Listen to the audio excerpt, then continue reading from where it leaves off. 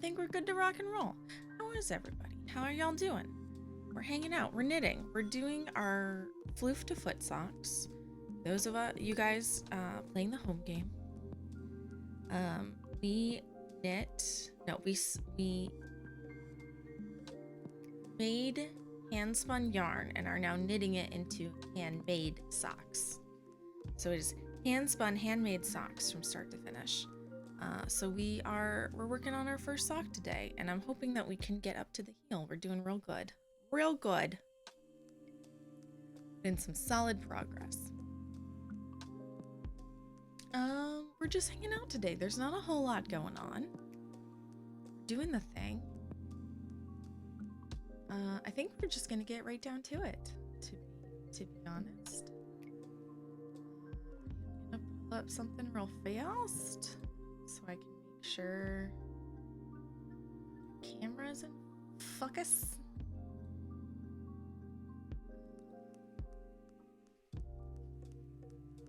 There's a baby cat all up in arms. Little floor monster going crazy.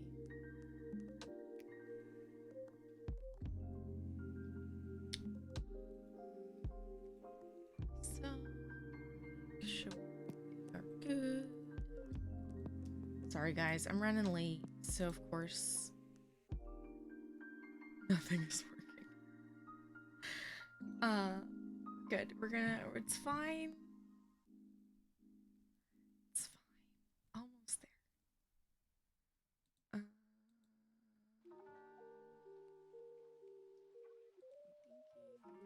There we go. Okay.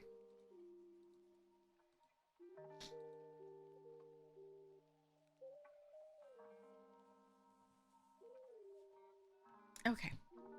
Where's that? This. I was gonna show this off, but I think we'll wait until we have more folks and I'm more awake and I can talk about it. Current knitting. All right, let's do this thing. Let's get this moved here. Let's get this moved here.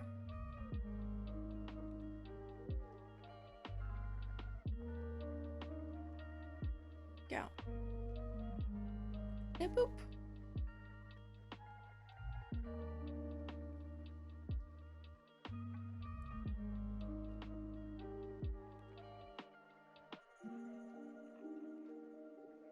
Still trying to get this angle figured out. There we go.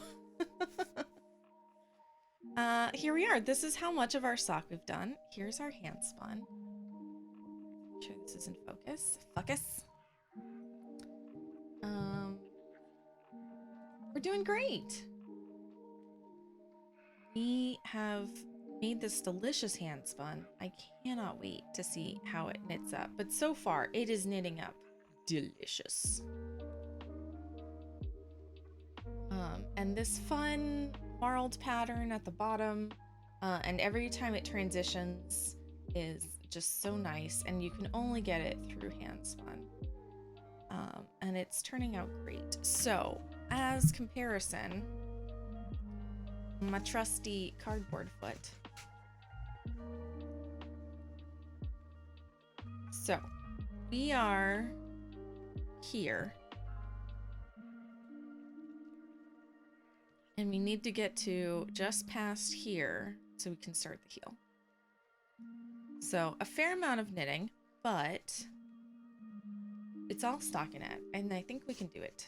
So I would love to get to the heel, or almost as far to the heel as possible today is the goal.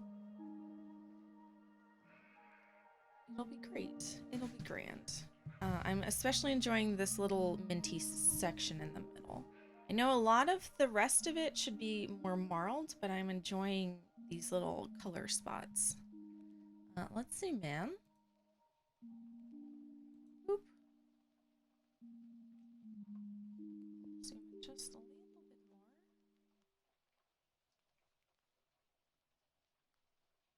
There we go. That's nice. And if you guys want to see anything up close, please let me know and I'll be happy to zoom in further. Carrie-ish, good morning. I adore these colors as well. They make me so happy. They are accidental stream colors. By accidental, I mean everything I touch lately, I have been going towards this minty blue, which I have been informed is kind of called cerulean. If it were a little bit more green, it would be a cerulean. Everything I want to be like teal or purple, so I'm okay with this. I'm okay with this branding.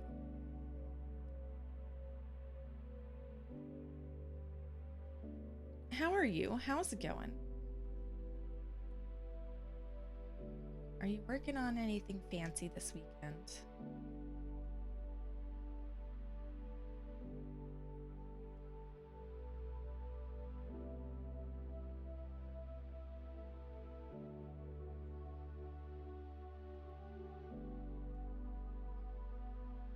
We have a whole lot of nothing going on this weekend, and I'm very excited about it.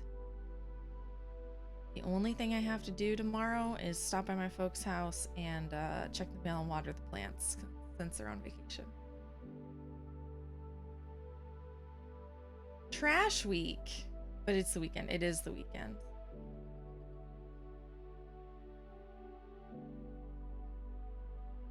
It is the weekend. Thank goodness.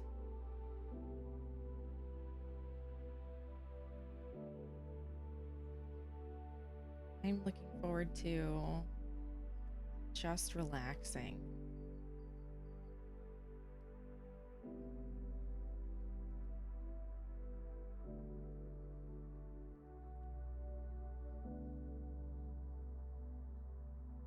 Finally. Although on Monday I did take the day off work, and we are going to drive out to the beach to see my father-in-law, which will be delightful because he is a pretty okay guy. He's actually really cool. I like him. And I can tell he likes me because last time Damien went out to see his dad by himself during the week because I was working. And he's like, Stacy didn't come? And I'm like, yeah, status achieved.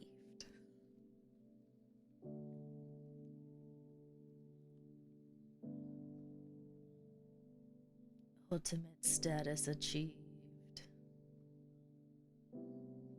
I should put a stitch marker down for where we started. Progress keeper. I know, he likes me. He really likes me. Which is nice because he's super hard to read. There we go. A little minty macaroon. Aren't they so cute? Oh, coffee. Yeah.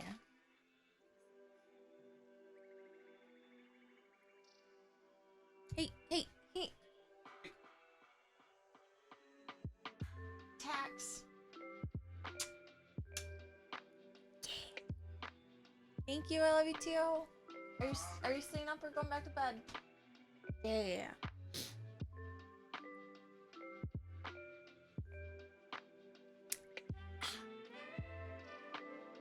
Made fancy southern toasted pecan coffee. It's delicious. It's delicious. All right, here we go. So we'll put one down for the row previous.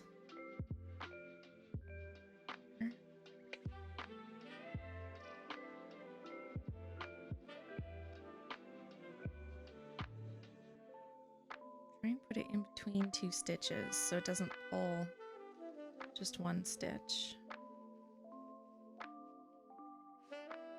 These stitches are so tiny. There we go. Haha, success. All right, now we have a little marker where we started so we can see how far we got. You post in the Discord? Oh, I see.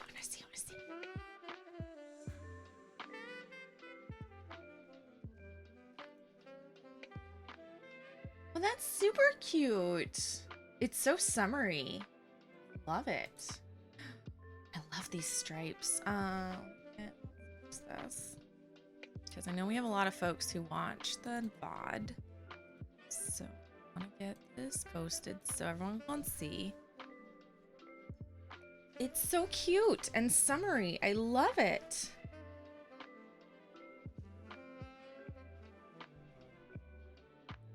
I love like drapey things like this.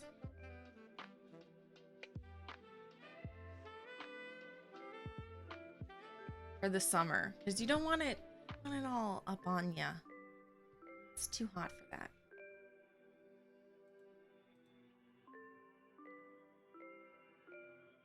Love those stripes. They're so fun.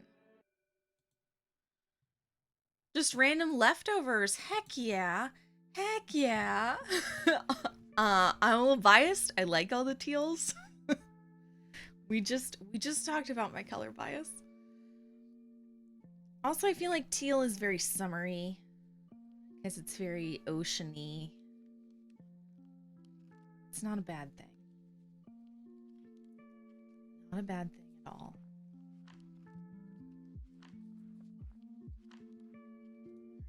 Pull up my other screen so I can see when we go fuzzy. That was my problem. So the crafting cam here is new ish. So the problem is that I have two of the exact same model webcams, and my computer has a hard time telling them apart because they're the same model and the same name, and it won't let me rename them to fix renaming them won't fix the problem. Janeway, good morning. So one of them doesn't zoom in so good, no mo. So I'm saving it for the spinning cam because that can be out. And I have an old iPhone for my knitting cam, which is working out. This is working out great until we save up and we upgrade to something really fancy. One of Damien's viewers who comes in sometimes, one of my husband's viewers, 3D printed phone stands for both of us to use for extra cams, which is delightful. Was very nice of him.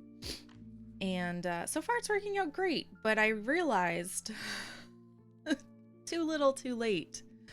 The first crafting stream that I used it, that it doesn't have an autofocus feature.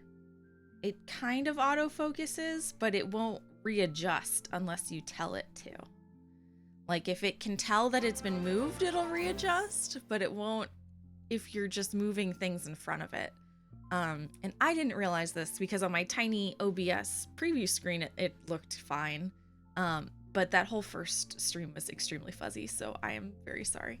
Damien! Thank you, Damien. 13 months. Over a year. Thank you, my boo. I have to give Damien a shout. He's being a real good kid this morning. Excuse me. Well, don't put your butthole in my face and I won't blow on it. That's how you solve that problem. Well, you make the cutest sounds, but you're here to eat my yarn, so you're not going to get to stay very long.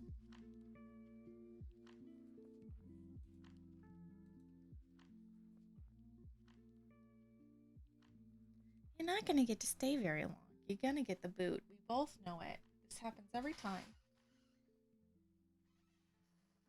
Yeah, you come up here and you look all cute and innocent, and then the next thing you know, you're trying to take a nom out of my yarn. As you're a string monster.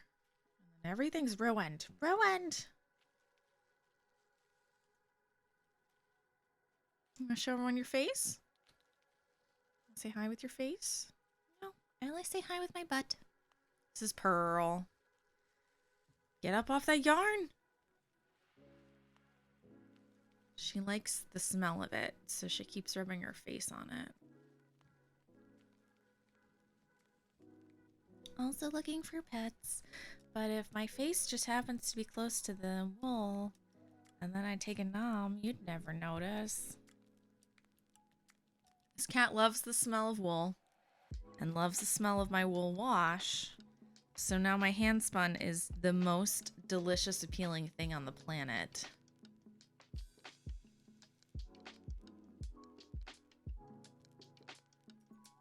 Alright. I love you. I love you so much, but you're gonna make trouble for yourself. Alright. Yeah, you're gonna make trouble.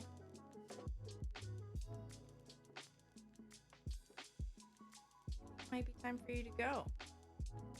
Not on the desk. Okay, I'll get back on the desk. No. This cat. It is a good thing. She is very cute. My last row had a bit of cat slobber in it. So my oldest cat, Dirty, will kind of come up and she'll just gum it. And then I'll like be knitting and then there'll be a slimy spot. And I'll be like, oh, thanks, Dirty. Pearl, however, will just ninja take a bite. So I'm knitting and then all of a sudden I come to the end and I'm like, what happened here? Is it really crafting if there isn't some sort of cat hair or something in it? Oh no, the cat hair isn't the problem. It's the yarn eating that I'm concerned about. And Sarbear, good morning. Well, happy time zone. Hello. I should say, I'm trying to train myself. It's morning for me. May not be morning for you. Damien, I meant to give you a shout out before the cat rudely interrupted. If you guys don't know my husband, Damien's Gaming, he is a pretty okay dude. Oh no, the bot's not here. Well, that would help. Not that. This one. Morning here as well. Excellent. Excellent. I think it is still... No, it's afternoon for the UK and Europe. It's definitely afternoon over there. Oh, is it... How about now? Yeah. There we go. You guys don't know my husband. He plays World of Tanks. If the World of Tanks thing is your jam, there's no better place. Also, he's hilarious. And on Mondays and Wednesday afternoons, he has been doing Sea of Thieves for the Tall Tales, the new content. It's not sponsored, it's in partnership with Disney. And it is it has actual Pirates of the Caribbean content in it, and it's real good. It's real good. So I can't play that game because it makes me seasick. I have cat hair in my mouth. There it is. But I enjoy watching and listening very much. Seaman, hello. How is it going? Not biased. Just so I'm a little bit biased. Let me put it this way. I hate most of the games he plays, and I would never play them, but I do enjoy watching. Thank you for the follow. Thank you for being here today. We are talking about my husband who brought us coffee. So we're giving him a shout out for earning his keep. And we're knitting some socks. New knitter, so on the lookout for streams. Heck yeah. Well, come on in. It's a little early, but we have a ton of other crafty streamers who also hang out here. So when they pop in, I'll be sure to give them shout outs. We all follow each other and hang out in each other's streams, and it's delightful. If you have any questions, please feel free to ask. We are doing a knitting series here. So I knit, I spin, and I occasionally do gaming. And we spun this from wool into yarn together on stream. So this is hand spun yarn. And now we're knitting it into hand knit socks. Watching while you work on a handmade journal. Heck yeah. Yeah, and if you guys are lurking, please feel, and you want, if I do this all the time, like I'm lurking and I want to drop a follow, but I don't want to stop doing what I'm doing to type things. I love lurkers. I assume if no one's chatting that you guys are all have your hands full doing other things. And I am notorious for going into other crafter streams and being #1 lurker because I'm busy knitting and I'm like, I just don't have time to put my stuff down. I just want to hang out and watch.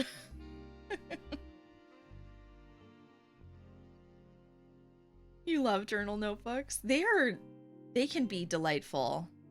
I had a couple that did not turn out well and they were very not fun to write in. But they looked nice. So I was like, this is not very practical. So if I may ask you, are you like journaling, or are you like decorating the cover, or are you like doing the whole thing?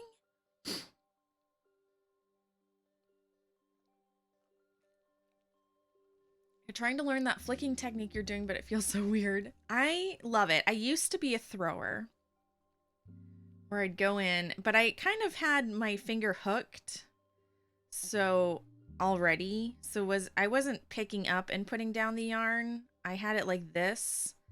So it was already kind of hooked around my finger. Which was okay, but it's not very quick. But my problem is the only way I was tensioning it was I was death gripping it in my pinky, and then my pinky kept cramping up, and I was like, this is not sustainable. I do that when my finger gets tired. I mean, I'll do it, I'll especially go back to doing it when I'm purling and my hands are getting tired. But the nice thing about flicking is you don't have the purling problem that you do when you hold it in your other hand. Because in your other hand, when you're purling, you have to go real weird. And when you're flicking, it's not such a big deal. Crafting Claw of Doom. It was! I was like death gripping it. And so my poor pinky. And I was like, we gotta take care of this poor... What happens if I lose this finger? What happens if it's not there anymore? Continental just won't work for me because I crocheted for years before knitting. Continental doesn't work for me, and I have crocheted, and it works fine when I'm crocheting. But I think my problem is I use my left hand to move the stitches too much. So it wasn't working because that's how I progress my stitches along on this side, is because I use my finger and my thumb to kind of push.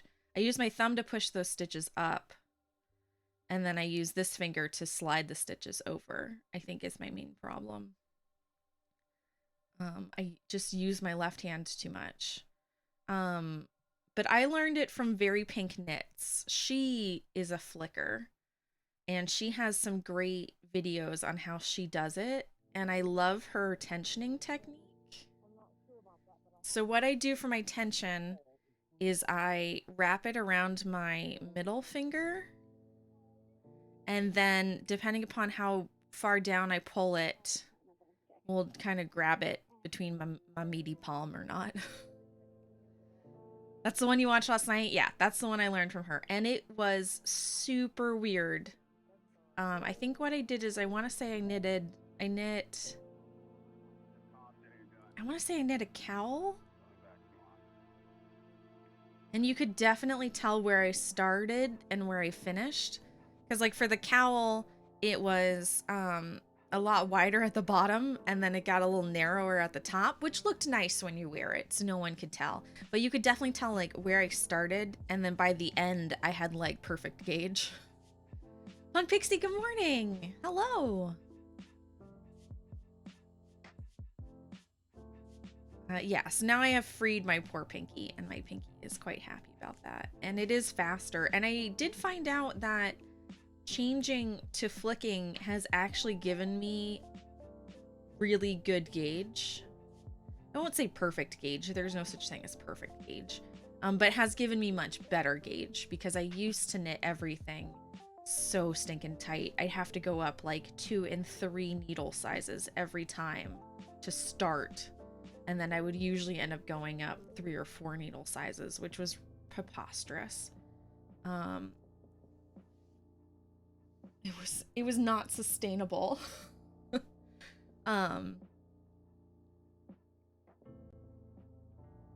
So then it made sock knitting much more enjoyable when I actually had a proper gauge and not chainmail.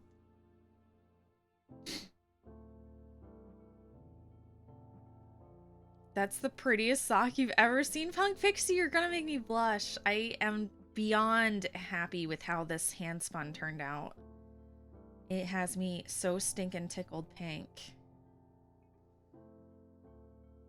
Look at how delicious this is turning out.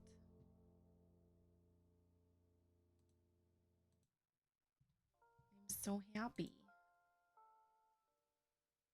Don't look at my dirty thumbnail. I was pruning the mint plant this morning and apparently I did not clean that properly. Oh my. Just take a minute to fix that. How embarrassing.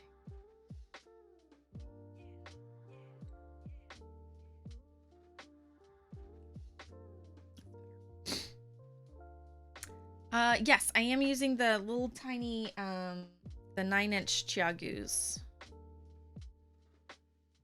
I love 9-inch Chiagus for socks because I can just go around and around and around and around. Good color yarn makes me excited to actually finish a project. Yes. These I'm excited to get on my feet because they're so squishy. Love hand spun. I could seriously eat it. It's so good. This might be the nicest multicolored hand spun I have ever made. I made one that was all like purple tonals, like it was all the same purple, but it had a couple lighter spots and a couple darker spots, and that turned out really nice. And I had a gray one that was the same thing, but for multicolored, this is probably the nicest. Let me grab a tissue real quick. Hang on, guys.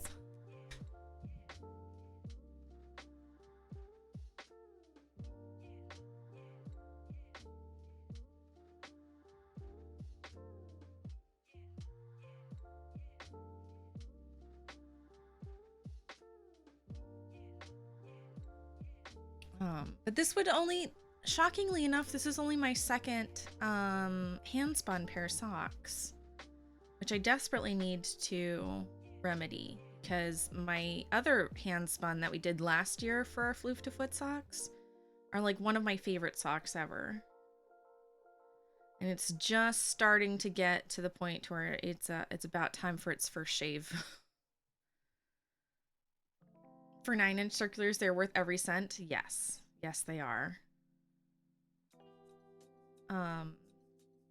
They are also much easier to do 2 at a time, not on the same needle width, but to knit 2 socks at a time. They're really nice because then you can knit one out of one strand and one out of the other strand, and you don't have to worry about them constantly getting tangled. Because that's how we knit our last Floof to Foot socks last summer. Because I didn't have a full, it wasn't a full 4 ounces like this one is. This one's a full, like 110 gram skein of yarn. So we're gonna have plenty of yarn. The other one was like 50 grams. So I had to use a mini skein for the toes and the heels, and then we just knit until I used up every inch of it. So that was nice. But it was much easier to switch back and forth and be like, all right, five rows on this sock, 5 rows on this sock, 5 rows on this sock, 5 rows on this sock. When I got to the end, then it was knitting 2 at a time with all the yarn getting tangled. I feel like I might want to buy a short 9-inch for baby hats. Might try Magic Loop first. Because that's how I knit most of my hats, is on Magic Loop. They're real nice. The other thing you can do is you can get... What? No.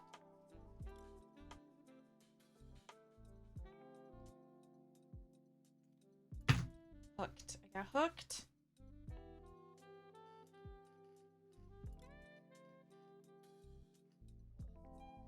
Tangle that later.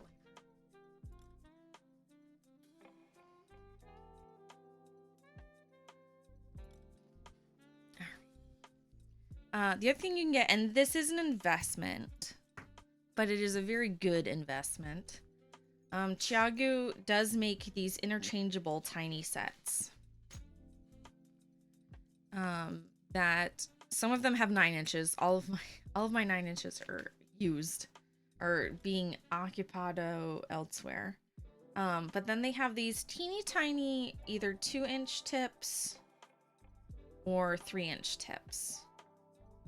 And you can mix and match, and they are delightful. Because I think this one it's right in the middle. It's just about the same. The regular ones are these tips. But I love them, especially for the larger sizes. For the 2s and the 3s, make wonderful hats. I always use US1 for my socks, so I just bought the tips and the cable set. Yes. I bought additional US1s and 1.5s, but they are in use elsewhere. That cable's thinner than the fix. I like the thinner cable. I tend to ruin them with the way I hold my knitting. I don't know if it's the way I hold it or if I'm just too harsh on it, or maybe I should use a mixed size tips. My problem is when it comes to this bit, it's gonna be very hard to see. When it comes to the very end here, I tend to put a kink in it and then it comes unfrayed. And Chiagu has been very nice, and every time I've ruined these cables, I've sent them a picture and they've sent me a replacement, and they are wonderful. And I'm 100% certain it's me. I'm pretty sure I just destroy them. So I don't like using them for the 9-inch, but I still use them for like 2 at a time, and they are magic for toes and heels. So for example,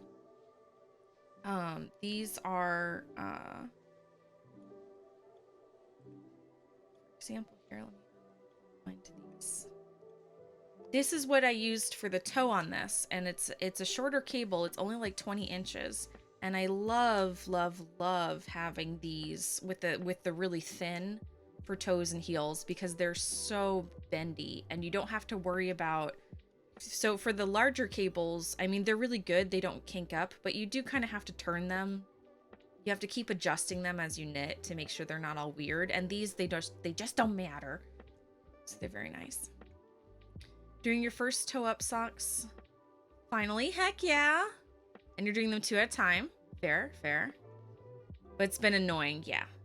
It can be. They can get so, I love 2 at a time socks, but they can get really fidgety. And the problem is when I'm already anxious and I'm already fidgety, and then the yarn makes me fidget, and I'm just like, I not right now. So the 9-inch are just no fuss, no muss, and I adore them.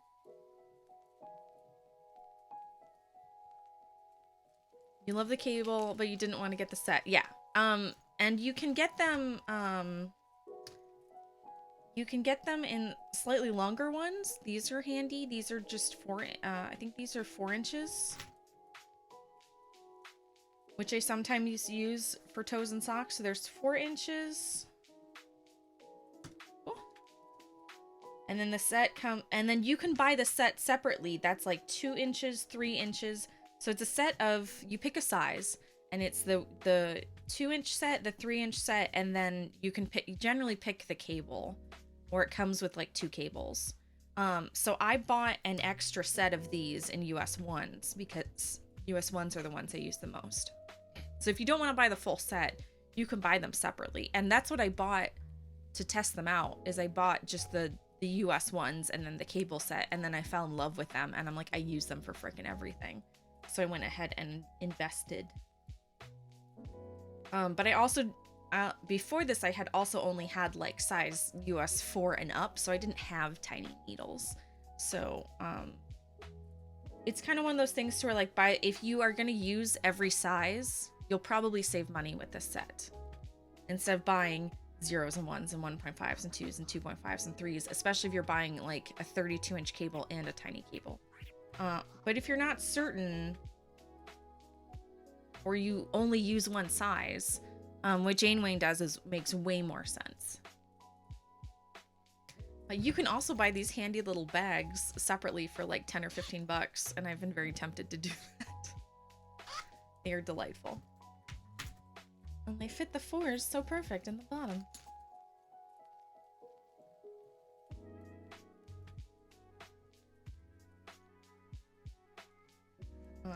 But yeah, I haven't found other 9-inch circulars, or haven't found other 9-inch circulars that work apart from Chiago. So if you're gonna get them, they are delightful. And I have not had a single problem, and I have not destroyed these at all. So that's also nice.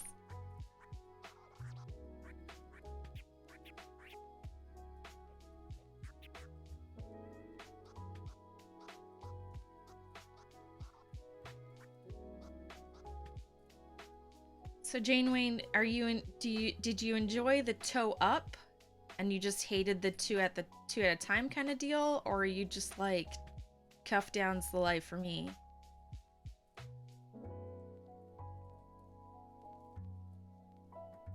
Always curious. I need to make more cuff down socks. I always do toe up, and I need to expand my horizons.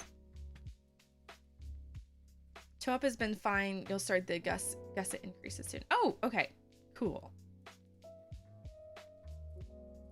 That is the one problem with toe up, is that it does make the gusset increases a little fiddly. As far as trying to figure out where to start if you are a beginning sock knitter, which of course you specifically are not.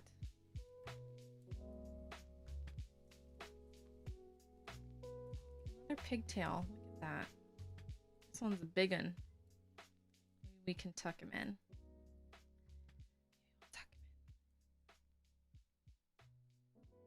That's the one thing I have not been able to get down pat, is plying without these little pigtails. So what this is it's one ply is a little longer than the rest, and came out and has folded itself and has folded back on itself and then kept going. And I get them more often than I should.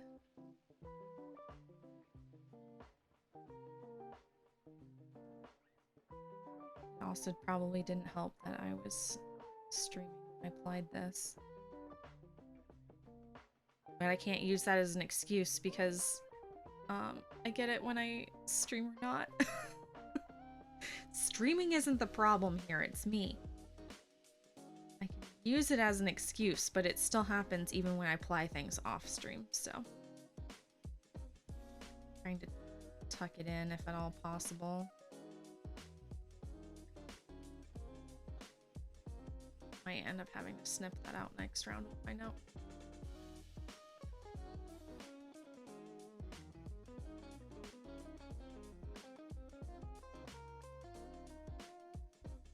Oh my gosh, there's another one.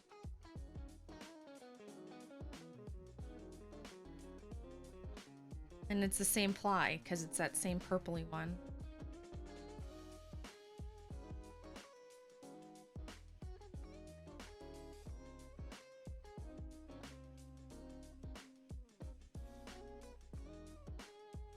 Let's see if we can tuck it in. I don't like having to snip them. I'm always worried the socks will unravel.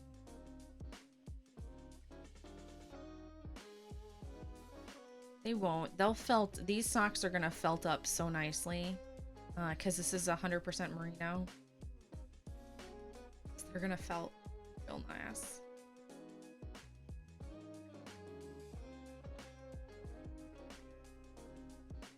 I still hate snipping them if I can at all possibly help it. Don't like this song. It makes me feel like I'm on an elevator or on hold. Makes me feel like I'm on hold.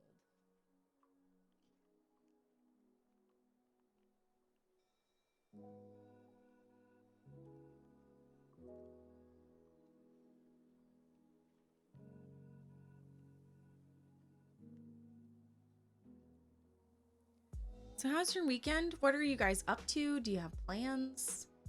We don't have any plans this weekend, which is delightful.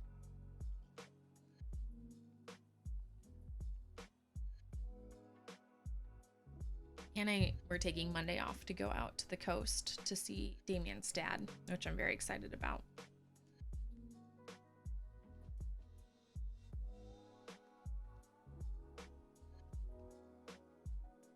Very excited a bit.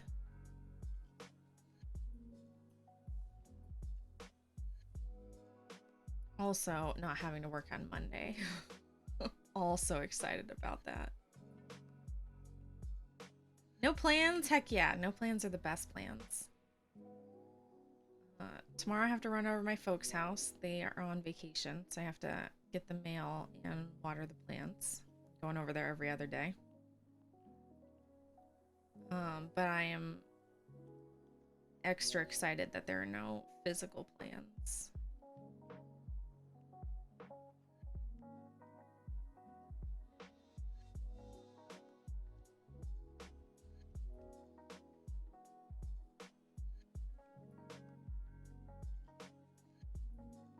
Park myself on the couch all stinking weekend.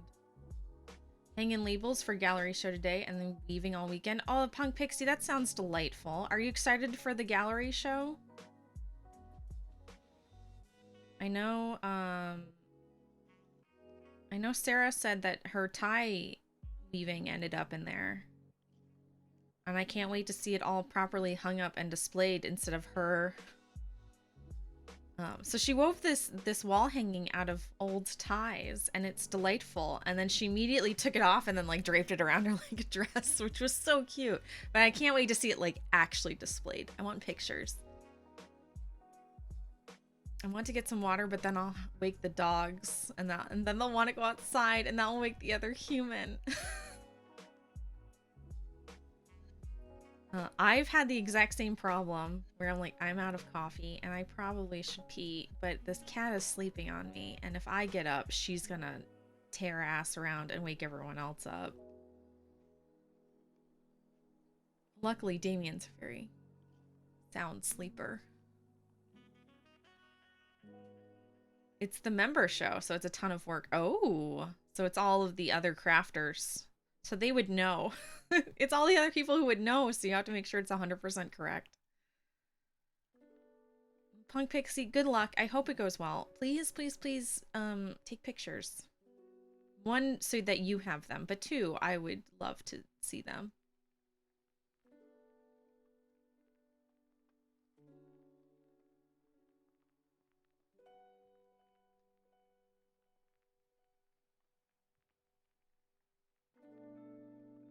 So this week has been very exhausting. It's not even like anything terrible was happening. It's just there was a lot of stuff going on.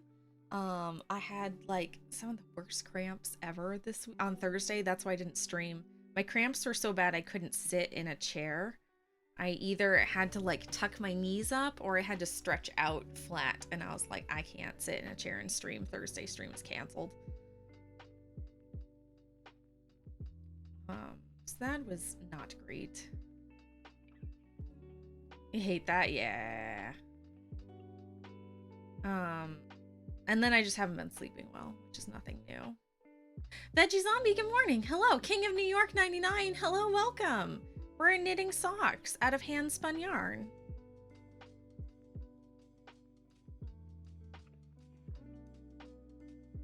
So I was like, well, maybe it'll just be a short stream. And then I was like, man, yes.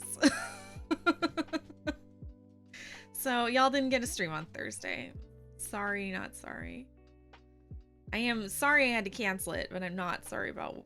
I did not feel bad about it more than 10 minutes. I was like, nope.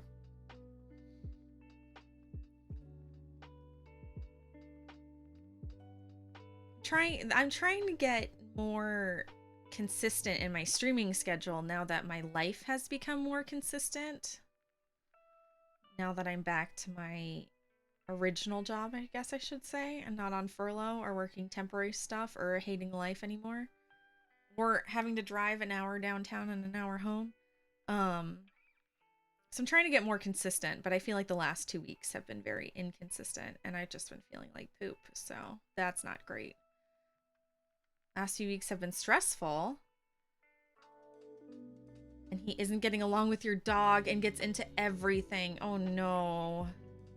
And you're like, I love you, dog, but I'm gonna put a box on your head. That's what Damien always threatens to do the cats. Put a box on your head.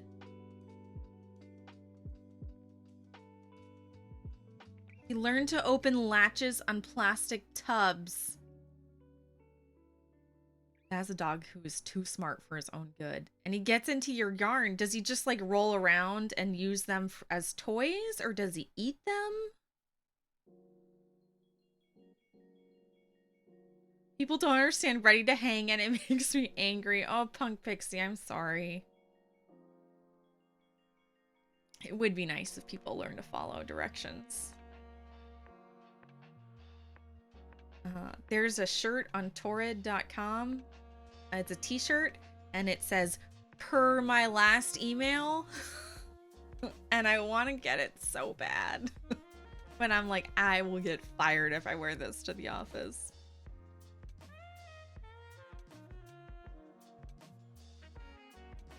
You know that pretty blue yarn I hand spun? He rolled around in it, but I caught him in the act and you were able to ball it back up. Oh no. An hour and a half? That is a heck of a knot.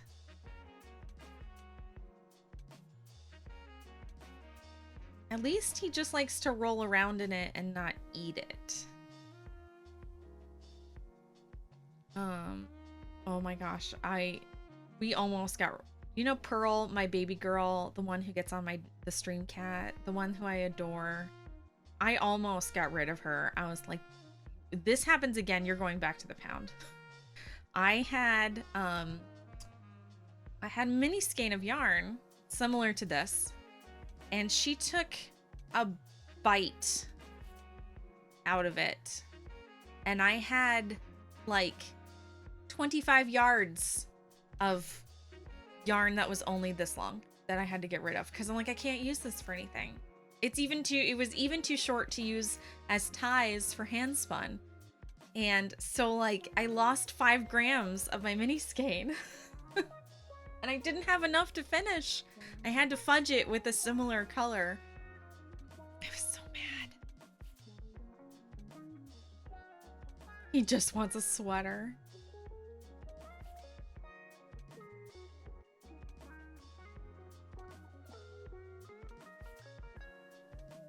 Two of the most amateur paintings are professionally framed and it makes me laugh. They're proud of it. Good for them. If I made a painting that was good enough to go in a gallery, I would professionally frame the shit out of it. Be like, yep, I'm a pro now. But it does make you wonder about the other professionals. Then I called my niece and said this isn't working out because he doesn't play nice with my dog, so she was finding him a new home. Oh no, she had to move and can't take him with her. Oh no. I thought you were just dog sitting while she was on a trip. I didn't realize that she was moving. That sucks. That is the worst when they won't let you continue your situation. A lot of places I'm surprised aren't taking animals, and I can understand, but at the same time I also can't. Also, her new situation may just not be fit for dogs, and that's understandable too.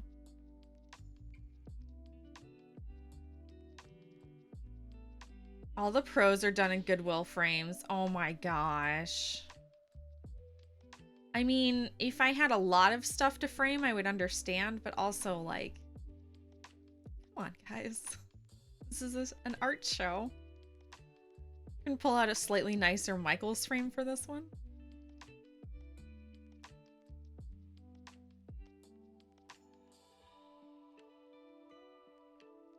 Everybody wants a hand knit sweater. Even that dog knows. It's because hand-knit sweaters are like a hug. Trying to make it... No. I'm nothing on you. Like, A+ for you for trying. But that is the problem is, you know, these poor dogs they don't understand that things are changing. And the owners can't do anything about it. And, you know, especially when it is two adult dogs who have already kind of grown into their ways are now kind of shoved together. They either get along or they don't. There's not necessarily a lot of changing that, unfortunately. Most of the no-kill organizations are full. Yeah. Well, a ton of people had to move for COVID and had to get rid of their animals, and I feel terrible about it. There is constantly an ad in our local like community neighborhood app that's like, I have to move. We're downgrading from our house to an apartment, and the apartment won't take dogs, and does anybody want him for free plus all of his stuff? And I'm just like, that is heartbreaking, having to get rid of a member of your family. The puppy and my dog are both alpha males. Yeah. Some dogs don't get along together.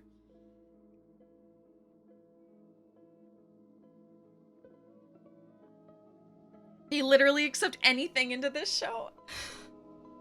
Yeah, but the amateurs don't know that. They're just like, this is my first art show. I have to make it look nice. And, you know, bless them.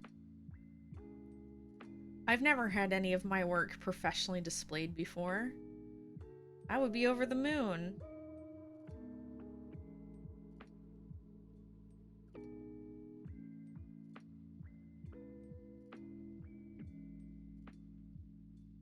But that is quite the gap.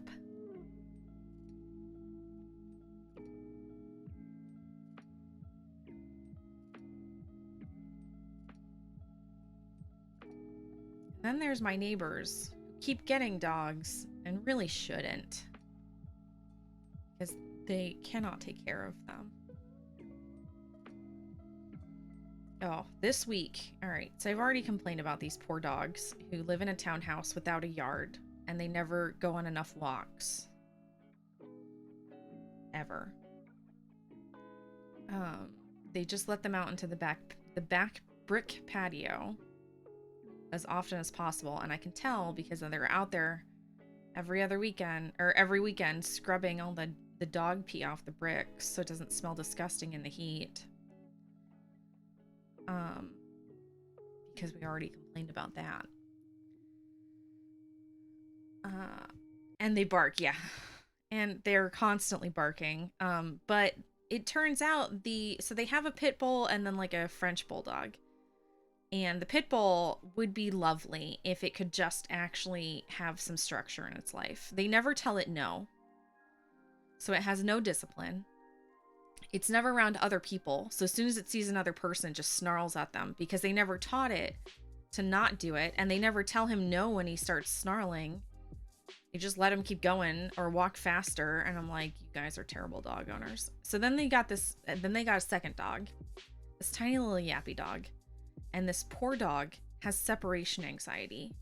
And the neighbors don't know it or don't care or don't understand. So every time they just dump it in the back patio and then leave, it howls for hours. And I know that the neighbors don't care because I caught them. I heard them dump the dog. I could hear the dog howling. And then they went outside up front and sat on the porch to get away from the sound. And I was like, you monsters. So I went out there and I said something to them. I'm like, your dog is out there howling. It has separation anxiety. He does this for hours. You can't do that to this dog. It's upset. And then they pretended that they didn't understand. They're like, oh, language. But I know they speak English because I've heard them on the phone. And so then they went out inside, and you can tell that they knew because as soon as they opened the front door, you could hear the dog howling through the house from the backyard. And I was just like, you all are monsters. Monsters.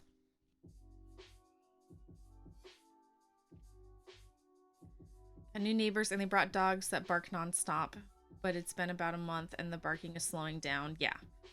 I mean, I can understand if it's just... There's a lot I can forgive, because goodness knows it's not this poor dog's fault. It is absolutely positively the owner's. They just don't pay attention. They don't care. I know this because one time they dumped the dog in the backyard and didn't realize that the garage door was open. So it just left and circled back around to the front of the house and then was chasing people up and down the street while howling to get back in. And the neighbor wasn't paying attention. So I went over to her house and I was just ringing the doorbell for 5 minutes. Until they woke up and came downstairs and got their dog. And I was like, oh my gosh, you guys are killing me. I've never wished to call like the dog catcher on somebody, but I was like, man, wouldn't it be nice if I could just report this poor dog and it could go to a better home. It's like, do we have welfare checkups for animals? People, yeah.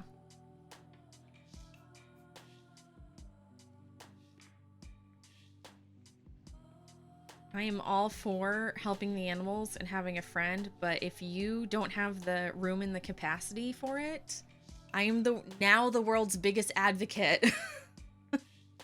It's like we're cat people. We live a cat lifestyle. Sometimes we're gone all day. Sometimes we're gone overnight, and I don't always have someone who can come check on them. Like, we live a cat lifestyle, and I'm very okay with cats.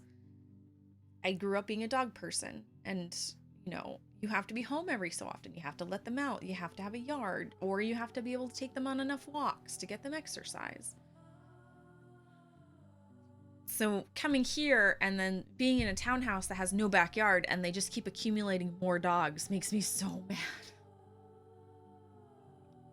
So mad.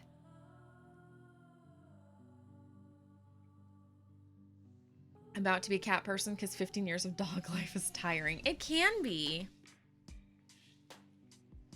It can be. If you're in a good situation with a good setup, it is exponentially easier. If you're in a good situation with a good setup and you have, like, you know, a partner or a neighbor who can come over and help, like, easier. Your third lab. Aw, love labs. Just dorks. And I just want to be friends with all of them. Labs and golden retrievers, I've always wanted. The smartest dodos. The floofiest goofs. You lost your sweet girl in April and it was so painful. You're just not sure you'll get another dog. You have a 2-year-old now. I mean, maybe it's time for a bit of a switch up. Maybe you just need a break.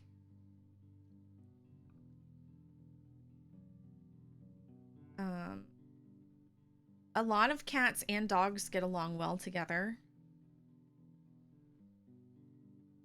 So my parents are, they don't do it as much anymore, but they were foster families for the Dachshund Rescue Agency for the state here.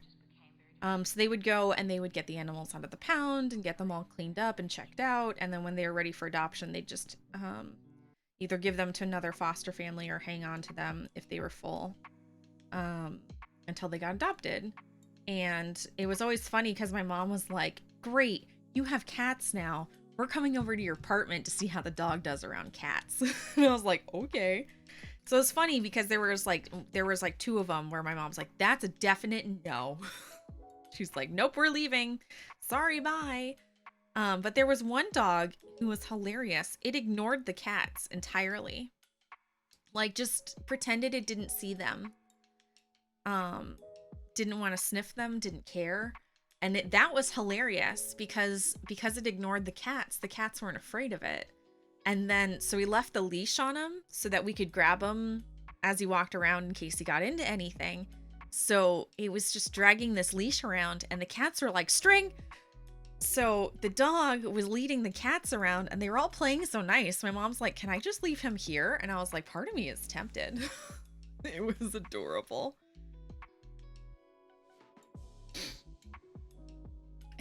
the funniest thing, I had never seen it before. This dog just pretended like he didn't notice the cats. He just didn't care. Gonna wrestle your dog.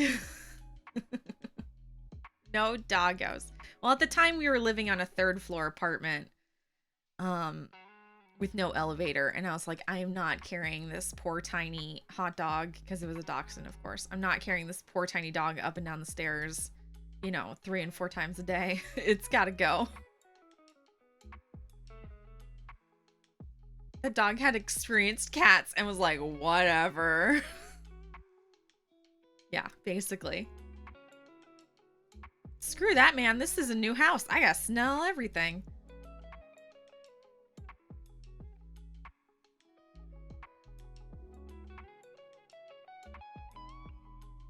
That's another nice thing about getting animals from a rescue agency, is if you get them and then they don't work out, you can bring them back, because they're more worried about finding a forever home than they are about just getting them out of the pound.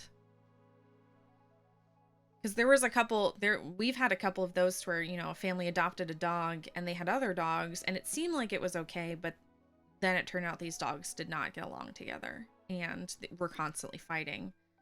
So then they're like, I'm sorry, this just isn't working out, you know, let's do another play date with another dog, let's see if we can adopt another one. And, you know, then there's no questions asked, because we're like, well, obviously we don't want to rescue this poor dog just to put him in a stressful situation. We want to find him a forever home. And the pound's just like, they have got to get out of here.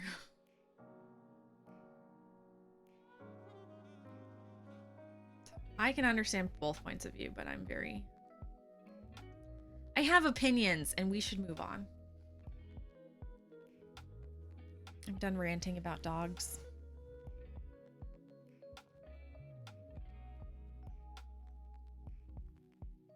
I ranted long enough.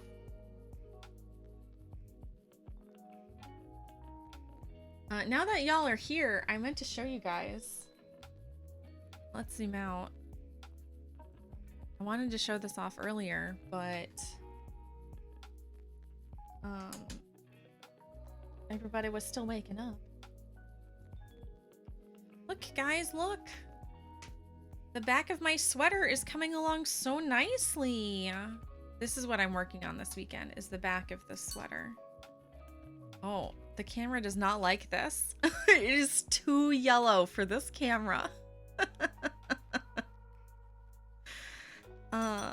Does it go back? It does. That's hilarious. Here, we'll do it up here to this one. It is delicious. It is all of the yellow fluff, and it's mohair. I don't know if you guys can see the halo on this. It's delightful. The camera does not like this color. That's hilarious. So this is the back of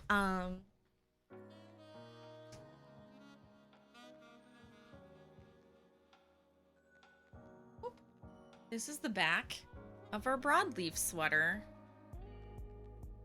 So this is super exciting because I'm at the point to where the front is all done, but I just need to do the back because there's a 2-inch seam on the shoulder. So I just need to see how far to knit them both before I do the 2-inch seam and then the 3-needle bind off. So this is very exciting. This is the birthday sweater that we talked about. That I talk about constantly. So I was fed up with gift-miss knitting, and this is my birthday sweater. The plum on the back is showing up correct, but the camera hates the orange. This is more orange, has more of an orange fall feel than the camera is showing right now, but I adore it. This is, hang on, I got rid of, this is a new to me indie dyer. So this was my birthday present. I splurged and I got a sweater's worth of indie hand-dyed yarn for me. This is a new to me dyer and I love her. This is Dye Lots Studio. So the yellow is just a regular old sock yarn plus mohair held double, And then the purple on the back is just an individual strand. But it is the Highland fingering, so it's a little thicker and a little more rustic, so it pops through real nice. They're on Etsy. Let me pull up the shop.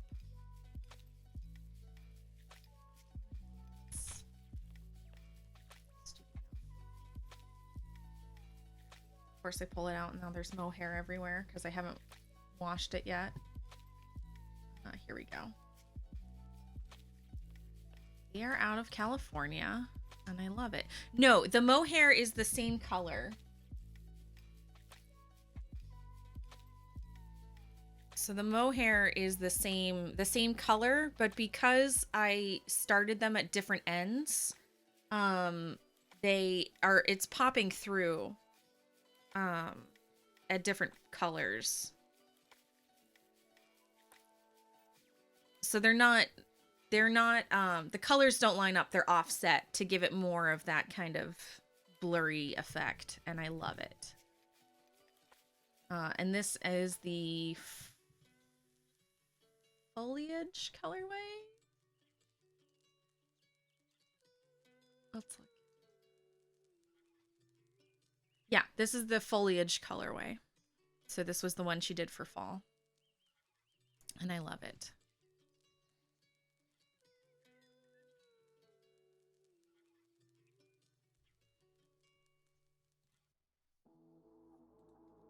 Here's a picture that I took previously that actually shows the colors correctly. So that's what it looks like, but it is delicious. You have a cowl that you're knitting that way? You love the mohair with yarn? Yes. Yes, yes, yes. I knit the birds of a feather shawl and I loved the mohair so much that I thought I would make a squishy mohair sweater. This is the squishiest sweater. I'm very excited. But that's what the colors look like, true to color. My poor camera is freaking out. So yeah, so the front is almost done. I might need an extra repeat at the top of the shoulder, but I haven't figured out yet. So I'm trying to do the back to catch up. So I am 2/3 of the way through the back. Let's line this up. Let's line this up. So I am, yeah, 2/3 of the way through the back. So I have this much left. So this is my weekend project, is I want to get the back done and at least figure out if I need to do more on the front or not, and at least get measurements.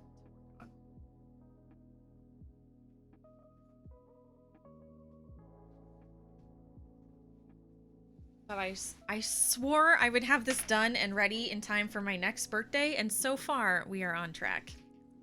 So I'm very, very excited.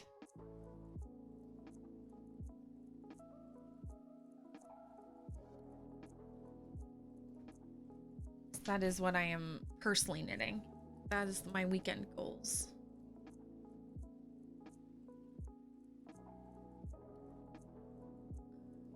Let's get this switched.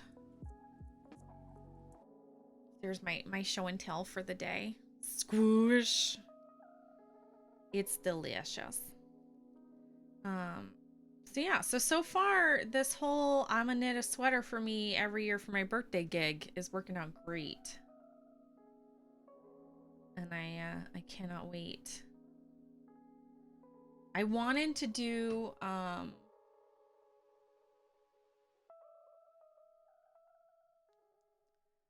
I want to do hand spun yarn for my next, well, not for my next sweater, but the whole point in learning to spin is I wanted to make hand spun socks, and I have a dream of spinning and knitting a hand spun sweater. And I got the wool for it, but I don't think I'm going to be able to spin it in time for the end of the year. So I think next year's sweater will just be I think next year's sweater will just be a regular old sweater. Regular, whatever. Will just be a mill spun sweater. There we go. There's a very good chance it'll be nitpicks. And then the year after will be hand spun. So we'll see. We'll see. Currently doing all of my gift miss spinning now, so that for the latter half of the year, the only spinning I have to do is for me. I'm so sorry, guys. Once a stream, I punch this poor microphone.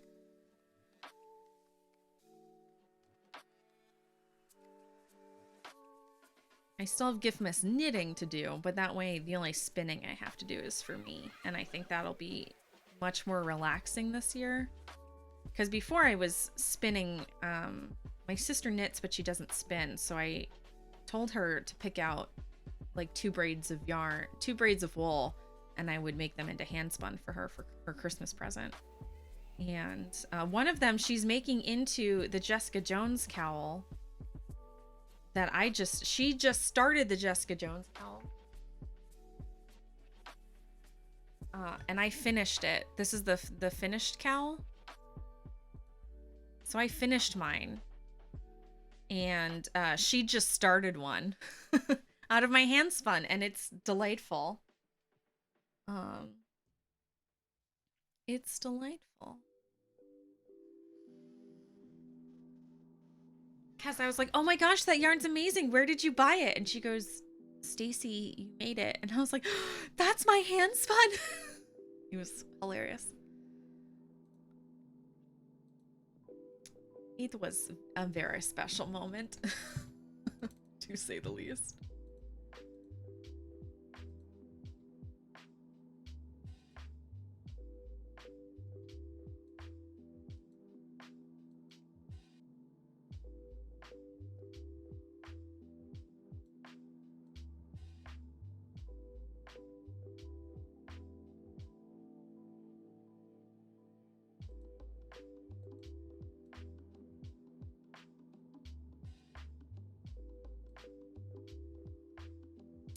Amber, hello, enjoy your lurk. I actually just, this is so creepy. I just checked on your channel.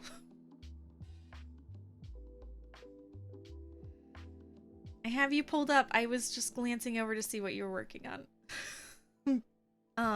If you guys don't know Amber, she is streaming right now. Go over there, say hi to her. She doesn't have a set schedule yet. Currently, she's in transition, but she's a delightful human and I enjoy watching her immensely.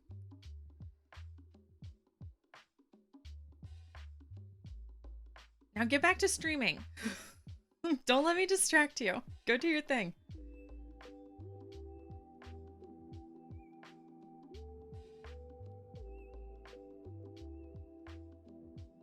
But yes, give her a follow. Say hello.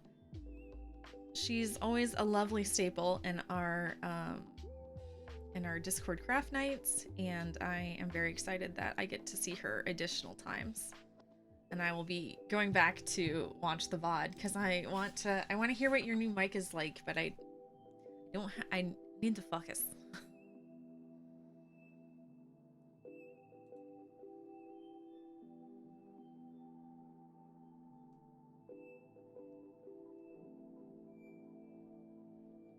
Damien, enjoy your lurk.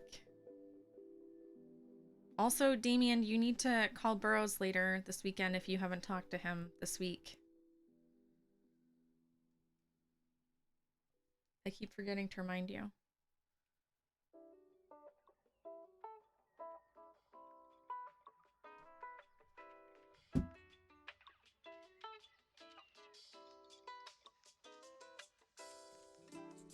Getting vacation updates from my parents, and I'm like, don't tell me, because I'm not there. Tell me when you get back.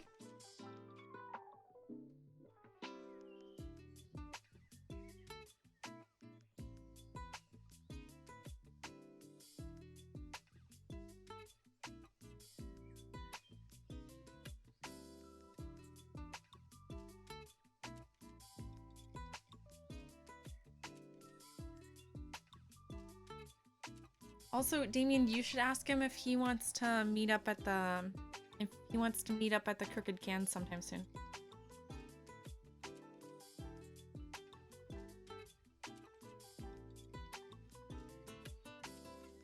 That face. That face you make. Almost went into Yoda quotes. Damien has been giving me crap for talking in Star Wars quotes and fanboys quotes too much lately. That face you make. Look, I'm so old to young eyes.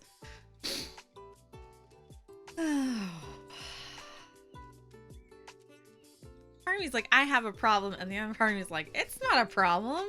It's fine.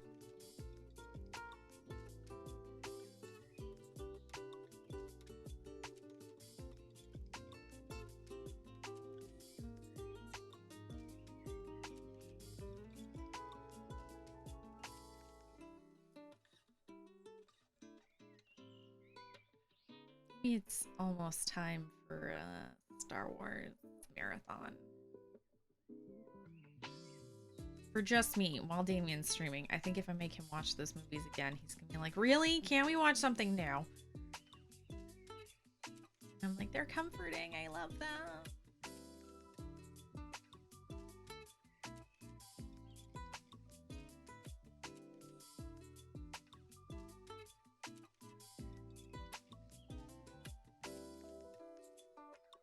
The guys were giving me guff because I brought my Star Wars Expanded Universe paperback novel collection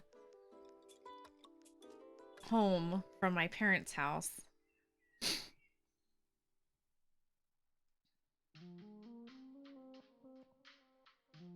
And it's a lot, of course. Look, guys, they're moving back into this purpley bit. I love it. It's a lot. There's a lot of them. I have already read most of them, and I'm like, maybe it's time for a reread. It's only like 52 books. It'll only take me a while.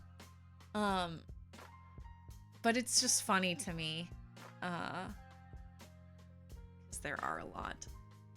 And growing up, my parents were always very generous about like, oh, if there's books you want to buy, can't say no to reading and bettering your education.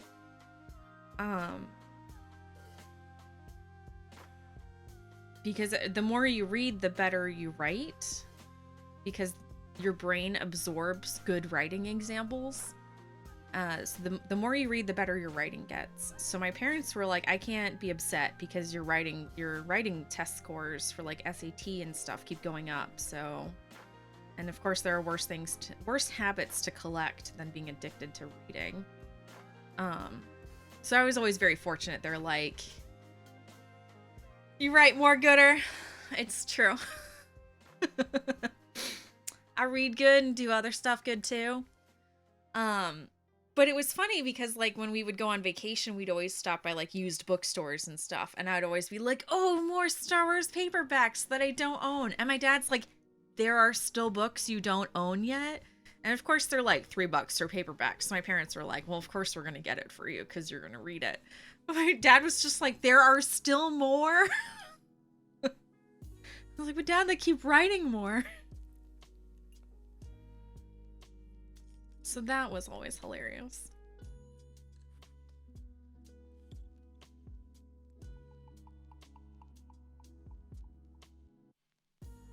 That was the one thing I was heartbroken about for the new Star Wars movies, is that they said, oh, all of those expanded universe novels and storylines, they don't exist anymore. Don't worry about it. And I was just like, are you kidding me?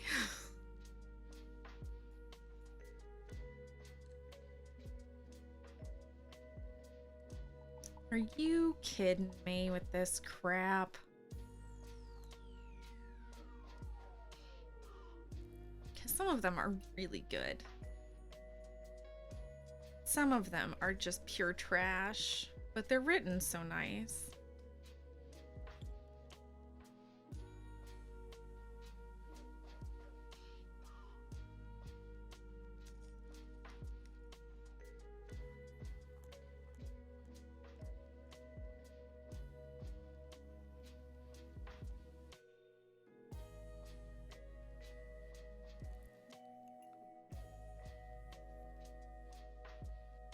All right, guys. So I want to float an idea to you all.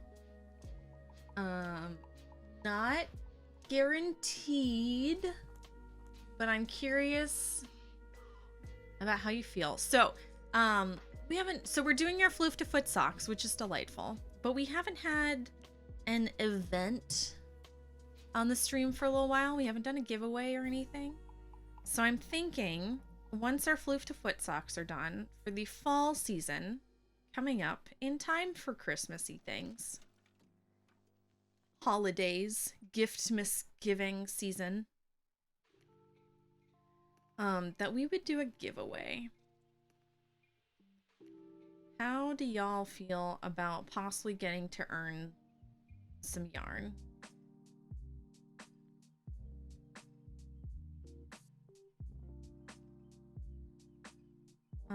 Specifically some self-striping sock yarn.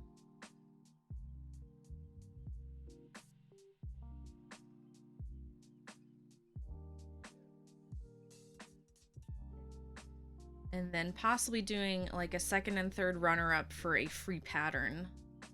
Yes, please. Well, I know a lot of people knit socks, but if there is only a handful of you guys that are interested in self-striping sock yarn, then I will obviously pick a different yarn. But who says no to free yarn? I'm checking. Just checking. Notch, hello, my dude. How are you? How is work? Happy weekend. 3 months. This is delightful. How are you? Notch always works on Saturdays and always comes in to say hello, and it's my favorite thing.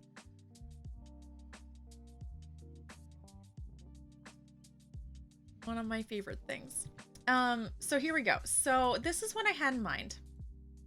I was searching the internet last night, like one does, and looking at things I would like to have. Looking at yarn, and there is a self-striping yarn dyer named Mud Punch that I have always wanted to buy yarn from. And their next update is going to be a, hey guys, what do you want me to dye update? So I was looking through her colorways, and it turns out she has a colorway called Atomic Diner, which is very on brand for this stream.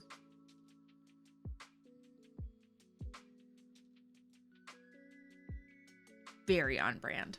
So I'm thinking about getting 2 skeins of it and knitting a skein on stream and then giving away a second skein. I think might be our fall event, and then we'll have 1 or 2 runners up that will then get a free pattern of their choosing, $10 or less from anywhere on the internet.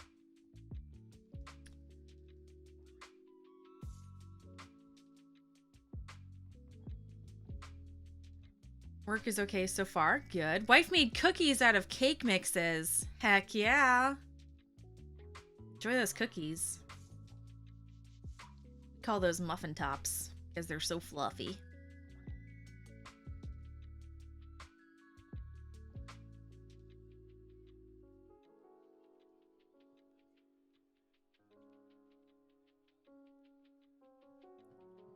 Anyway, so I think what I'm going to do is I'm going to reach out to the dyer, and I'm going to ask if she can do a cut, either if she will include that for me to be able to purchase, or allow me to do a custom order from her, and then say, hey, by the way, I will be giving one of these away. Can I have extra business cards or stickers to include with it? I am not going to ask her for a discount, and I am not going to ask her for anything for free. But I do want to make sure if there's any information about the dyer that I can pass on, that is passed on to you guys. And make sure that it is okay that I splash her website all over the stream for a month. Because she's a one-woman show, so I am not going to ask her for discounts or anything, but I do want permission so she knows.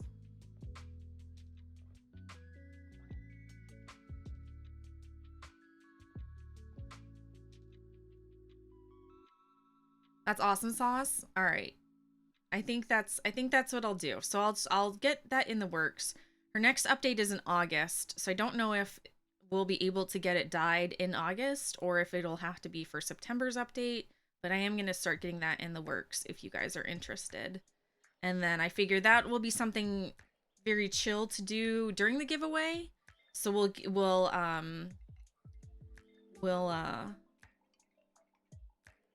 so it'll be after we knit these socks, and it'll probably be after we do our next spinning project. And then I'll only knit those socks on stream, and the whole time we're knitting the socks, we'll do entries for the giveaway. And we'll go from there. Gotta support small businesses where we can. Absolutely. They are supposed to be fluffy. My wife is jipping us. Some of them are very fudgy. Generally when I make cookies out of cake mixes, they can be fluffy, and then they're like, we call them muffin top cookies. Damien likes them extremely fudgy, like almost concernedly not done, not cooked in the middle. Wish for your blessing. Well, I at least want to give her a heads up and say, hey, I would like to feature your yarn. If you have business cards or stickers or whatever, I will be giving this yarn away. I would love to include those in the giveaway. I want to, because sometimes they send orders and it's got like one business card in it. So if she has like stuff in there, I want to make sure that that the winner receives the literature. There's no good way to say this. I'm just digging myself into a hole. Please, Mum, can I give away your yarn?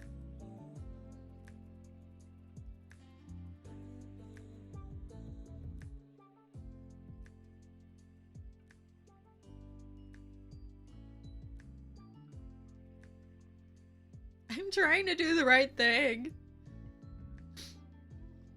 I want to give credit where credit is due.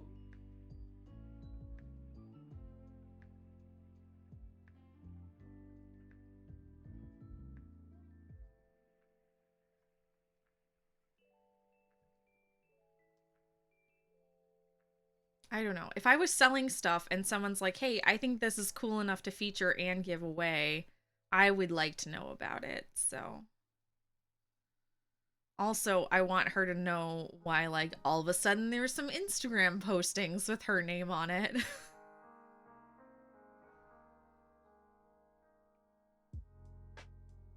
Like, why is this chick I've never heard from all of a sudden posting all about me?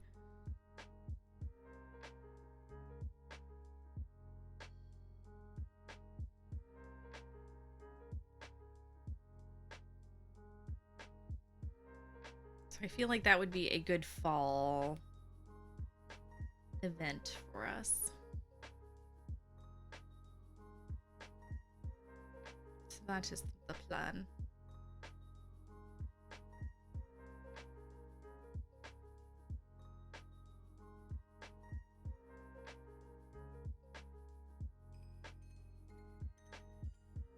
There you go. Exciting new things coming up on stream soon.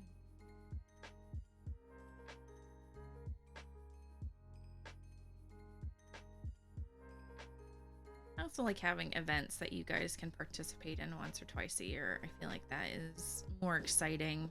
I mean, as much as I love having you guys hang out with me, I do like to do things to actually thank you guys for being here.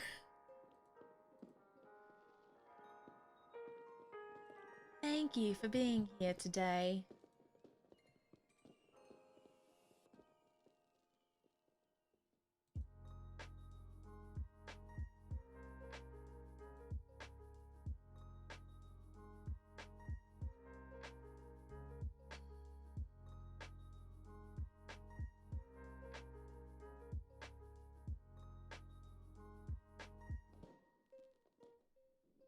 There we go. Exciting plans in the works. Live behind the scenes. Y'all heard it first. Burrows! Oh, it's a ride. Raid from a burrow? Nipple Cat, hello. Hey gang, I'll give everyone just a hot minute to get in here. I don't know if anyone has any ads or not. Welcome raiders. Burrows was hanging out with the bees this morning.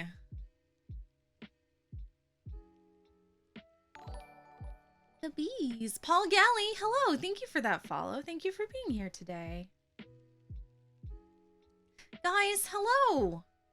I'm Atomic Stacy. If you don't know me, I do knitting and spinning wool into yarn and occasionally gaming.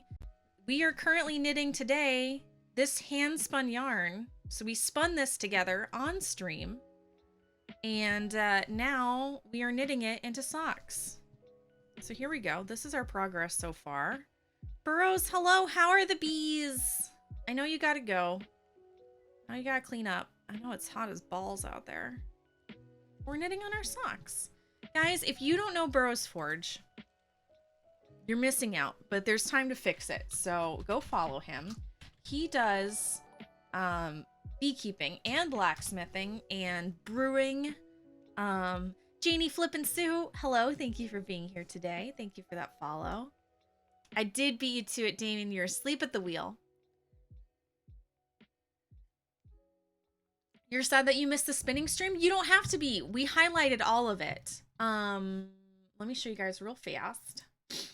And for you guys just joining us, let me pull it up without streamception, because I know that upsets people. Here we go. So, good news. If you go to my channel, and you go to, if you scroll down, so if you go to my channel and you go to videos and you scroll down, I made a collection of highlights that says second annual Floof to Foot series.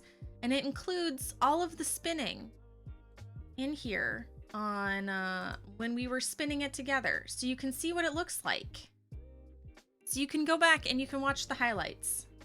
So this will be here. It'll be on the internet forever. Forever. You've never actually seen knitting up close? Heck yeah. Bees are good. Excellent. Burrows, if you got to get out of here, please don't feel like you got to stick around. I know you got a bunch of stuff to clean up before the bees get angry with you for being there for too long. Gonna be a hot one here as well. Ambo, hello, my dude.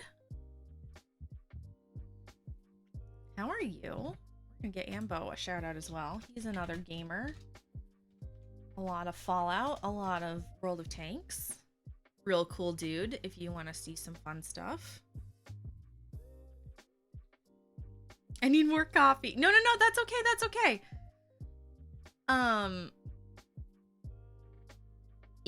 If I didn't highlight it, it would have been gone by now. But I specifically highlighted it so you guys can go back to see it. So everything, this whole series, where we're doing our hand spun socks, start to finish, are going to be saved for future generations.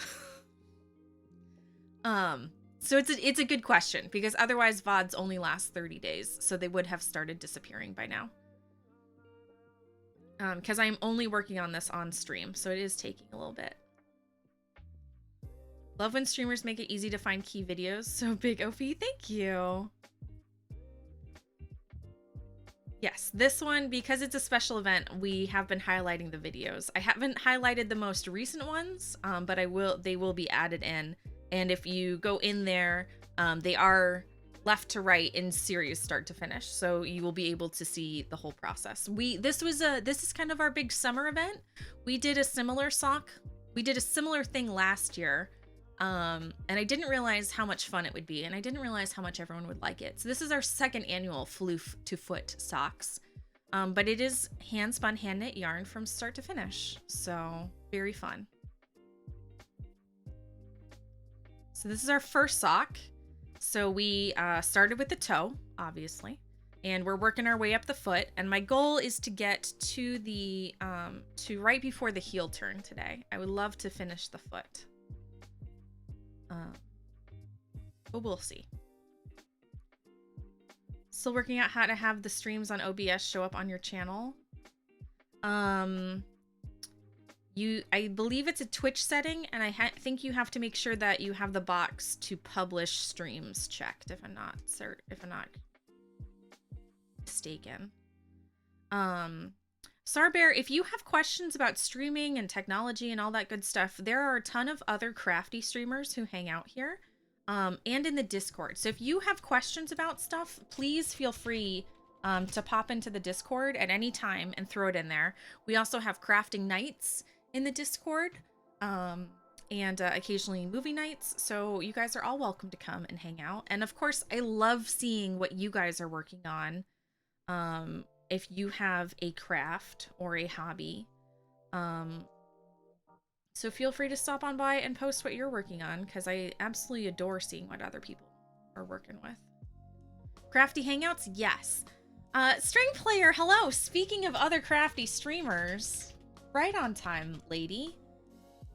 There we go. If you want to follow another knitter who also plays cello, you need to go find the string player through this handy link. How do you do that on tiny circulars? I just go around and around and around. It's so easy. I don't have to fiddle with needles. Just keep scooching it over and then keep going.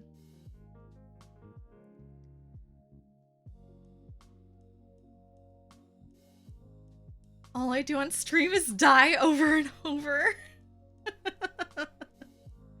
Nibblecat, what games do you stream? I love finding new streamers. What is it you say you do here? Oh, I occasionally game, but I never said that I game well.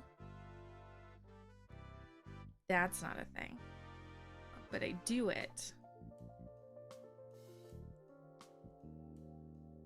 But yes, every first and third Saturday, we have a crafty hangout with another very fun crafty streamer, Hinka Knits. So the first Saturday of the month is in Hinka Knits Discord, and the third Saturday of the month is in my Discord. And it's very fun to get our communities together to hang out. And you don't have to be a crafter to hang out. Everyone who's hanging out is usually fiddling with something, but usually by the end of the evening, it's just talking and drinking. So that's always fun too. How do you start it on those tiny ones? It seemed like it would be difficult to cast it when there are fewer stitches. Oh, okay. I'll answer that in a second. About to start streaming a game called Alt F4. Oh. Hellpoint.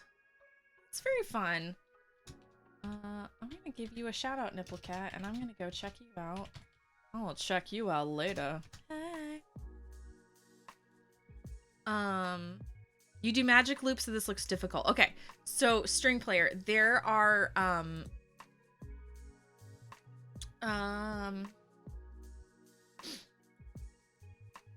let me see if I have pictures. So if it is cuffed down, it's very easy. You would just cast it on and do like normal. There's nothing that you have to worry about. If you do toe up, you have to do Twitch is being weird. Oh no. Okay, I'll wait. I'll type it in.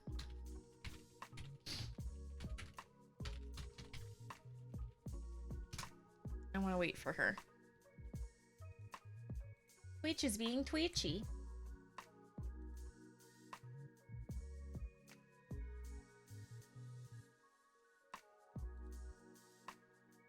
But welcome, Burroughs Forge folks. If you guys have any questions, please feel free to ask. Okay, so top down is easy, and I actually bind off on these teeny tiny needles. Doing toe up, I start on circulars and then I switch. I have these teeny tiny, they're like 25 inch circulars that I use for my sock knitting. But you can use 40 inches. But so you start the toe And then when you get your stitches, then you switch to the circular, and then you can just keep going. But you can turn a heel on them. Unless you're doing an afterthought heel, you can turn a heel on them, and then I will bind off on them as well. Because I'll do a knitted bind off. How the heck? Veggie Zombie, stick around. We'll do it live on stream. You'll get to see we're knitting these socks start to finish on stream, so everyone can see them. And I'll show you the knitted bind off that I use for it as well.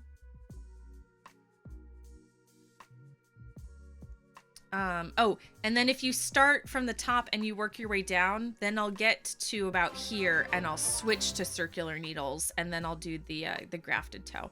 Talk to me, Goose. Hello, my dude. 1 whole year. Can you believe it? Bow, bow, bow, bow, bow. Goosey, how are you, my dude? Here's another fine gamer. Another fine gamer man. Recently dyed his head and his beard pink. So I would definitely check him out. Goose, goose, goose, goose, goose, goose, goose. Did I show you my new phone, my new sticker for my phone? It's from Untitled Goose Game. Goose. Goose. I don't know if you guys have played Untitled Goose Game, but you walk around being a real asshole. And I have a clear phone case, so I'll put a new sticker in there every once in a while. So this is my new sticker. Peace is never an option. So there we go. Let's get this refocused. I'm still away. Well, that's fine. Now you can leave. I just needed to show you my sticker. Now you're dismissed. First time on Twitch in like 3 days was weird. Well, you should feel like you can take time off. Time off is good.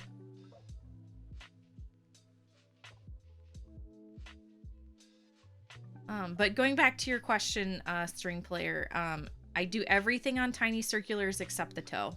And then the toe I'll do magic loop. On larger circulars.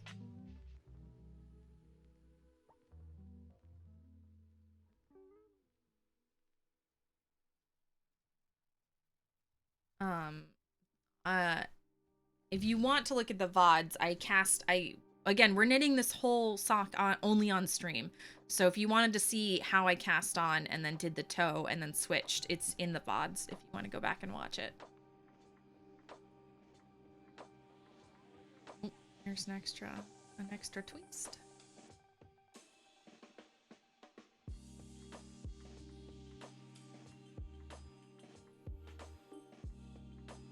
But yeah, if you guys have questions, please, or there's anything you want to see, please feel free to ask. Gonna get back to family. Goose, enjoy your vacation. Get out of here. Get out of here, you goof. Goose just had a birthday, and now he's hanging out with his family, and must be delightful.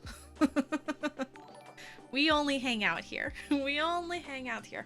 Nipplecat, thank you for being here today. Thanks for that follow. Gonna lurk, get some tacos. That sounds delightful. Enjoy, my dude. Thanks for stopping by. It was nice to meet you.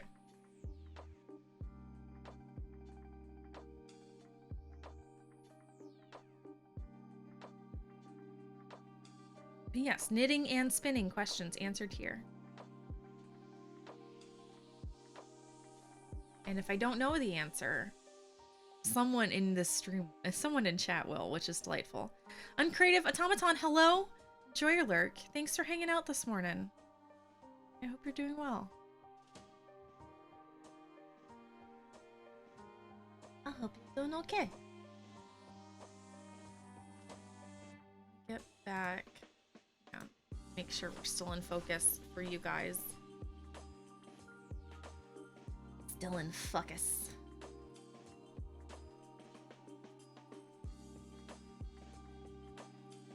There we go. That's a little better. A little better. I will take.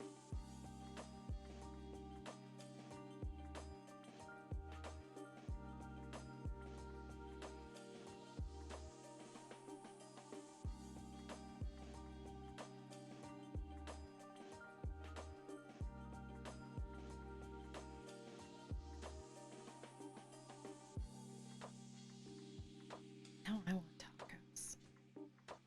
Damien's making us hurt dergs. Some hot dogs for dinner tonight. I'm very excited.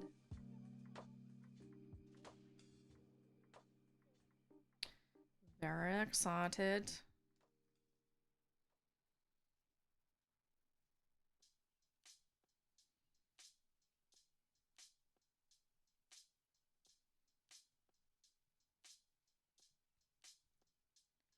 You're attempting a no cutting, preferably to sewing journal cover with a plastic placemat and a vintage table runner with cross-stitched florals and hand crocheted edging. That sounds super fancy and delicate. It looks like it'll be very intricately delicate.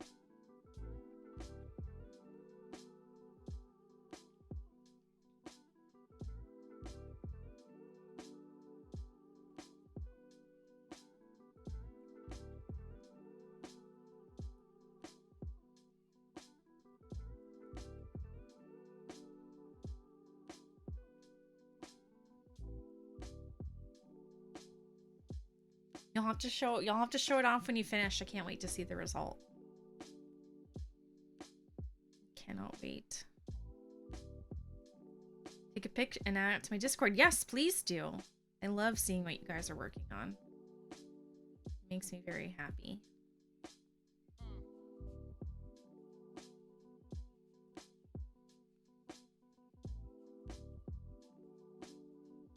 And I love showing it off.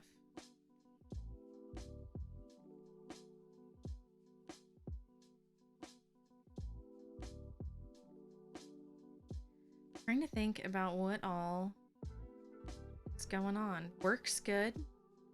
Still working from home. And our department just announced, well, they're not going to worry about us returning to the office until at least October. Which is delightful. Which means a couple more months of only getting dressed on the top half. Pajama pants every day for the win. And I love working from home, so I hope they continue it.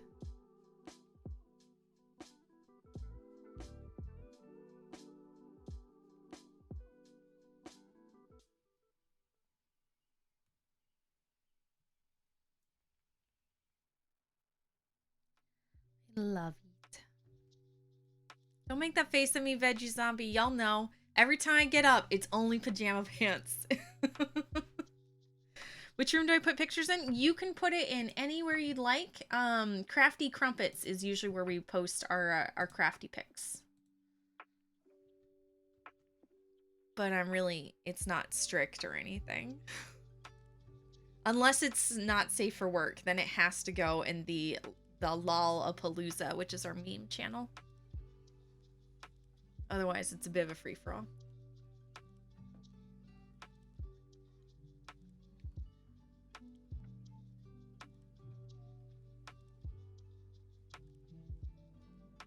But I'll check the Discord here shortly, and we'll show it off here in a hot minute.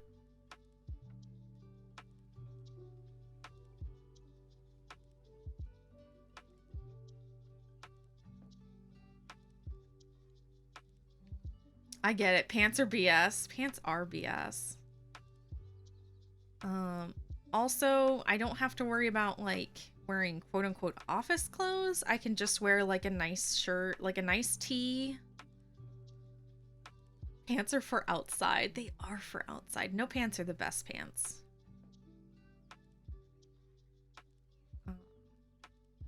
Also, after having to commute freaking all the way downtown and back for my temporary job, I know my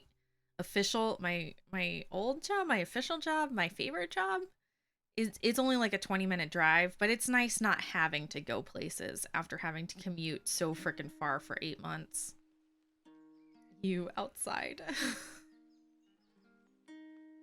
Doesn't everyone have door pants? um Usually people just get whatever holy pajama pants I'm wearing. But if I was walking around with no pants, I would absolutely have door pants. My goal is to just not have anyone show up at my door, though. Y'all don't show up unannounced. You don't know what you're gonna get. Raise his hand. Yes. I guess I never thought of them as door pants, though, but that's what they are. I'm gonna steal that now. Door pants.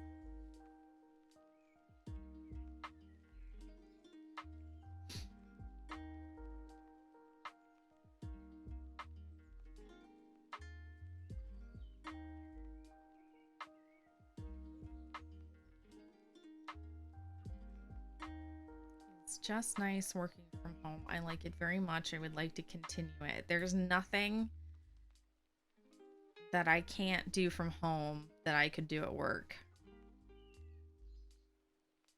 And honestly, not having to hear everyone in the office talk on speakerphone all the time is way more productive for me. Plus, then in meetings, and all these stinking Zoom meetings that are like an hour, if I'm not taking notes, I am so fidgety and I don't know what to do because I'm a secretary. So taking notes is fine because it's something to do. And then usually, or I'm like progressing the slideshow, and that's fine because then I'm paying attention. But if I am not like physically doing something during a meeting, I'm just so bored and I have a hard time focusing and I get so fidgety. And what I really want to do is be sitting there knitting on a vanilla sock that I don't have to look at. But you know, that's socially unacceptable because then I'm just getting paid to knit instead of using it as a focus tool. So it's nice when I'm on Zoom because then I can be sitting here and I can be knitting on a vanilla sock under the camera and nobody knows, but all of a sudden I'm paying much more attention than I usually do. So it's also great for my knitting. It's also been great for my knitting.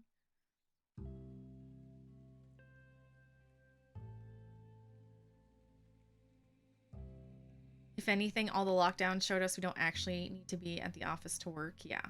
Well, so the problem for my office before was that salaried folks could choose to work from home all the time, whenever they wanted to. And it was fine for them. But hourly folks had to be in the office. Because if you're not in the office, how do we know you're actually working? I'm like, how about anytime you need something between 8:30 and 5 p.m., you just call me? Like, how about you just assume the work is done unless it's not? Like, so it was always this very strange mentality of like, you know, hourly people have to show up because if I can't see you in your cubicle, how do I know you're working? So what it's done is it's kind of made our department an all or nothing kind of feel. So we are either all doing the same thing or we are not doing the same thing. And I feel like that's how it's going to be when we do go back to the office, is it'll either be like a flex kind of situation to where like we'd like to see you in the office 3 days a week, but you can pick the days based upon your meetings. And then the other 2 days you can work from home, or it's a choice. But whatever they do for the managers, they're going to have to do for everyone. Because if they go back to this BS to where the, you know, salaried can do whatever they want, but hourly have to do this, there's gonna be a revolution. That's what lockdown has taught them, is it's taught them that anyone can either work from home or not work from home if you give them the proper tools and the proper setup. Because that's the other thing, is if you were a manager, you'd get a laptop, but if you were hourly, you'd get a desktop. So you physically had to come into the office to use your desktop. And obviously that's not true, because when we were working from home that first month before we were on furlough, everyone got a laptop and then was sent home. So we'll see. We will see. Right now we have bigger fish to fry until October, so it's nice that the office was like, we don't worry about it. Mind your business. Wait until this big event is finished and is off the ground, and then we'll worry about it.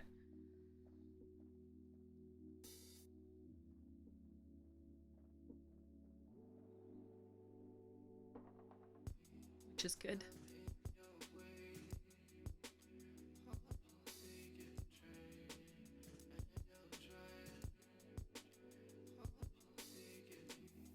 How about how inappropriate it is for Uber drivers to comment on my eyes? Like, they're like, you don't need to wear contacts. And I'm like, LOL, I'm not. Jacob August, hello. How are you? I'm sorry that your Uber drivers are so weird.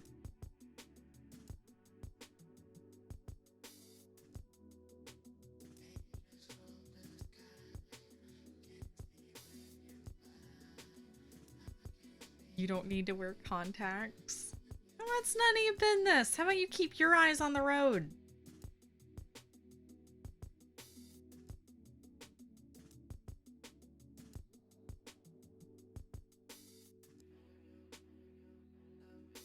I've had that before. People are like, "Oh, you'll never have to wear colored contact." And I'm like, "How about I just wear clear contacts so I can see good?"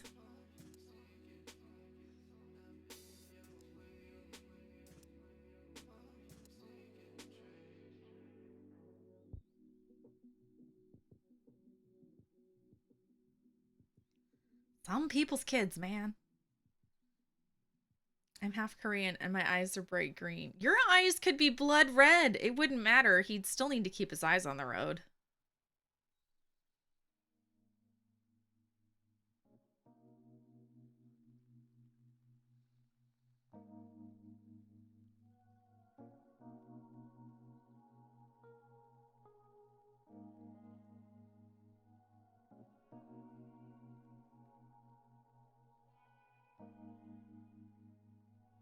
But I'm sure your eyes are very pretty.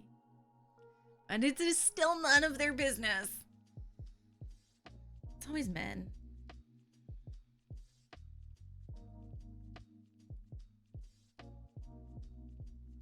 I always assume that you need their approval. I'm just like, but I don't. Okay, thanks, bye.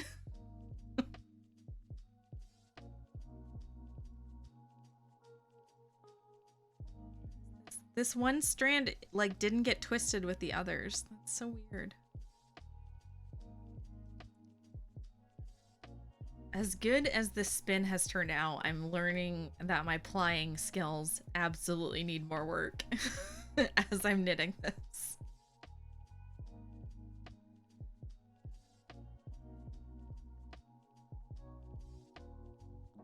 Definitely practice plying.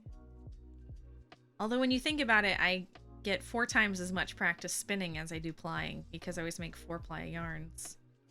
So I practice spinning a single 4 times and only apply once. So it's a disparaging difference in statistics.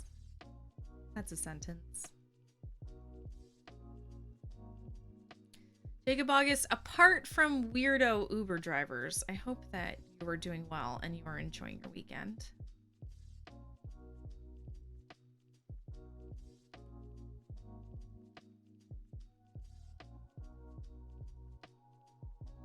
We're gonna finish this row. I'm gonna stretch your hands.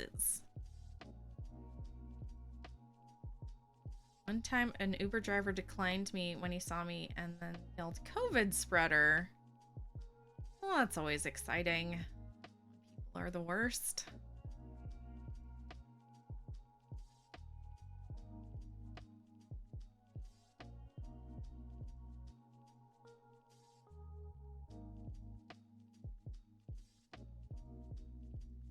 How about I don't need y'all's approval to live my life.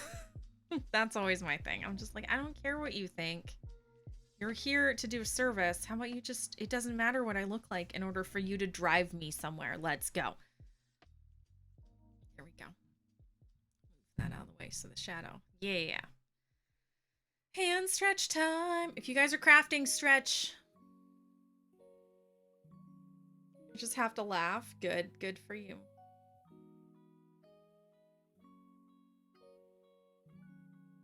I don't understand people.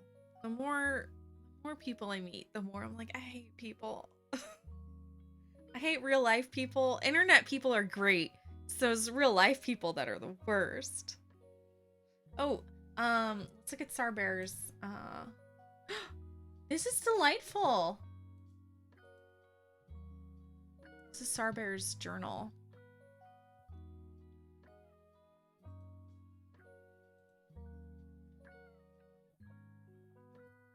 So taking this old lace runner and working it up into a journal cover. This is delightful. And what a great way to recycle some handcrafted things.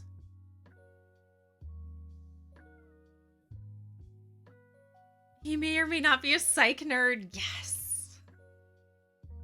We'll take all the nerds here.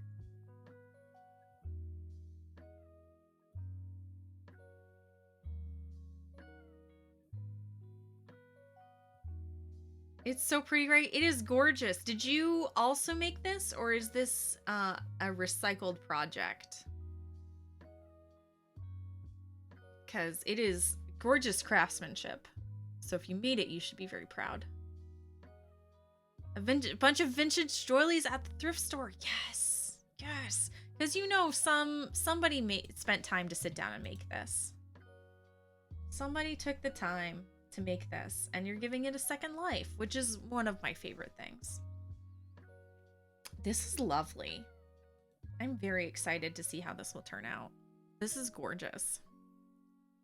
And what a great idea to upcycle and reuse things.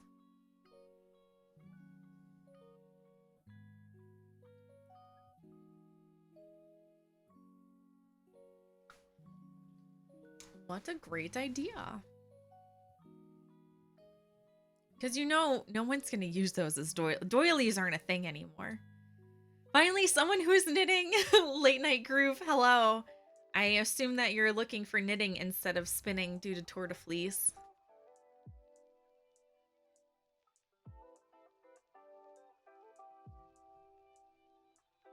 Yeah, so this is hand spun yarn that we did spin. But not for Tour de Fleece. But now we are knitting it up into socks, and it is turning out great. You love to make doilies. Right, but you're making them for you for a specific size. Like, people aren't going out to the stores to buy doilies anymore. It's not the fashion to buy them. You're making, like, a certain size for a certain purpose. You're not scouring the internet for a doily of choice. Channeling my inner Meemaw. Hey, except for the whole having kids thing, I'm 1000% ready for grandma life.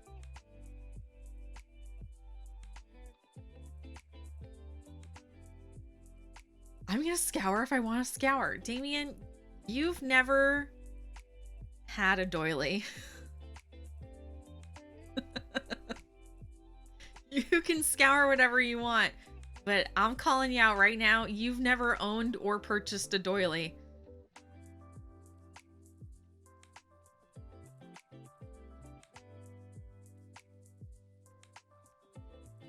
You can borrow punk money if you need a pseudo grandkid. I don't need grandkids. I'm just ready for the grandma life. I got a house full of cats. I never want to leave. I'm instantly ready for bed at 8 p.m. And if I put on a bra, but I've already taken it off, chances that the bra will go back on are like 10%. It's gotta be real good.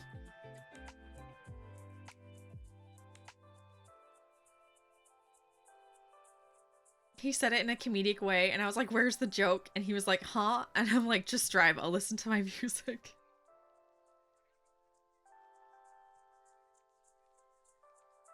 Oh, goodness. You knit socks too? Heck yeah. Do you make the square versus the tube style?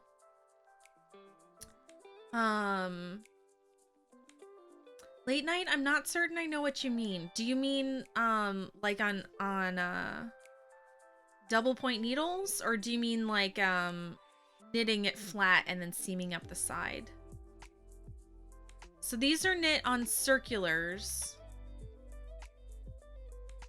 On 9-inch circulars. So they are a tube. So we did the toe up. Oh, you're from Germany. Hello.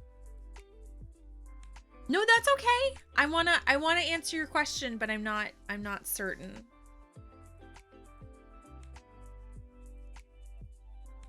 -1 million. That bra has been back on once it's been yeeted across the bedroom.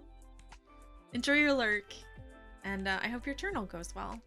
So we knit them toe up. So we started here at the toe, and then we did our increases, and now we're just knitting a giant tube. Oh, the part behind where the Achilles was hit. Okay. These are not, I think you mean, with a heel flap and then the gusset. So these will be, with a short row heel. Yeah. So these will be a short row heel, not a heel flap. So we're doing here. Let's zoom out a bit. There we go. So we are doing great. So this is where we started today, and we've been going up, and I'd like to get to here if at all possible. So, usually when you do a heel flap, so it's a straight bit of knitting, and then you do the gusset to match. When I do my toe up socks, I knit short row heels, so it pivots, so it's a short row all the way up.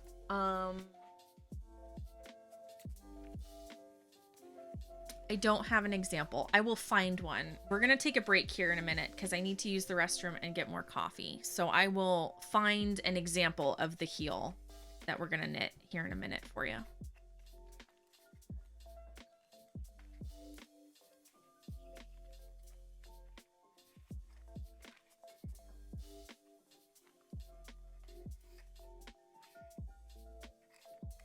But feel free to ask all the questions. Please do. I love them.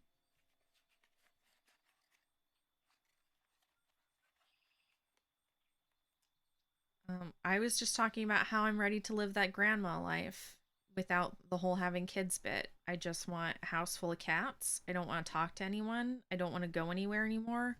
I definitely don't want to have to work anymore.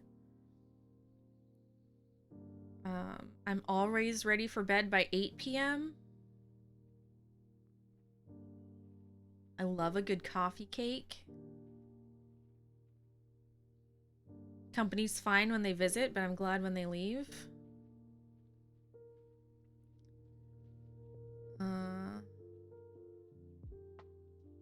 Okay. So you do cuff down, where you start at the cuff and you knit the tube.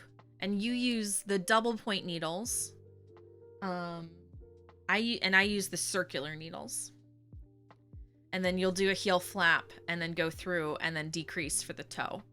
So what I do is I use circular needles. Let's go back out to the big one. So I use circular needles to knit the toe, and then I switch to the tiny 9-inch needles to knit the foot and then the heel and then the leg and the cuff. So I knit mine backwards from how you knit yours.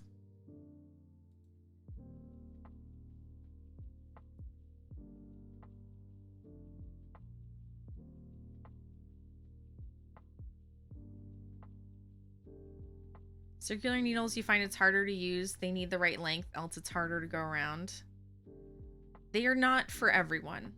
That is fair. I find double point needles to be terrible because I'm always dropping them, and they're too fiddly for me. I always have a gap between the needles when I use double points.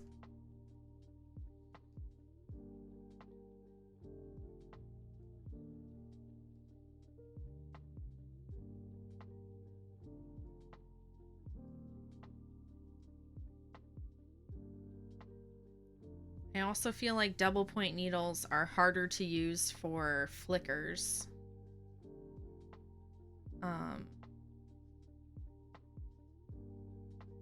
Because of having an angle when I'm knitting.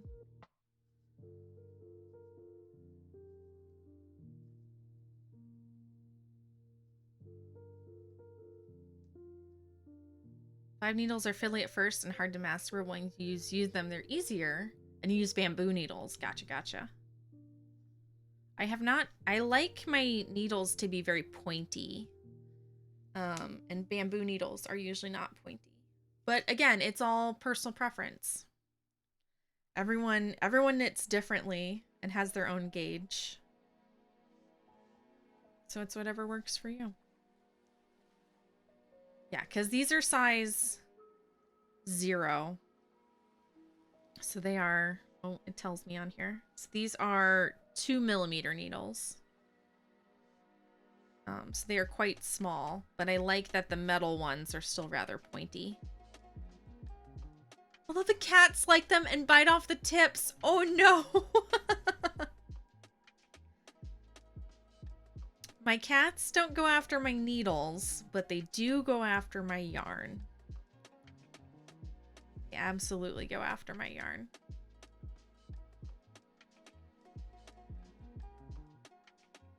Nom. It's true. I was knitting on the couch last night. Not last night, the other night, I should say.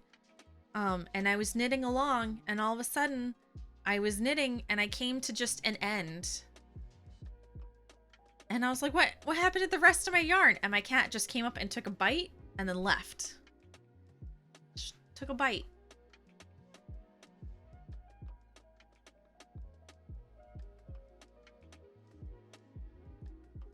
And I won't say that I hate weaving in ends, but I'd really rather not. So I was already like, great, 2 more ends I gotta weave in. Thanks.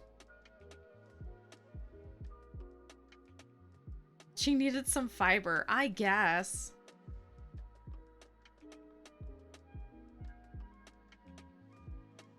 Little ninja cat.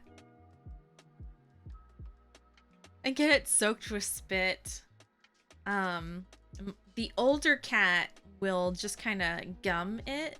So she'll just kind of like gum it and get it gooey and then leave. But our middle cat eats it. And it's disgusting. It's gross. Middle cat. Yeah, Pearl. Yes, my cat.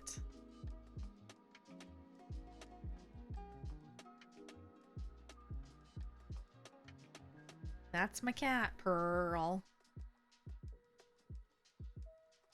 She's not in here today, though. She ran off.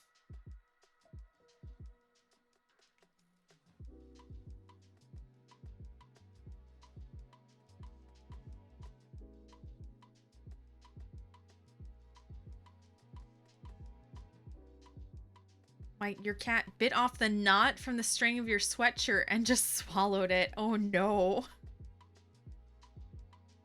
I always get so worried because string is so bad for them. But this cat, I swear, has guts of iron.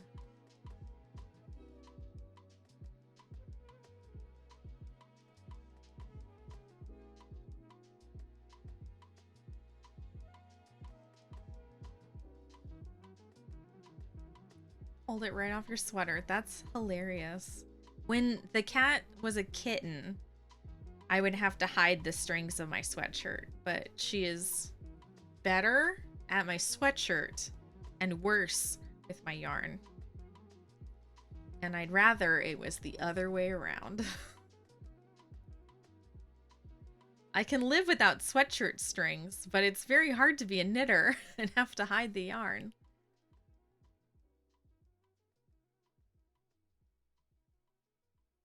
All right, there we go. So there is our round completed. So we're going to take a quick break.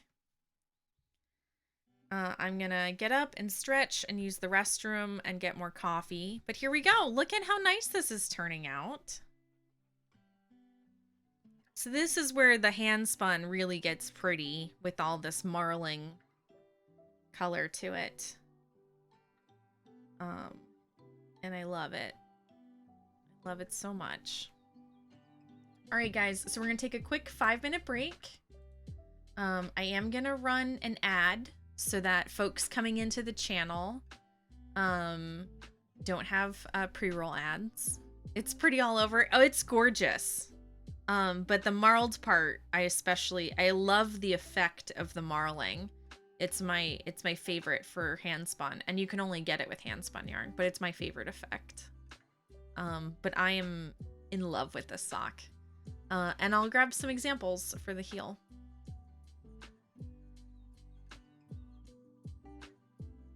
And ran around.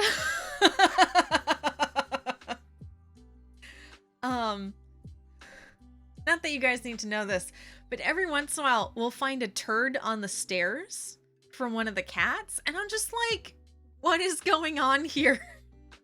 Because it's always in the morning. Like, I just wake up and there's a turd on the stairs. And that's just part of having a pet. As a kitten, my cat used to eat my hair all the time. So luckily she doesn't do that as much. But she still eats the string. All right, guys, we're going to take a quick break. Get up, stretch. Be right back.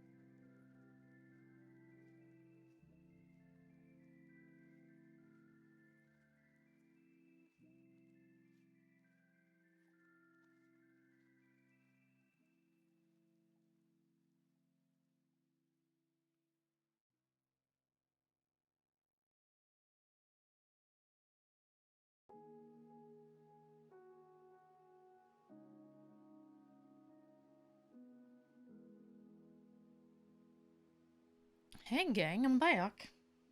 I brought some sock examples. Of course they're covered in cat hair. Because of course they are.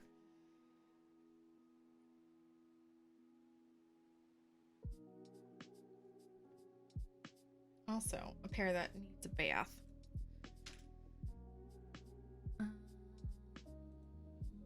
Boop. There we go. So, Late Night Groove makes these socks that you go through the leg. Thank you for the follow. Thank you for being here. I am your fellow knitting friend. It's lovely to meet you. So you do the heel flap where you're knitting down and you do the heel flap with a gusset. And when I do my toe up socks, they're short row heels instead. So I'm knitting up to here and then I knit around and then I go back to knitting in the round. So that's what these socks are going to be. They're going to be the short row heels. And it does give it this kind of bullseye look.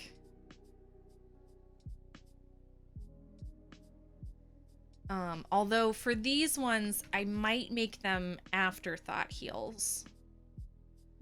Where you put in a yarn, a placeholder yarn, and you knit them afterwards.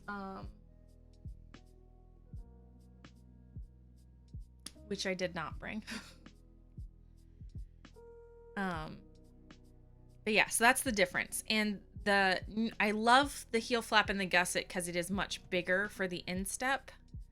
But I have gotten these ones pretty down pat.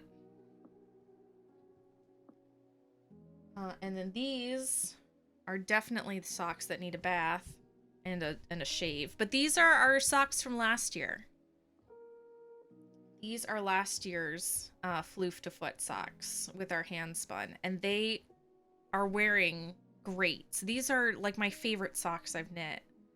They fit so nice, but you can tell they're definitely getting a little fuzzy. They need a good shave with a gleaner. But these were last year's, and these were our scrappy socks. And we had so much fun spinning them and knitting them on stream that we're making them again. And my feet are cold, so I'm gonna put the socks on.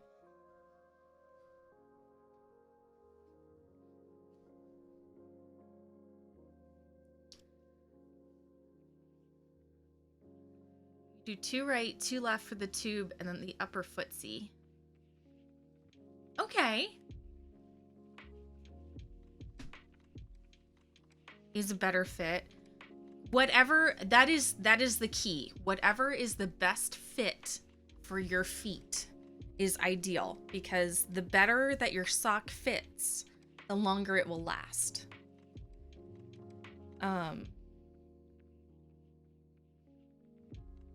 That's why when everyone's like, oh, you can knit me hand knit socks, I'm like, well, not really, because they do shrink and they do stretch, but they don't stretch as much as store-bought socks. So having a proper fit is what will really make your socks last the longest. And that is the hardest part of learning to knit socks, is finding the right fit. Hi, Pearl. I was just wondering where you went. And now you're here. Yeah, hello. Speaking of the cat that likes to eat yarn, here she is. Hi. Hi, baby girl. Hello.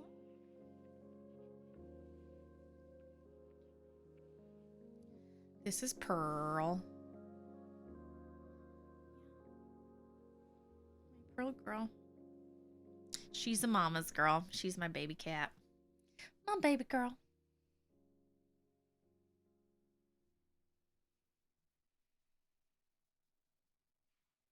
Hanging out, Pearl Cat?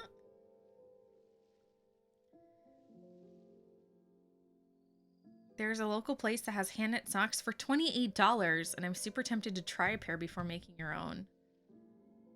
I'd be tempted to try a pair. I don't know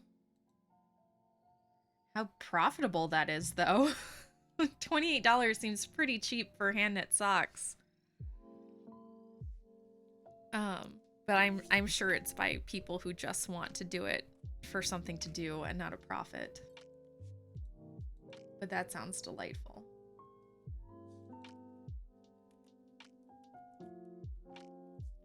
Cat, what you doing? Oh, big stretch. Big stretch. They must use a sock machine, maybe? I guess. You have some sensory problems you don't want to put in the work if you can't wear them. That's fair. That is fair.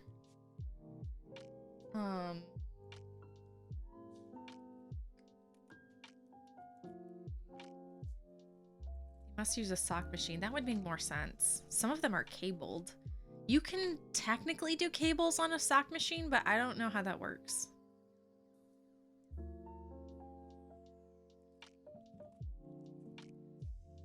Cat, you're so cute.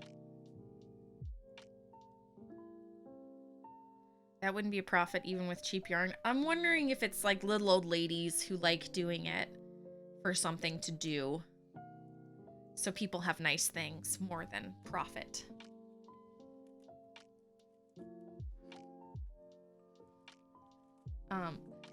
I like sock machines, but I don't need that many socks that fast. I like hand knitting my socks because the knitting is the enjoyable part for me. And then the bonus is I get something nice to wear, or the goal is something nice to wear at the end. But I enjoy just the physical knitting aspect of it too much. Whoever weaves their rag rugs is underselling too. Yes. And that is the big problem, is people think like, oh, well, they're not going to want to buy it if I price it at what it's actually worth. But if you do what it's actually worth, then you're not making any money. That's a big problem in the arts and crafts community.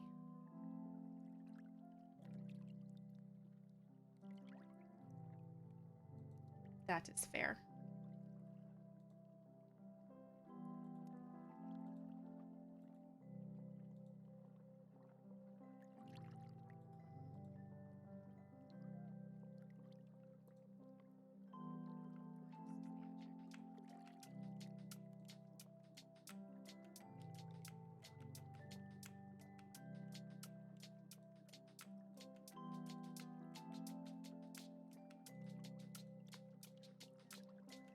Okay, sorry, I'm closing 600 tabs. I always open all these internet tabs, so I never close them. Gifting socks to friend is best if you make them yourself. They appreciate it a lot. Yeah. My mom loves hand knit socks. She gets a pair of socks every Christmas and birthday. And in fact, this year she gave me hints about what type she wanted. She's like, it would be really nice if, and I was like, okay. There's a gal who sells homemade clothes there too, and she's not underselling. Good. Good for her.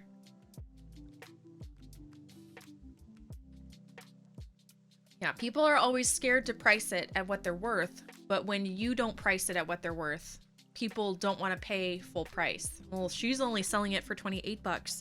Why would I buy your $50 socks?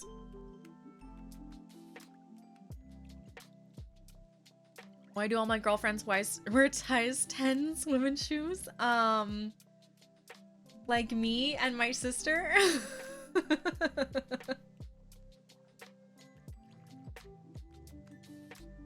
Want a sip? No. Sure? No. Ooh, sorry, guys. Damien, did you say hi to Archie? He's at Disneyland. That was a huge problem when I was selling pottery. Yes. Yes. My mom is an 8, so I have made her a pair. I don't know what size my mom is, but she's tiny. She's so small compared to me. I can do her socks so fast. It would be nice if everyone had the same size shoe as me. Oh, yeah. Damien's socks are bigger, but they're not so bad. Because I'm a women's 9 or 10, and he's a men's 9 or 10. So it is definitely bigger, but I can just go up a size. So like if I knit medium socks for me, I can knit large socks for him. So it's not so bad. Small feet only. Small feet would be nice. It is nice having, it was nice this year for Sock Madness because all the socks are mediums. So I just had to do like an extra repeat and everything automatically fit me. Bigfoot, yeah. It happens. It happens. I'm a 7.5. I'd never make hub socks because he'd just ruin them. Nope, Damien has been... I made Damien like 2 pairs of socks and then I waited.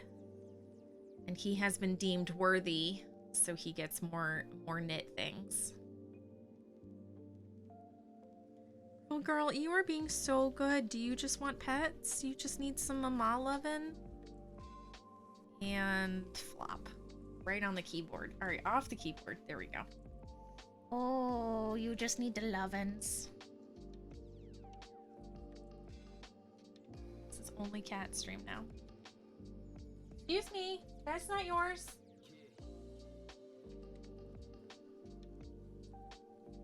She doesn't like belly rubs, but she loves butt scritches. Off the keyboard, thank you. Not now, Perkins. We're occupied. Now the baby cat's like, can I have some love too?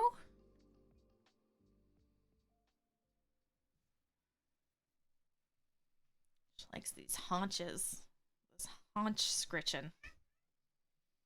This chicken leg. Go get her. Attack. Attack. See what she's up to. Baby cat disturbing the peace. All right. Enough of this nonsense.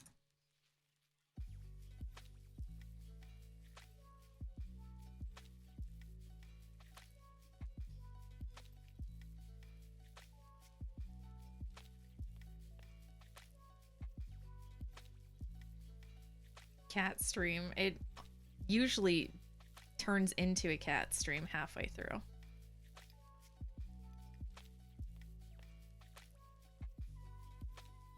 Pearl will sit on me. Pearl loves to sit next to you, to be right up, all up next to you all the time. And it was funny because now that I've been working from home, she's figured out that she could lay in my lap while I work. And that's new and exciting for her.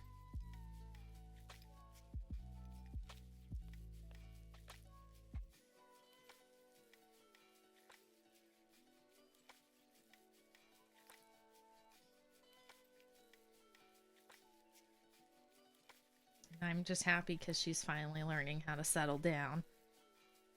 She usually settles down next to me in the crafting chair, but she doesn't on the TV, like when we're watching TV. She always likes to sit between me and my husband. And then when I'm in my crafty chair, she always likes to sit kind of next to me. So sitting on my lap and settling down is new, and I love it. But in bed, she loves to snuggle. You have a lap cat too? Aw, lap cats are the best. They are the best.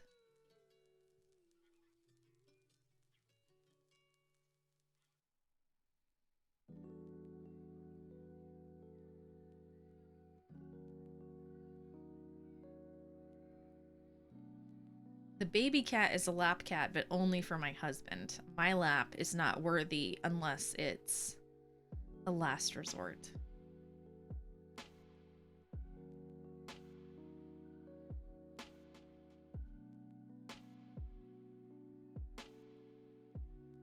But she will sit like right up next to me, which is nice.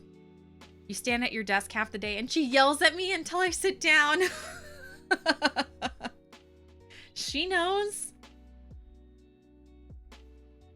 Excuse me. Where is the lap has gone? Where is it? That cat knows.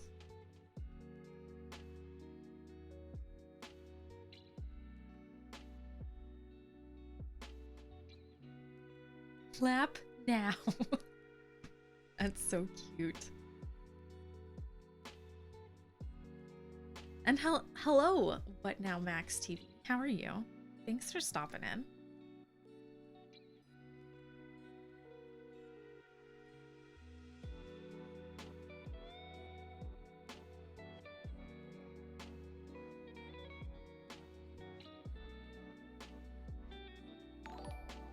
Things are happening. Thank you for being here today. Thanks for that follow.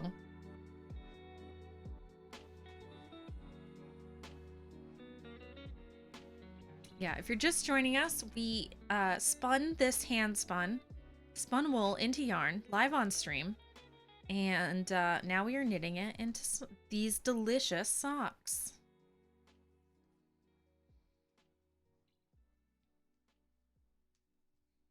It's delicious.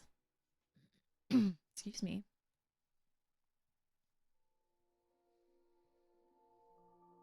Looks beautiful. Thank you. I'm very proud of this. This is possibly the best hand spun I have made so far. They're looking really good. Thank you, Amber. I appreciate it. I am very proud of them.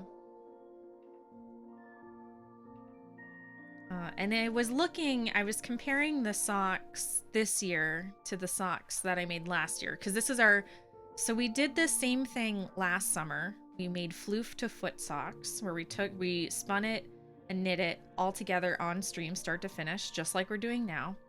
So this is our second annual floof to foot. So the first one last year turned out so good. Last year it was the best hand spun I had made thus far. And this year is the same. This is the best hand spun yarn that I've made so far. And I was comparing last year's socks to this year's socks, and this year's socks are so even. Looking at the stitching, it's so even because it's so much more consistent. So it's nice to see how much I've improved over the year. It is it's fun to look at your growth, because then it kind of feels like, wow, all that practicing really is paying off, and I am doing a good job.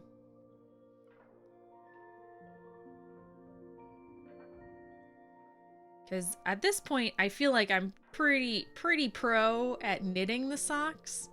But the spinning is what I'm really working on.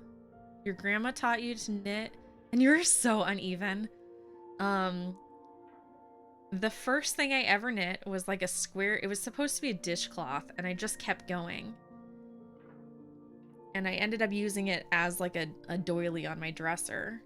But I had so many drop stitches that it ended up being kind of trapezoidal. It kind of pulled in and then had all these holes in it. It did not look good. So definitely coming along. And if you compare these to like the very first socks that I knit, day and night. Because I was a much better knitter by the time I started socks. But even those first socks looked a little dubious. Like, you could tell that I did not understand gauge or where to put the heel. She would rip out a bunch of rows to fix a drop stitch, and every time I was like, my progress. Oh. So the very first big item I attempted to knit myself was a sweater. But I was in high school. And the problem is that when I measured myself, I was a freshman. And by the time I had gotten the back and the 2 sleeves done, and I was ready to remeasure to do the front, I was a senior. So between freshman year and my senior year, I had a heck of a growth spurt. And it no longer fit. It was so small it wouldn't even fit my little sister anymore. And I was just devastated. I cried for days. I was just torn. And it all had to go because I couldn't do anything with it. It wouldn't fit. It didn't do me any good. And And I got so mad I didn't knit. Well, but by then I was just trying to finish high school and do college. So I stopped knitting in college, and then after college I picked it back up again. But I was so devastated I just stopped knitting for a while. It was the worst. Like my first scarf, it was irregular in every mesh. Yeah. All the holes. You're making that mistake, sweater first. It wasn't that the sweater it was turning out great and it matched the measurements for the most part, but the problem is that my measurements changed. And I've never knit a sweater since. So I have two sweaters. I have two sweaters for me that are halfway done that I need to finish. But I'm petrified of finishing them and then trying them on and then they don't fit. So we'll see.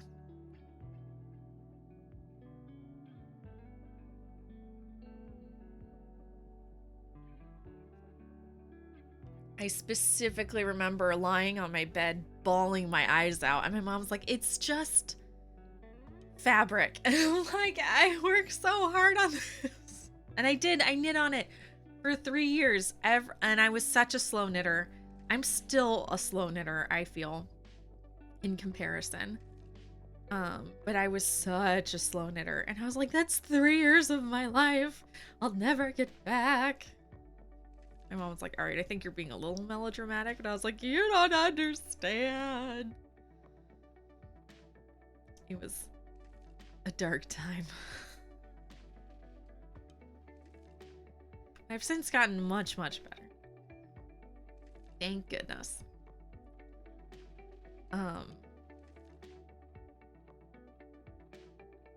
Also, I figured out that when I learned to knit from my grandmother, she twisted all of her stitches. She knit through the back loop for everything. So when I had only knit flat things, it was fine. So that sweater that didn't fit looked fine, looked great, because I would twist all my stitches on the knits on the front side and then untwist them on the back side. But then the first thing I went to knit that was in the round looked terrible. And I had to learn that I was knitting wrong.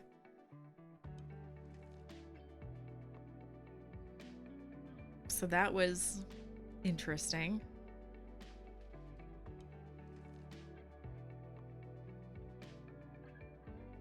A lot of learning.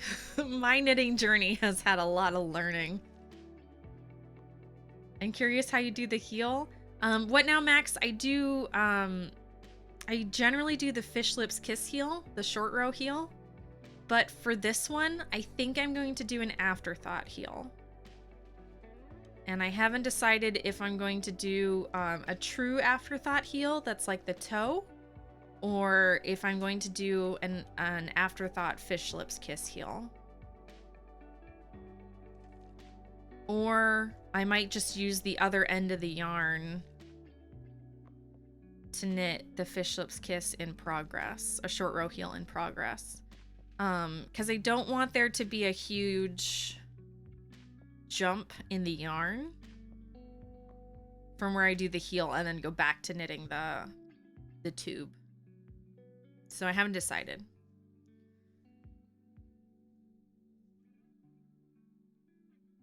I will have all weekend to ponder. Go, I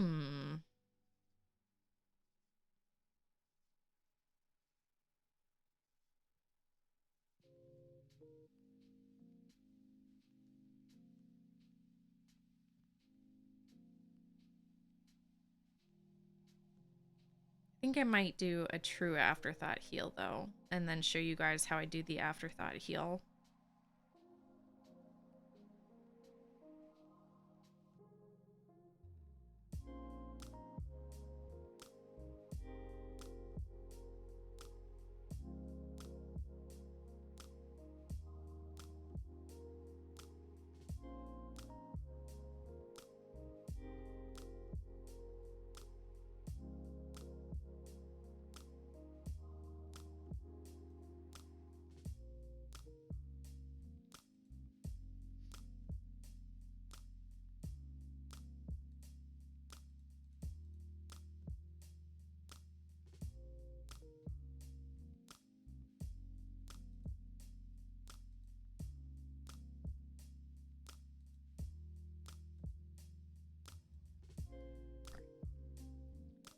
I think we will do an afterthought.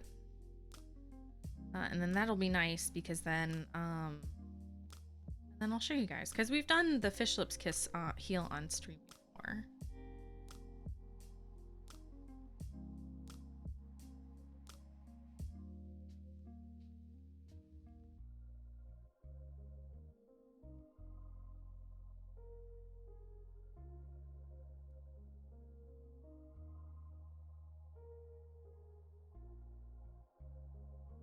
But we won't get to the heel today, regardless. I'm hoping to get up to the heel before we finish, so that on our Tuesday stream we turn the heel.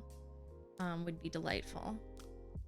If we're going to knit it in real time. And then if not, we'll just hopefully knit the leg on Tuesday, and then we'll do the cuff and the heel on Thursday. Did a video chat with a friend. Heck yeah. And she bought that journal you're making. Congratulations. Commissions. It's going to be gorgeous. I can already tell. It's such a fun idea. I love it.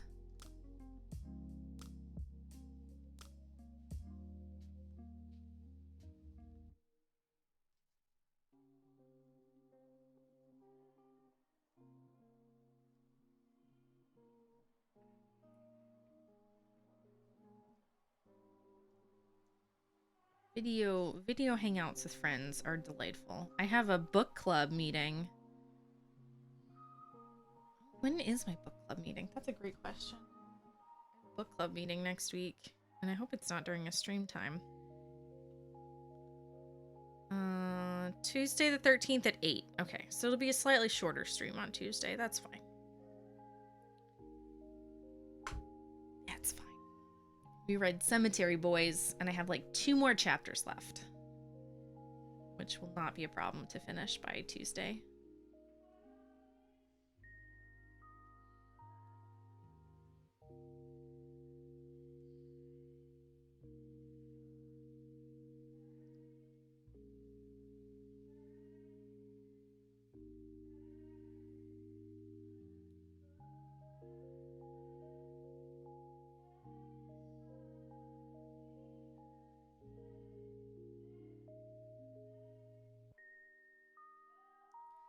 So good, guys.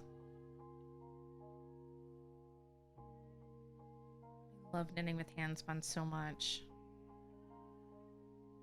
So much.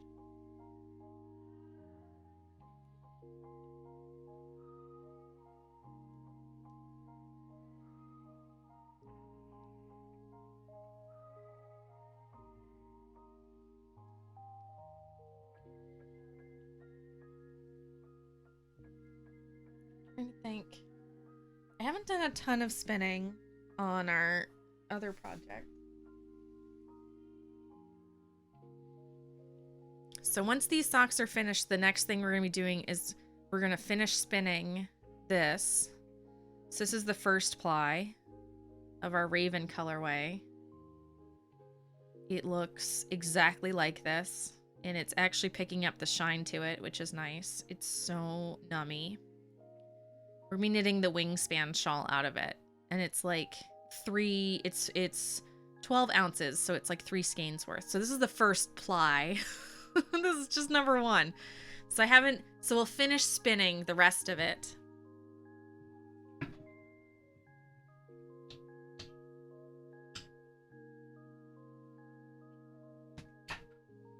And then start knitting that on stream. That's our next stream project. And then after that, we'll probably do those self-striping socks that we were looking at earlier. And a possible giveaway for some yarn. Yes. I feel like that'll be a nice small project after the big project, or to break up the big project if the big project is taking forever. You can't wait? I can't wait either. Punk Pixie, you missed it. Let me pull it up. So I was saying that for the holidays, either after the wingspan shawl or to break up the wingspan shawl that I was going to do giveaway. And I think what we're going to do, and I need to reach out to the yarn dyer to make sure that they can dye it or are willing to dye it for us and are okay having me promote her. So Mud Punch yarns, I absolutely love. And I've always wanted some of her yarns. And I was looking at her colorways last night, and she has an Atomic Diner colorway that is so on brand for this stream by accident. It's not even funny.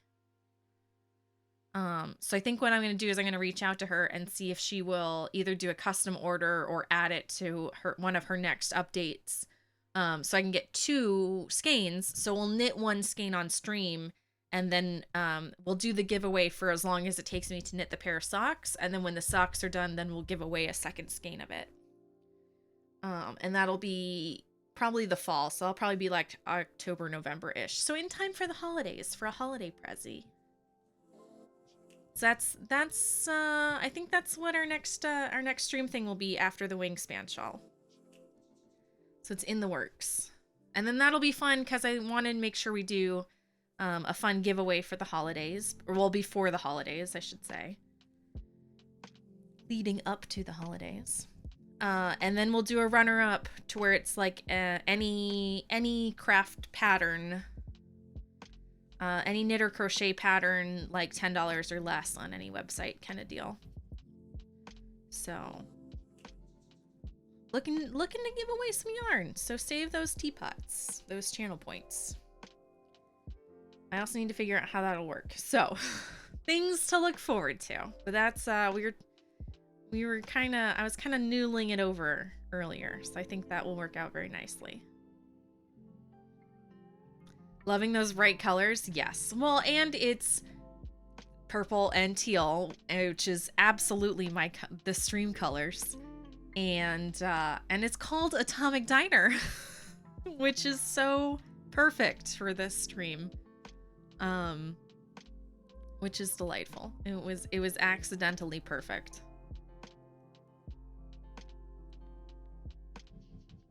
So I think we'll just have to capitalize on that happy accident. I know I'm working on a vintage themed journal, but I'm a neon colored girl through and through. These are more subdued socks than I've been working on lately. Because the last pair of socks I finished were these bright orange ones. And I love having sock yarn that's in weird bright colors that I would never wear personally, because it's always fun to have them pop out. Hi, baby. Should we zoom out so we can see your face? Do you like these socks? This cat loves wool.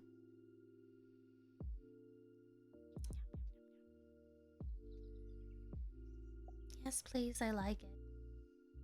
Hi. Got goopy eyes. You do. Give me a baby. You got a booger. There you go. You got goops. Got the goops. You have blue and purple hair. Gosh. Meant to be.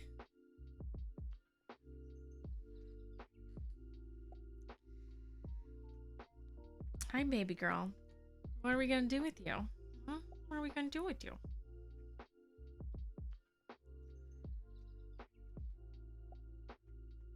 And he's saying, here comes the airplane before he eats it. That kid is self-entertaining. It is very handy that he's willing to do that for himself, so you don't have to. Get up off of it. His tail.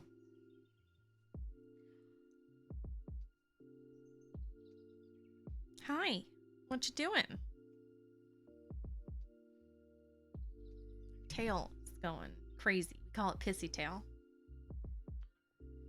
You got some pissy tail going on. You're knocking into everything. He's so stinking cute. That kid is pretty cute. I assume he's feeling better by now. Oh, come here. What? You just want to be held.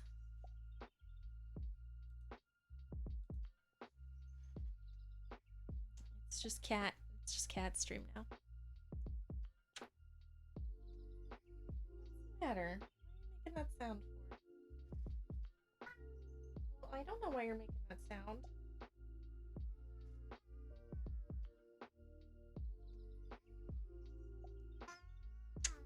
Let me love you.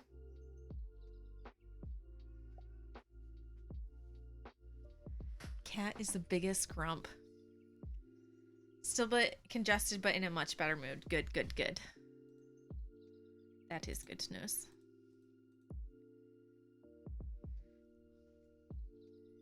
Pearl, don't you go over there and smack into her because you're mad at me. She's laying there being good for a change.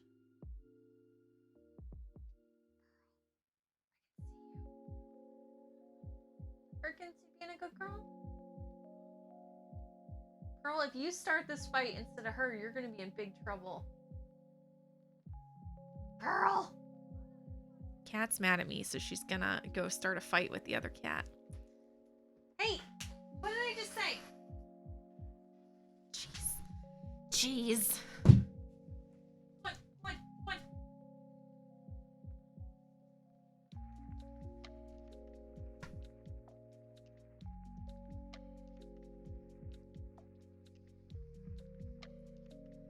Just love me, Mom. Well, it's more like, I just want to eat your yarn. Please don't touch me right now.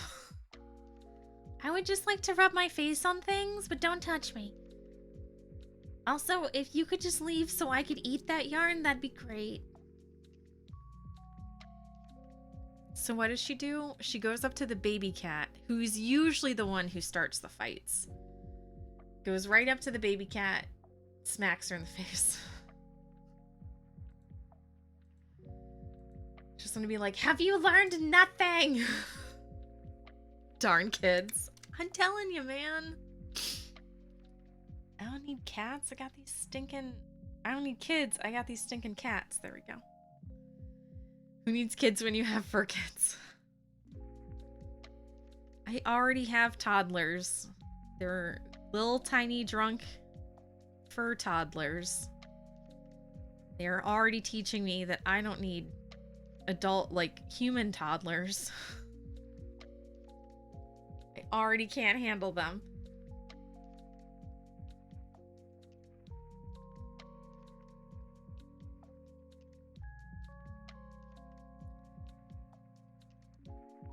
Already can't handle them.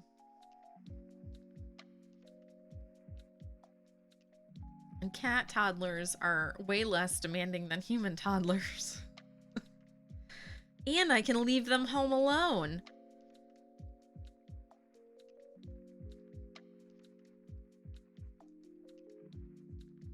Or put them in timeout in the bathroom when they're misbehaving.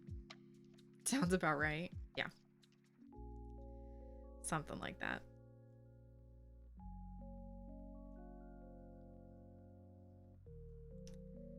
Something like that.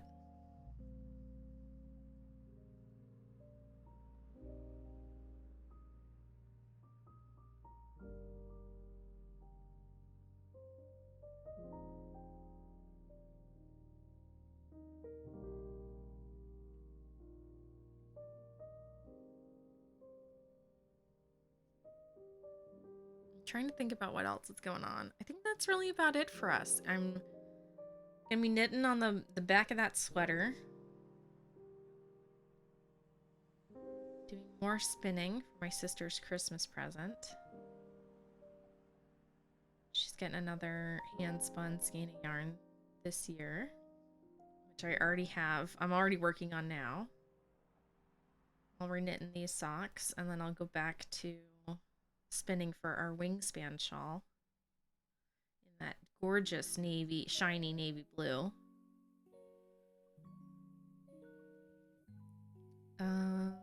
That's kind of about it. Nice quiet weekend, thank goodness. There's been too much going on the weekends lately. So I'm very happy to have the weekend off.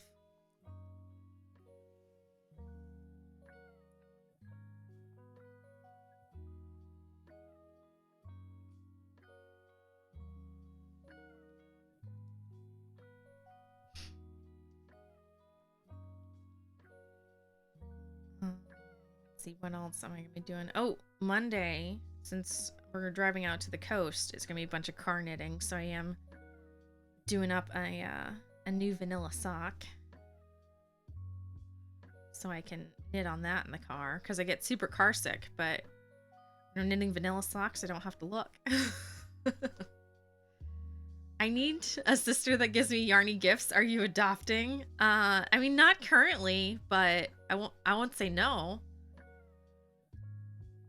So my sister knits, but she doesn't spin. So for Christmas last year, I told her that if she picked out 2 braids, I would hand spin them and give them to her for Christmas, which is what I did. So she got two hand spun skeins of yarn for Christmas last year. And we're doing something similar this year. She picked out a skein of yarn that she really wanted. There was a shop that I was purchasing from, and I was like, I'm going to buy from this dyer. Did you want anything? And she goes, well, I really like that, but I don't really have the money. And I was like, do you want it to be a Christmas present? She goes, yes. So I bought her one of the skeins as her Christmas present, and then she picked out a skein for hand spun this year. She's really hard to shop for, so anytime she's like, oh yes, I would like this, I'm like, excellent, add to cart.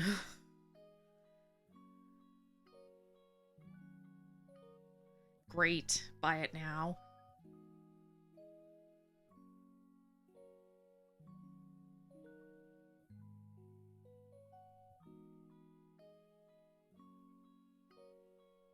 Because we like a lot of the same things, but also she and my husband will both just buy it for themselves. And I'm like, no, put it on your Christmas list. I need someone to adopt my kid part-time so I have more time to weave. Punk Pixie, if you lived closer, we could make a deal.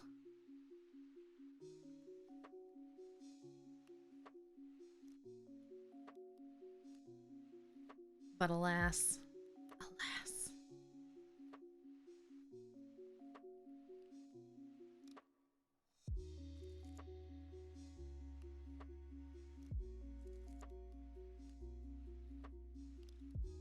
I'm super happy to adopt kids for an afternoon.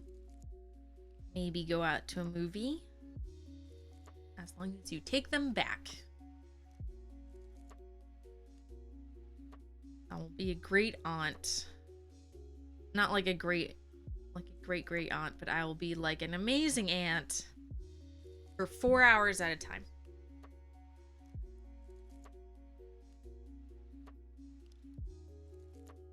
I'm so easy to shop for. Give me anything yarn related or gift cards to the LYS.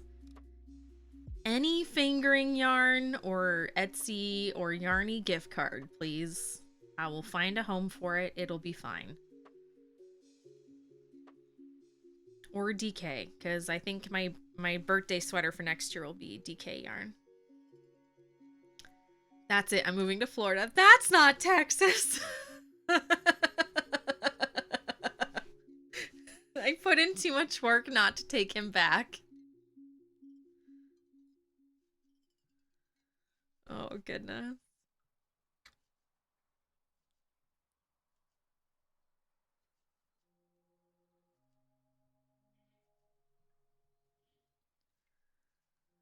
Oh, you guys are all the best. I love you all so much. That's not Texas. Veggie, you're adorable.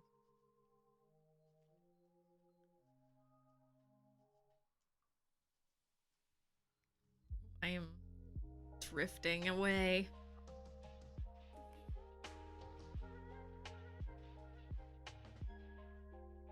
Long Pixie, your kid's too cute. Someone's gonna steal him. Not me. I don't want it for keeps. But someone who likes him.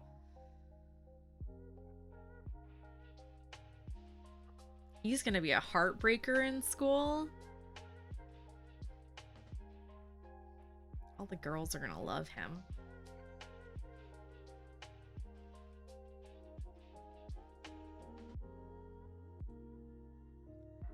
He's gonna be trouble, I can tell.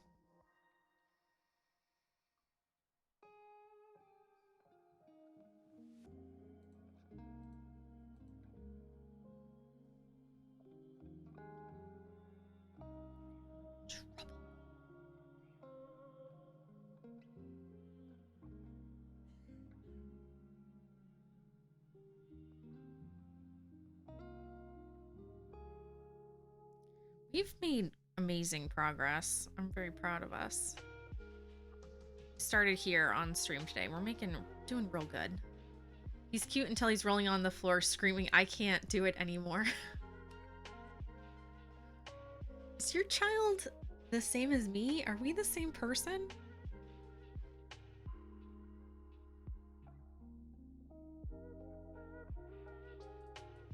I can't take it anymore. You need to teach him to scream, you're tearing me apart, like a rebel without a cause. Mood. It is the best. I mean, I say it's the best, but it's not happening to me. He doesn't want a haircut, so we'll see how long that lasts. It'll last until you catch him in the bathroom with a pair of scissors, is how long that'll last.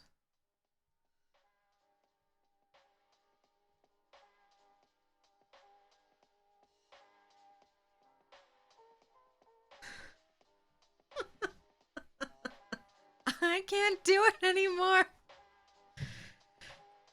You were just thinking that? Yeah. Yeah, it'll last until you catch him red-handed.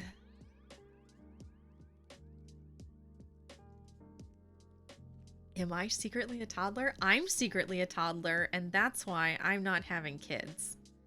There doesn't need to be more of this rolling around. Also, I barely know what to do with me.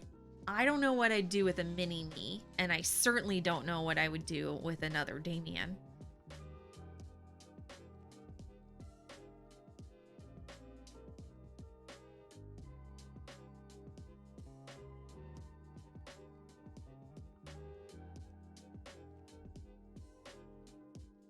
The shoe fits, throw it.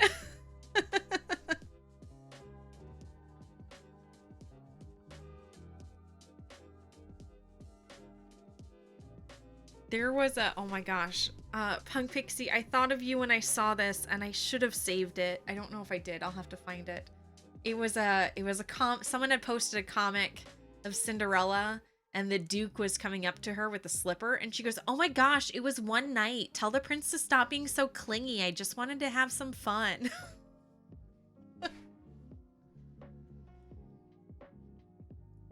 And it made me laugh real hard and think of you.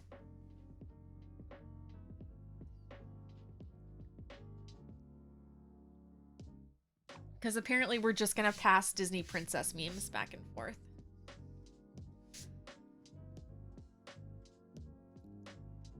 I was hoping for a mini-me and I got a mini drunken bunny instead. Yeah, that would be my luck. I'm like, well, I guess I could do okay with a mini-me, and I don't know what I'd do with a mini Damien. Also, I barely know what to do with myself. I don't need more of me. Also, I don't want to have to give up my office. This used to be the guest room, and now it's my office. And it would just turn into the nursery. And I'm not ready for that either. I'm afraid to roll the dice on a second one.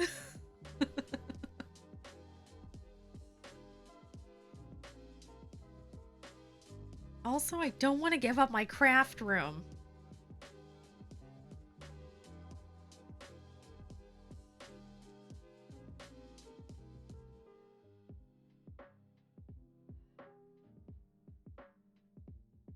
I don't know. I'm still at the age where there's a crying baby. And instead of being like, oh, here, let me have it, I'm still like, keep that thing away from me. So until I grow out of that, there's definitely no kids. Rolling a 1. Critical fail.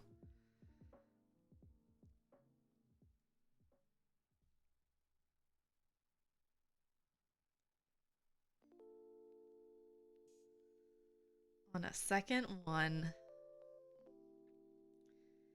So witty. Also, yes, Critical Role. We are 2 episodes from the finale of Critical Role Season 2. And if we can make it through this weekend, I will be the happiest person. But I also desperately want to watch Monsters at Work because I haven't seen it yet, and that just came out on Disney Plus. So we'll see. Your youngest son is 23 and he moved in to what was going to be my craft room. So they don't get older and just go away. Oh no. I mean, to be fair, I lived at home until I was like 27. But I was also working 2 jobs and going to school full time, so I was barely home anyway. It was just somewhere to lie down and shower at that point.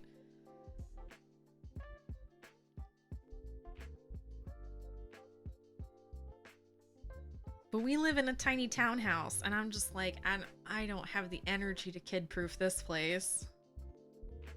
Slowly working through 2, also watching Exandria Unlimited. I'm trying to wait for Exandria Unlimited until I finish season 2. Because I started watching really early on Geek and Sundry for season 1. So I wouldn't say it was like right at the ground floor, but I had joined them extremely early. And was always like 1 or 2 episodes behind, but like was pretty current. And then Damien joined in like 2/3 of the way through season 1 because he started listening in when I was watching it on the TV and slowly got hooked. So then we've been watching season 2, the rest of season 1 and season 2 together. So we watch it, for like an hour or 2 in the evenings, but they're all like 4-hour episodes. So we've been more behind on season 2. We've been 5 or 6 episodes behind on season 2, but trying to keep up. But I really want to finish season 2 because I have been desperately afraid of spoilers, especially on like Twitter. And it would be nice to be able to use social media again. Also, I'm very excited about Exandria Unlimited. For Christmas last year, Damien got me all of the Vox Machina Funko Pop set. And they're up there on the shelf right in front of all of my Star Wars books. It's my nerd shelf. It's the trade paperback nerd Funko Pop shelf, and I adore it.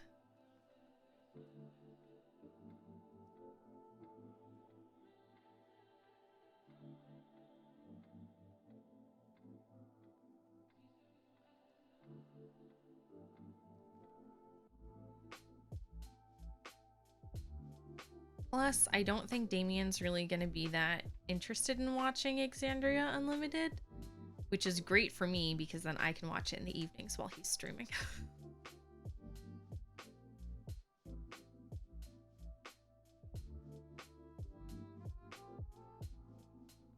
Because he doesn't normally watch like the one-shots.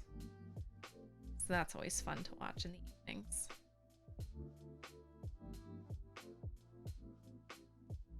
I also think I might go back and rewatch season 1. Look at the little babies. Saving the rest of Vox Machina for after I finish 2. It's going to be so weird going back in time. I think it'll be fun. I loved season 2, but I liked season 1 better. Although I still haven't finished season 2, so I might like the ending of season 2 better. But I still feel like season 1 was my favorite. They're babies. They are babies. I went back and watched it, and Matt Mercer looks so tiny. Those big old fat sideburns. Sideburns are bigger than him.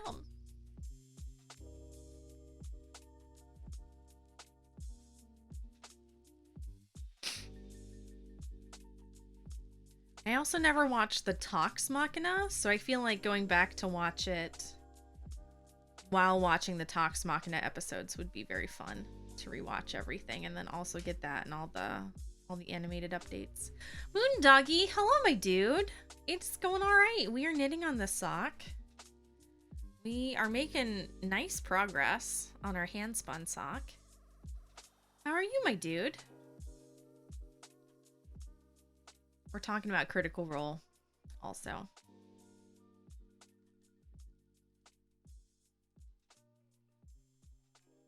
Also, if anybody wants to rent a kid, Moondoggy's got several. I'm sure he'd be very happy to arrange that with you. I said I would take 3. I'd take 1 to clean the upstairs, 1 to clean the downstairs, and 1 for dishes in the kitchen. Rent to own. I like how you can scale up. You don't have to commit to owning fully. Melvin Knits, hello! They are working out beautifully. I'm astounded at how nice this is turning out. I don't know if you guys have ever had the experience of making something and then being like, I can't believe I made this. But that's me. I can't believe I made this. Cheetah Bug, hello! Happy time zone. It is afternoon here, and we're just hanging out and in the sock.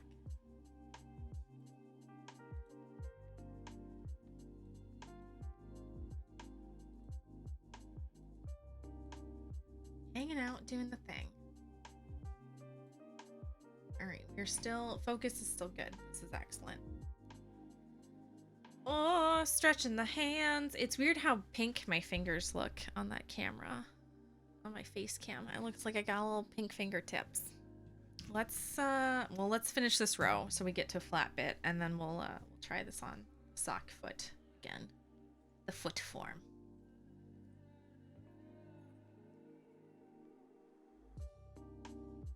I told myself I needed to fix my sleep schedule, and I woke up at 1. Oh no. The middle stitch marker, this one, this little dangly one, this is where we started our progress on stream today. The black one is the beginning of the row, and then this bottom one is where we started, where we finished the toe and started the foot. So I can measure to make sure our second sock will be the same. This one is our progress keeper. That's where we started knitting today. So we've made real good progress today, which I'm very excited about.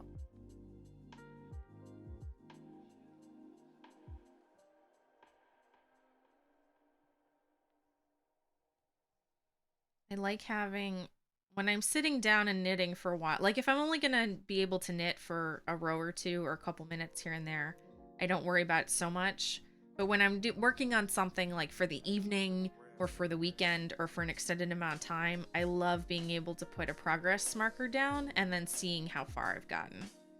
Because that makes me really want to, it motivates me more than usual. It's a good idea. You like that? Yes, I stole it and I love it. I really like it. It is very handy.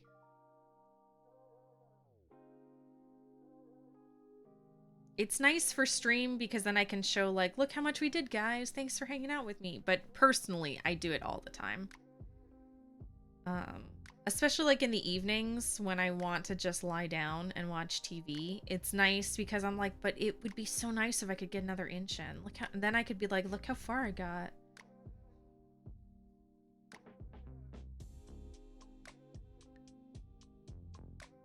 It just helps me keep going.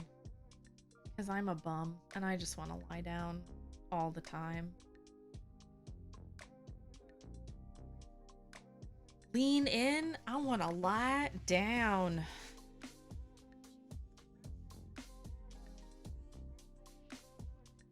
All right, so let me zoom out.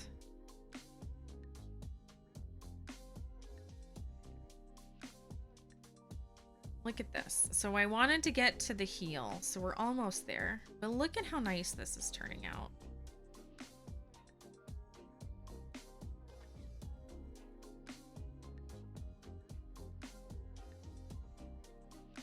How nice this is.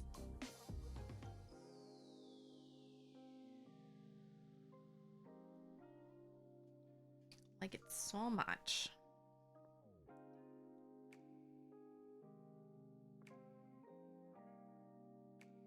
And I just, I'm so tickled pink at how consistent this yarn has been turning out to knit with.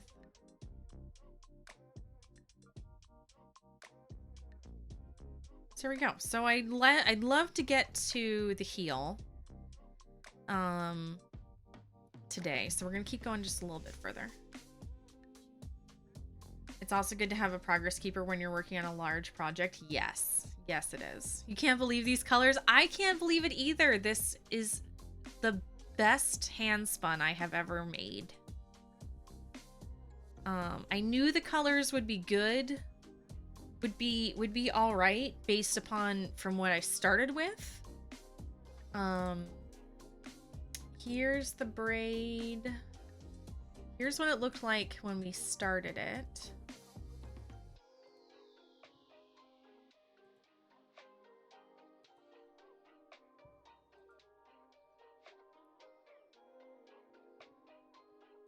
So it already, when we started it, I already loved the colors. I knew it would be nice. And I knew that even if the colors got really muddy and kind of tangled, it would still look really cool.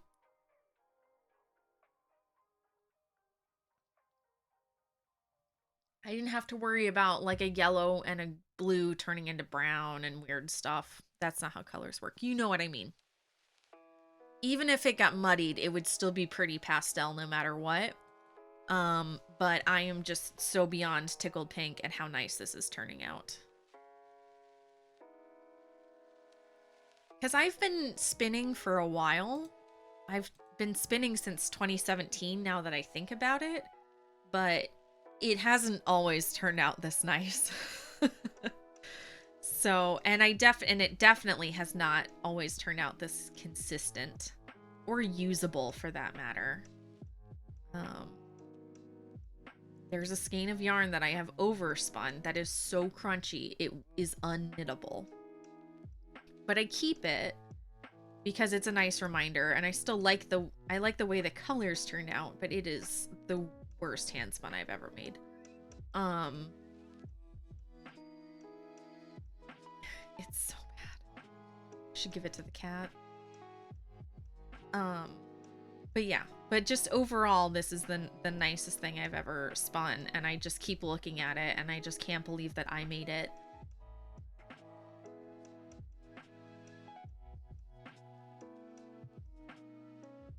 Do you really turn pink when we're tickled? Sometimes, Bash. I turn red, turn beet red, and hello. Crunchy? Yes. Crunchy. I will show you. Hi, girl.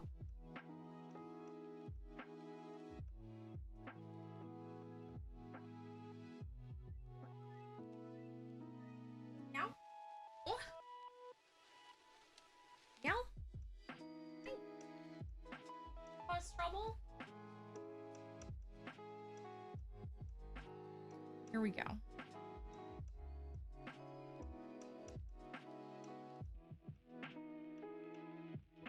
Delphia, hello.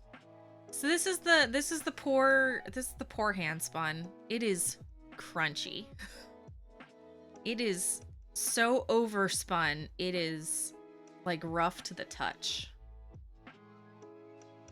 So I spun it as a gradient, and I do like the way that the gradient went through because it did spin out really nicely. But I overspun the singles so much that when I went to ply them together, it's crunchy feeling. It feels like I made this out of the roughest yarn in the world, and it's supposed to be like this super soft fancy merino. Especially here, you can tell it is so spaghetti. The singles are spun so tightly that not even plying evens them out. You use some rough to the touch as a wall hanging. I keep it. There's got to be a use for it somewhere. It is unknittable though. I tried it's just, it's so spaghetti. Like none of it is straight. It's all so tangled that it is crooked. This cat loves it though.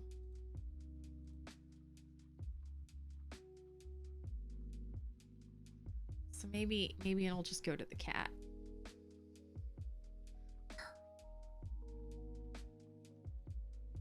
Oh, I love it. I love it on my face. I just want to rub it. That's what my cat does. Things are happening. Tavern Crawler, hello. Thank you for that gift sub. How are you, my dude? Cat. Would be a nice bag project. That's a good idea. That has some merit. Especially like a market bag where it doesn't need to be so even. Because I tried to knit a little bit of it and it's so uneven when you're spinning with it too. Feels better now? Good. Excellent. I'm glad to hear that you're doing well. This is my Pearl cat. She's my baby girl. This is the one that loves the smell of wool. Punk Pixie, thank you for the biddies. Biddies for my teacup. A bag project. I do like that. Crochet a rug. I don't know if it would turn into a very good rug. It is also, it's barely fingering weight. It's almost a lace weight. This is a 3-ply. It is quite thin and crunchy. Kitty wants a wool house. I'm thinking maybe it would, if I double it up, it might make a good like cat mat.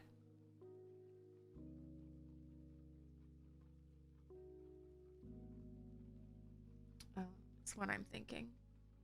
Might be the best use. So we'll see. Use the emotes and go crazy. And there are new emotes too. We got new emotes. I'll have to look and see. I think our next emote slot unlocks at 75 sub points. So I don't know if we'll get there soon, anytime soon, but we're working on it. This cat, this kitty. I'm just gonna use it as a cat petting tool because she likes it better than she likes me.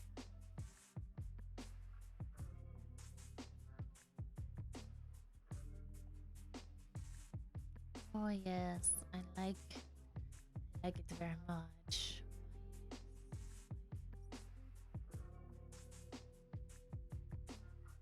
This is all I use it for now. Just cat loofah. Cats could only have it during stream to prevent yarn nomming. So my cats are so spoiled. I bought some really crappy roving that is like, it's really rough. It's probably for felting and not spinning. But I took it and I split it in half and I put it on the floor and the cats roll around in it for my floor monsters. And they've been good about not eating it. So we'll see. This cat will eat it. This cat cannot be trusted. Girl, what you doing? Oh, I'm rubbing my face all over your keyboard. And you can't be on the keyboard. The last time you did that, the stream ended. Last time you did that, the stream froze. Punk Bunny wanted to send stickers. Yes. I love those chicken butt emotes from 9.5. What? You want on the... I know, you want on the desk, but I don't want you on the desk. You're gonna eat things. Earl.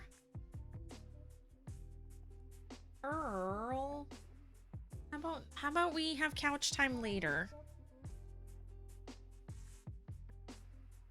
Yeah. Couch time later. Immediately rolls over on the floor and licks her ass. Back to gluing lace. Ooh, for a pocket. That's a fun idea.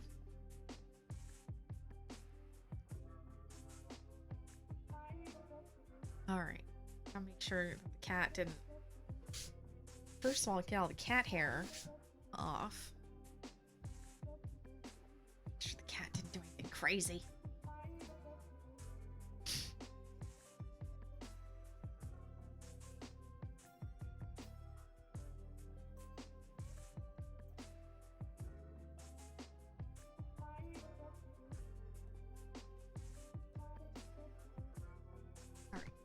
We're good. We're good. If you guys are doing Tour de Fleece, how is your challenge going so far? And if you guys are crafting along and you haven't already said what you're working on, what are you guys working on today? Probably going to be going on probably another half an hour, 45 minutes. I want to get to the heel. I've not decided what type of heel we will use. I think it's going to be a true afterthought heel for these socks. I've been on an afterthought heel kick lately. And I feel like it would show off the yarn better to do an afterthought heel or use the other end of the yarn, so we don't disrupt the tube coloring. But it's hand spun, so if I did disrupt it, you'd never know, because it'd be like here where there's a line. But I think it might be fun to do an afterthought heel, because we've done Fish Lips Kiss heel on stream before, but we haven't done an afterthought heel on stream before, so that might be very fun.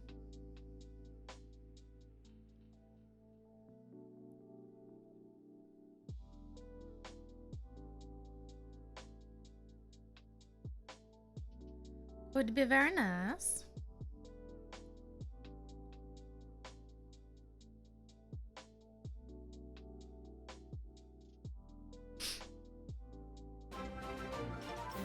Bash, I haven't said hello yet. Hello. Bash, thank you for that sub, my dude. 5 months. That is delightful. And hello. How are you? How was your evening last night? I can tell all the late night gamers are finally starting to wake up. And then there's Damien, who got up with me and it's slowly trying to go back to bed. I haven't been sleeping well in the evening, so I'm trying really hard not to nap today. I'm so tired. We'll see if that pans out or not.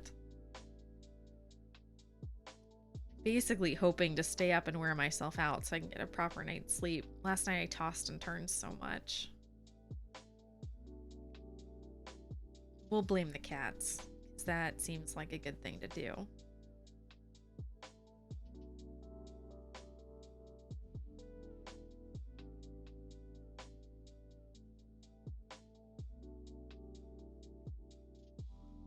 I don't have any kids I can blame, so I'll blame what I can get. I'll blame what I have handy. Handy around the house. I can confirm that I am personally just waking up.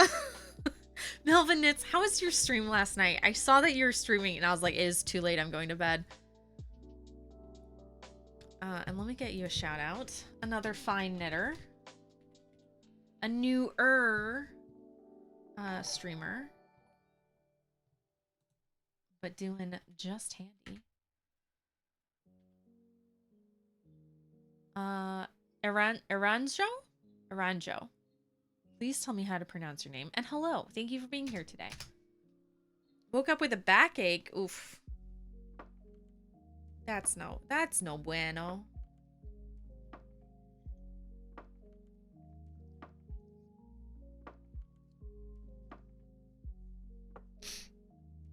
Irizanyo.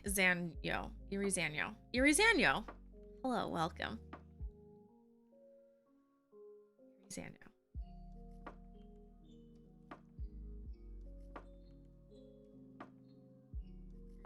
Okay, I got it. We're good. I'm gonna get it. The problem is will I remember next time? I'll try so hard. Had fun. You did a power washing simulator after some crop top. I saw the beginning of the crop top and I was like, that looks nice. I'm tired. Just found my channel. You love watching other people knit? Well, welcome on in. I love watching people knit and spin while I'm knitting and spinning. So I'm glad that you're hanging out. I'm glad you're enjoying it. These are we're doing a Floof to Foot series. We did this last year. We're doing it again this year. So this is our hand spun that we spun together on stream. And now we are knitting it into socks. And it is turning out deliciously. I'm very, very proud of this.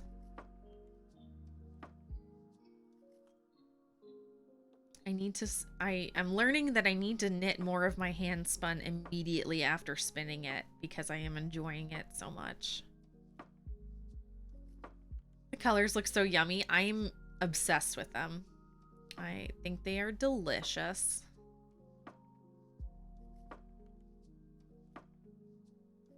And I absolutely freaking love the way that the barber pole knits up. This fun kind of stripy marled effect is one of my favorite things.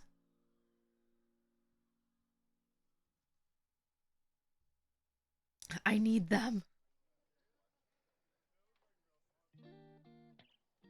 They are delicious.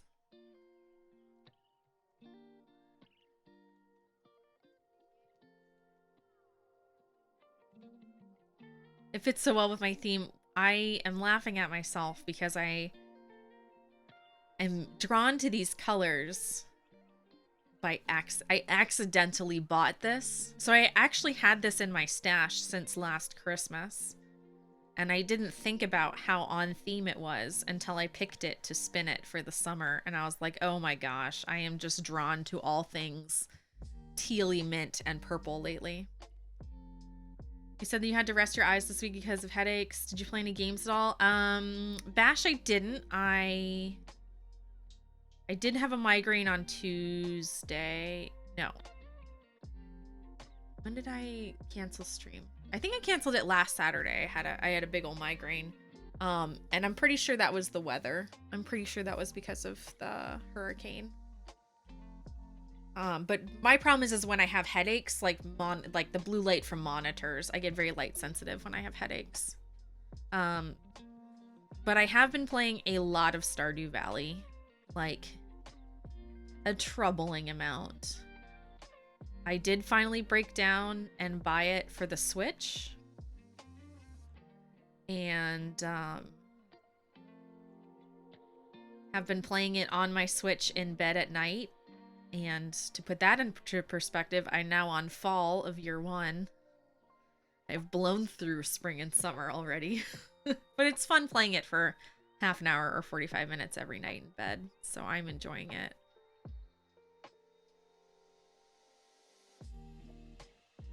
But we did not game on stream. We will be doing a gaming stream soon where we will play more Breath of the Wild. I am using the Chiagu 9-inch circular needles. So they are the very, very tiny ones. You can tell that they're Chiagu because of that red lace. And these are in size 0, so 2mm. Normally I knit on US 1s, but these socks are this yarn is just a smidge lighter than your average sock yarn. It is a light fingering, so the US 0s were a little bit better of a choice than the ones. You have the interchangeable set. I love them. I was showing them off on stream earlier. You often knit with the Addy 8-inch needles. I haven't tried those yet, but I don't know if I will because I really like the points on the Chiagus. I really like pointy needles. But I should get a set of them to try. Does the Switch cause issues or just monitors? The Switch also causes issues. I don't get headaches that bad very often, but when I do, they really knock me out of commission. Like, I can't even be on my phone when I have a migraine. It's just that blue light. It's just a light sensitivity in general. At that point, I usually just put on an audiobook and go lie down and try to sleep it off. And I could have gotten on and streamed, but it would have just made it worse. So I just took the day off.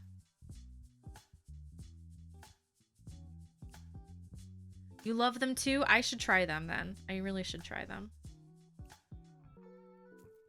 Take care of yourself. Yeah. So I did. I took the day off of streaming. I took a day off of streaming last week because I had a headache. So and it actually worked out nice to have the day off. I need to schedule more days off instead of ending up taking them. But I love hanging out with you guys. I don't like taking days off of streaming. Y'all are the fun part. 2 placemats glued and sitting under a book to flatten out. Congrats. Congrats, Starbear.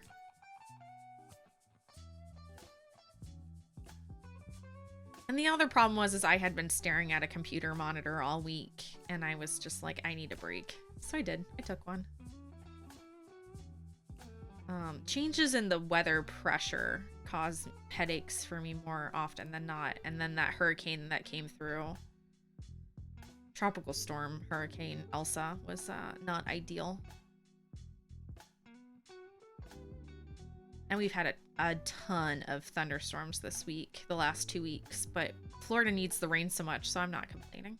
And I also love thunderstorms.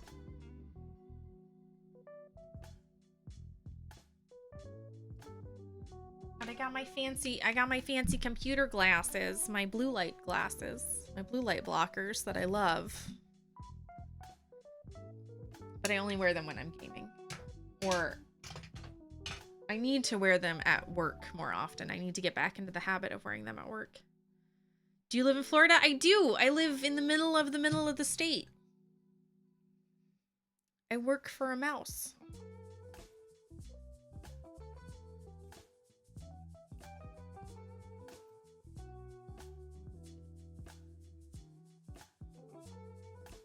Smack dab in the middle. You visited Florida in 2004? We visited Florida every year for family vacation. And then one year we went on vacation, never went back. You guys have had no middle ground, either drought or storms. That's usually the case, Bash.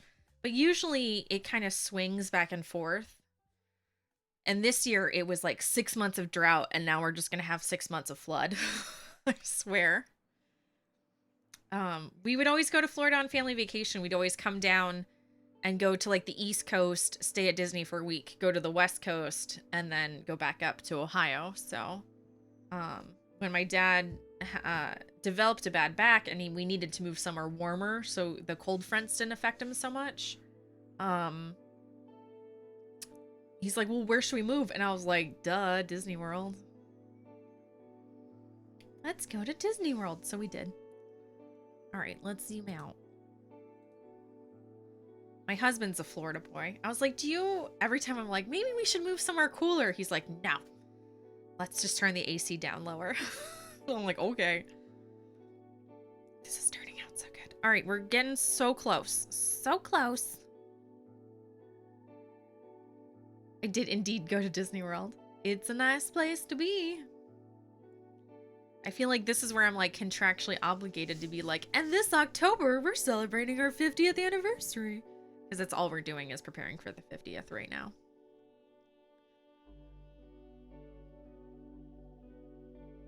It's kind of a big deal.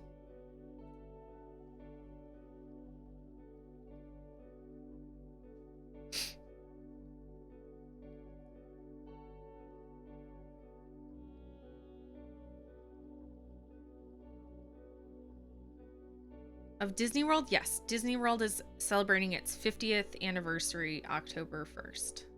In a year-long magical celebration that I am doing a lot of work for. Oh, you're European. Oh, so going to the US is a really big deal for you then. I mean, big expensive vacations are a big deal for anybody, but coming across the pond, that's very exciting. Is my dream to visit Ireland and Europe, but COVID was like, haha, nope.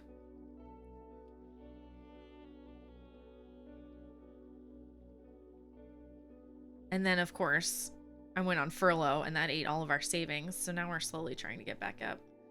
Went to LA in 2000 and went to Disneyland. I would also love to go to Disneyland. That would also be delightful.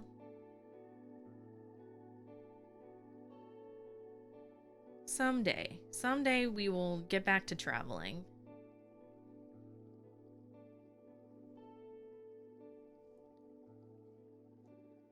I thought you were celebrating the 50th, and I was like, you're not that old. No. No, I am a secretary for Disney Entertainment, and it is a very busy time to be a Disney employee right now.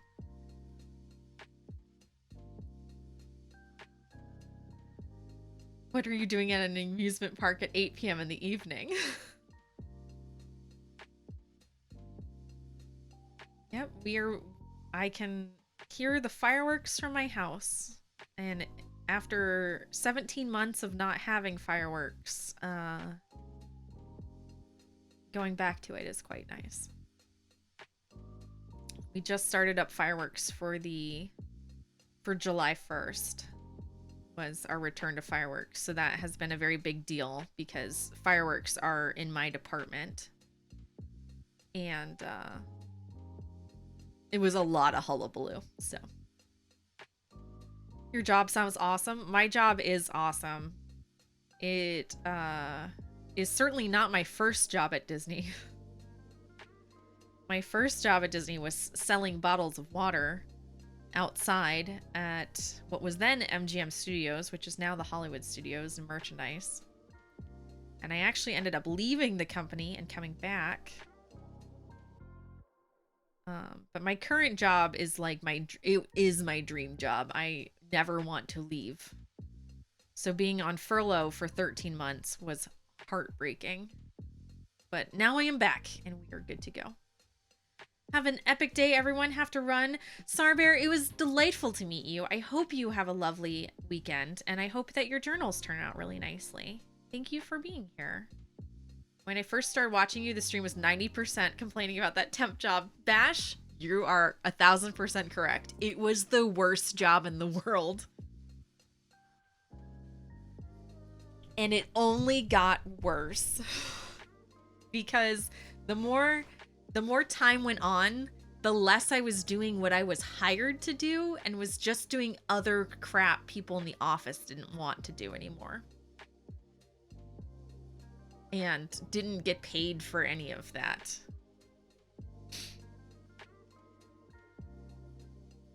And I hated it. I was literally making half of what I made at Disney.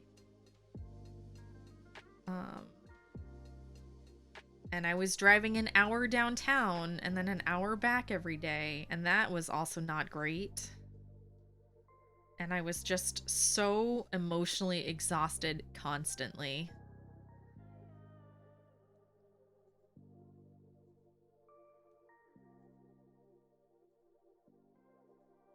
And punished every time I wanted to take a day off. But no one was ever in the office on a Friday. Like, I swear I was the only person who was there in the office 5 days a week. But heaven forbid I take a day off. I was just like, I'm sick of this place. Did you make any friends from that job, or are you just happy to forget it?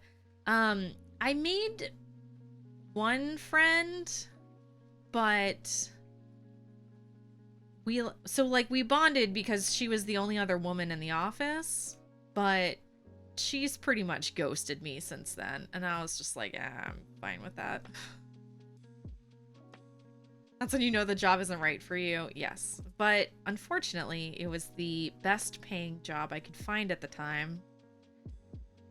It was the only thing I could get because nobody wanted to hire Disney people because they all just assumed we would leave if and when they called us back. And I'm like, yeah, but that could be never. And also, how am I gonna pay my mortgage in the meanwhile? So there were a ton of people who wouldn't hire. So the problem was that Disney people couldn't get a job for the first year of the pandemic. So I was lucky to get it six or 7 months into the pandemic. But it was the only thing I could get. And it just sucked. And now, of course, everyone's having a hiring concern because they were so darn picky about who they would hire that now they can't get any candidates to apply because they already turned so many people down. And now no one's applying for them. Or no one wants to because they're not paying. anything great. Because Florida minimum wage is still like $8 until September.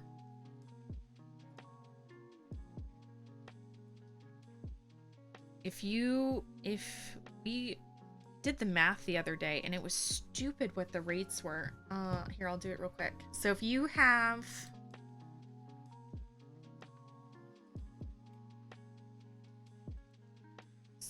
apartments here are like $1,400 a month, and if you want that to be a third of your monthly income,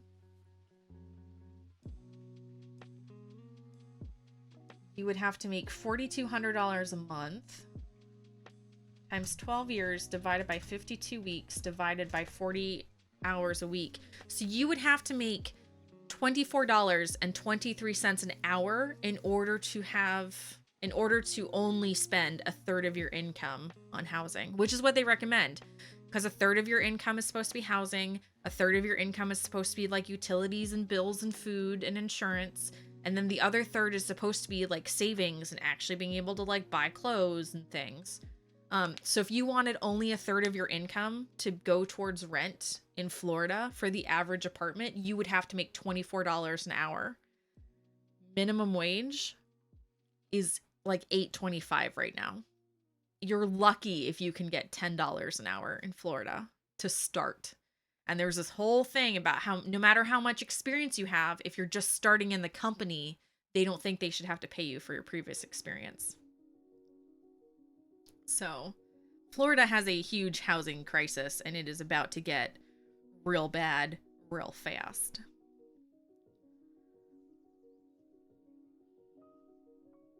I pay more than a third, but I'm on disability pay, so I consider myself lucky. Most people pay way more than a third. But that's the recommended. So if, you're supposed to only spend a third of your income on rent or housing. That is never the case. Most cities' rent is at least half, correct. Usually it is more than half. The minimum here is $12 USD, and that's the minimum. Our problem is that everyone takes the minimum as, well, you'd be lucky to start with anything more. And that shouldn't be the case. There are a lot of jobs that require previous experience that should be starting higher than the minimum.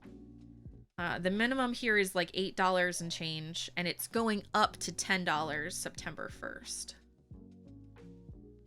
But there was a huge stink in the state about it going up to $10, and then it'll go up $1 every year until it hits $15 in like 2025. And everyone was very mad. All the employers were very mad about it, and all the workers were like, dude, what do you expect? Me and Drunk pay half his income. It's why I have to work, and he gets paid better than a lot of people. Yes. Yes. Never worked for minimum apart from when I literally started working. I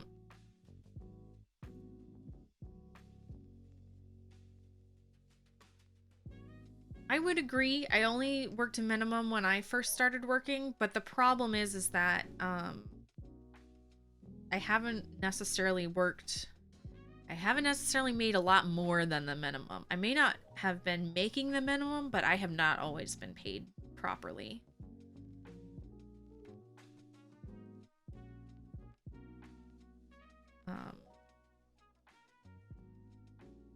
By any means. And then the really nice thing about going back to Disney was that they bridged all my time. So instead of having like 3 years here and then coming back and having 3 years and then having 2 years with a new department, they bridged all my time. So I have 8.5 years with the company. So then Disney also pays you by seniority. So then I got my 8-year increase when I came back, which was nice. Because basically I left the company and came back to $1 raise, and I was like, yes. The pandemic messed employment up. The pandemic messed employment up, but it also exposed a lot of employment problems, like making a living wage.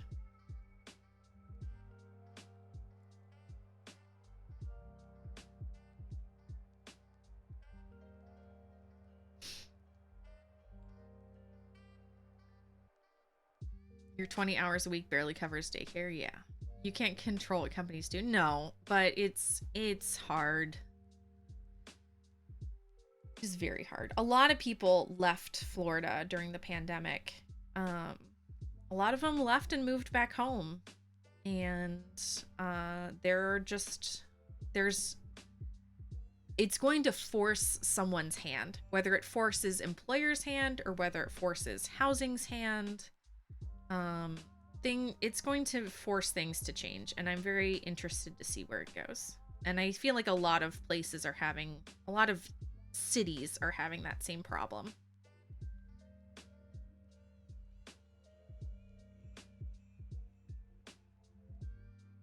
And if this pandemic has forces a lot of change, then at least it had a purpose.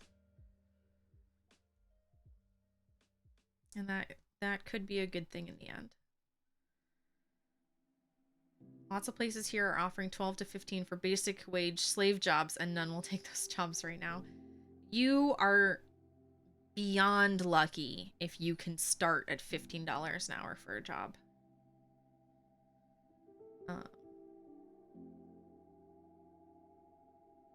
A lot of people were upset, like, that companies, as soon as the pandemic hit, companies laid them off and are now trying to hire them back. And they're like, you dumped me at the first sign of trouble. Why would I go back to work for you?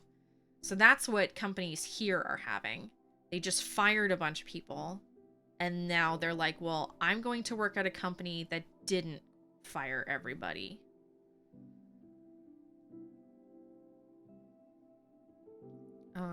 And that's really biting a bunch of people in the butt right now here. And I kind of feel, no offense, but I kind of feel like it should.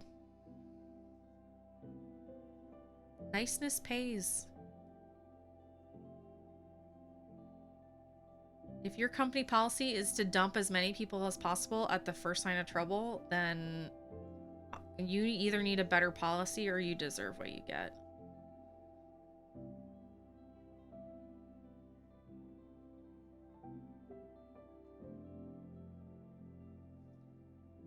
Any idea if working in small towns is good for employment or lifestyle? Bash, I think it's cheaper to live in smaller towns, housing-wise, depending upon where you are, of course. That's not always the case. But housing in the city is always more expensive. But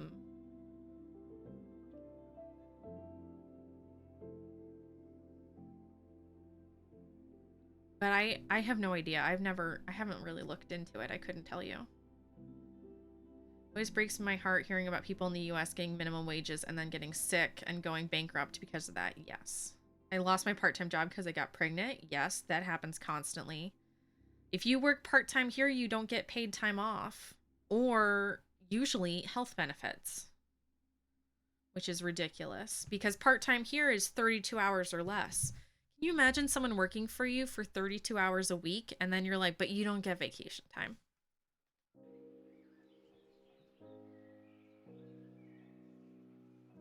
Some companies here got bailouts by the government. One of them fired a lot of people and they were forced to pay back the bailout. There's a lot of companies that are going to get that either got tax breaks or are going to get tax breaks that did the same thing. And there's no way to check them, unfortunately. Which is a darn shame. And there's a lot of companies that took benefits to not fire people and then just waited like the 6 months until their contract was up and then fired them anyway. That's what happened to Damien. They took advantage of a bunch of stuff. And then as soon as it ran out or it wasn't useful anymore, they're like, we don't really need you. Bye. It's like, what dicks? If you can work from home, wouldn't it be smart to move out of the city and reduce cost? Bash, a lot of jobs that are work from home will not be work from home. And because I looked at work from home jobs in other states and all of them said, like, you don't have to work from home now, but we will probably go back to the office and you will need to either be in town or move here when that happens. And I was like, and I didn't want to have to deal with it. because they weren't going to hire me if I said I'm not moving there. And a lot of them want you to sign a contract that says, yes, I understand that. I intend to move there. And I'm like, I don't need to deal with this. I don't need to deal with this. It's not worth it. We have an on-call contracts here, which provide no healthcare and such, but that's only because you work less than 20 hours a week, 0-hour contracts. But if you have a fixed hour amount per week, then you get healthcare. That makes sense. I like that. And at least then you know what you're getting into. You live in a town that's not quite enough to be a city and costs $1,200 a month for a 2-bedroom nice apartment, and the minimum wage is $10. That's how Florida used to be. But it's getting really rough. Readers! Hello, hello, hello. Plipsos. Hi guys, welcome on in. I'm Atomic Stacy. We knit and we spin yarn into wool. No, we spin wool into yarn. There we go. And occasionally we game. And right now we're working on this very fancy hand spun that we spun on stream together, and we're knitting it into socks, and I'm trying to measure my progress. Hi guys, how's it going? We were just complaining about the housing crisis and minimum wage. We'll change the topic to something happier. Guys, let's give everyone a warm welcome. Flip, thank you for being here. I am definitely going to check out your channel after stream. What did you work on your stream today? Give us if you have time, give us a quick little blip about what you do. If you gotta go, I absolutely understand. I usually have a lot to clean up after streaming.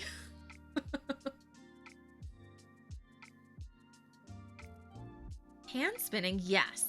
Looks gorgeous. You started drop spindling. Yes, I started off drop spindling and then I upgraded to a wheel. So we made this together on stream, and now we're knitting it together on stream, and it's absolutely delicious. Whoop. Drop spindling is the way to go. Punk Pixie, enjoy your lurk.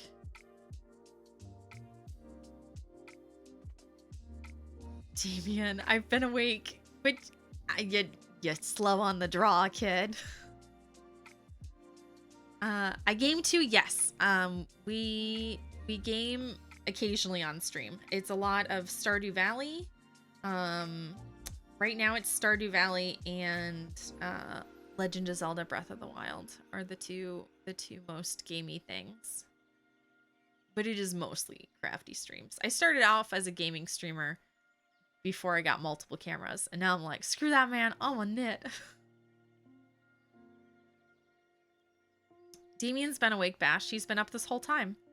You're doing some dressmaking today. Heck yeah. Sewing a blouse with these big, lovely bishop sleeves. That sounds so fun. I would love to sew more, but instead I just keep knitting. Like, I would love to do that. And then I just keep going. Crispier, hello. Thank you for being here today. Video games are cool, but have you ever made socks? Cliff, you're gonna fit in perfect here. That should just be our stream motto. I love it. All right. Definitely following you to check out later. I'm gonna check you out later. Making it sound as creepy as possible, though.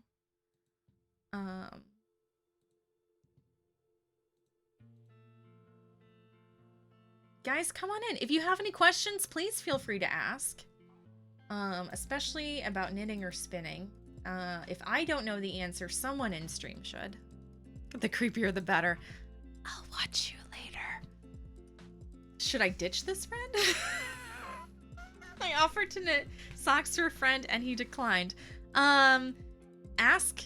It depends upon the reason that they declined. Depends upon the reason. But maybe.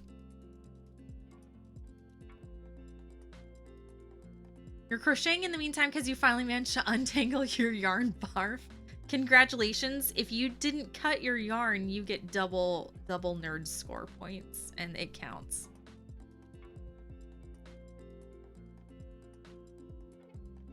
I spin on a Woolmaker's Bliss. It is the IKEA of spinning wheels. But I love it very, very much. It is not solid wood, it is pressed wood. But Woolmakers is a sub-company of Louet. So it is very well made, and I adore it. I spent a week untangling it because I refused to cut it. Congratulations!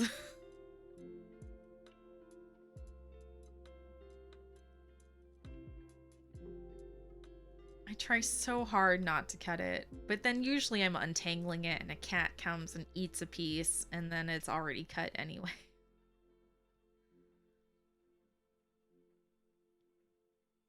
It's dangerous with cats, man. The problem is if you cut it, that's just an extra end you have to, 2 extra ends you have to weave in later, and ain't nobody got time for that.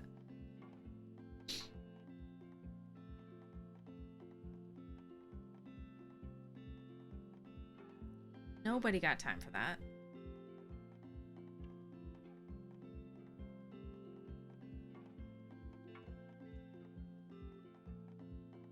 With crochet, it doesn't really matter anyway. Stupid question. If you cut it, you can't put it back together. Bash, it depends upon what you're working on.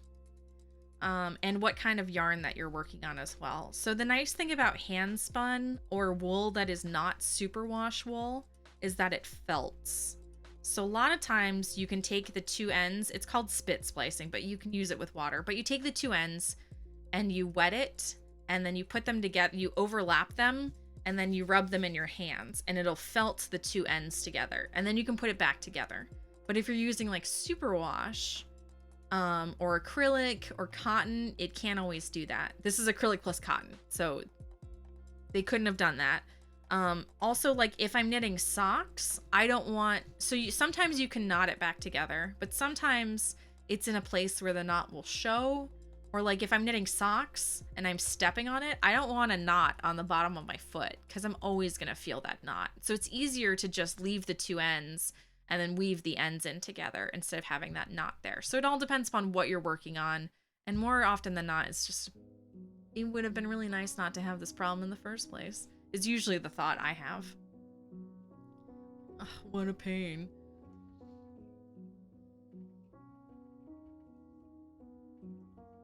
Usually, I just can't be bothered in the first place.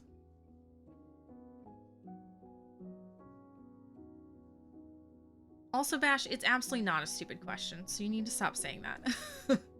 What fiber is my sock yarn? This yarn is 100% merino. I don't normally knit my socks in 100% merino, but it is a 4-ply sock yarn. So it is quite sturdy.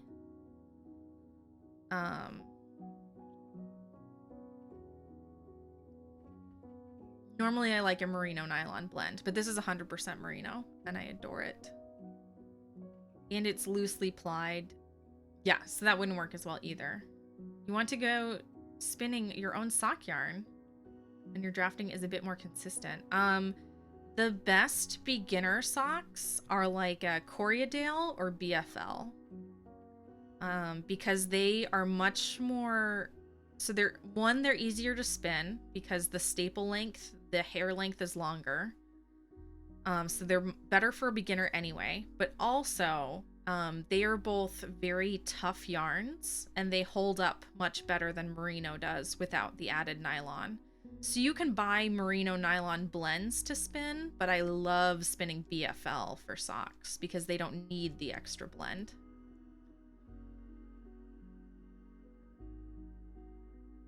If 4 strands together and every once in a while one of the strands has a knot and changes color, oh no, that's not fun. You adore BFL? It is my favorite thing to spin and knit. Merino is nice. Merino is super easy to find. It's always very consistent. But there are so many more other breeds out there to knit and spin with. And that's one of my favorite things about spinning is that it is easier to find other breeds and to knit with them. Whereas like all sock yarn is merino nylon blend. And I'm like, well, it's nice and I really like it, but other stuff is nice too. The strands changing color is okay, but if I have to cut it, it gets hard to keep track of, and then it's a lot of color changes. And sometimes those can happen in not ideal spots. Although, like you said, crochet is a lot more forgiving than knitting, so that makes it easier, but still a pain in the buns.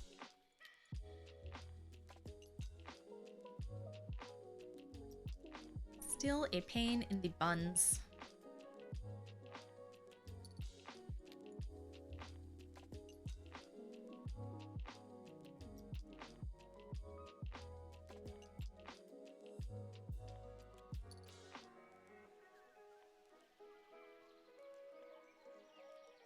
I'm so close. I'm so close. And never underestimate that drive to finish during the last 10%. Never underestimate. 5 days later, I succeeded. Well, like, quadruple congratulations. It just sounds... I would have thrown it in a corner and left it alone for like a month. You said not to say it's a stupid question, but how in the world would knots change color? So sometimes if in store-bought yarn, they'll put a knot in, and it's the end of like one cone starting another cone. And when they put the knot in, sometimes it'll change color, and it's just how it's mill spun. Because they dyed it before they put it together, before they knotted it, kind of thing. So sometimes for store-bought yarn, it's terrible because you can have up to like 3 or 4 knots in a skein. And what that was is like it knotted up on the machine, and instead of somebody cutting it and putting it aside and starting fresh, they just kept adding knots to it. And some store-bought yarns are notorious for having 6 or 7 knots per skein of yarn. So if you're knitting or crocheting something to where it's easy to hide the knot, it's a pain in the buns. But if you're doing something, again, like this, to where every knot will show, then it's practically unusable. It's just not... Some yarns are a higher quality than others. Surivik with... Oh my gosh. Please, hello. Thank you for being here today. Please tell me how to pronounce your name, or what you would like me to call you. There are too many letters and not enough vowels for my poor English brain.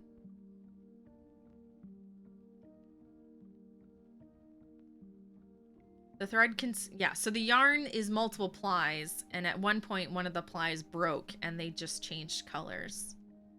But the yarn is still going, but one of the individual plies has a knot in it. So it's a smaller knot, but it's still a knot. Just call me SQ. Heck yeah, you got it. Hello, SQ. Welcome.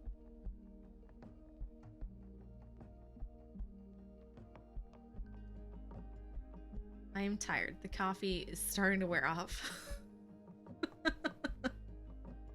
It's been a long day. Can you return it to the store if it has a lot of knots? Sounds like a defect. Yes. If the yarn is defective, yes. Sometimes though, no matter, every skein you buy of that kind of yarn is like that. There are some store-bought brands that are just not very good. Can you post a link? You absolutely can. In this case, they changed it intentionally. Oh. SQ, we're knitting socks.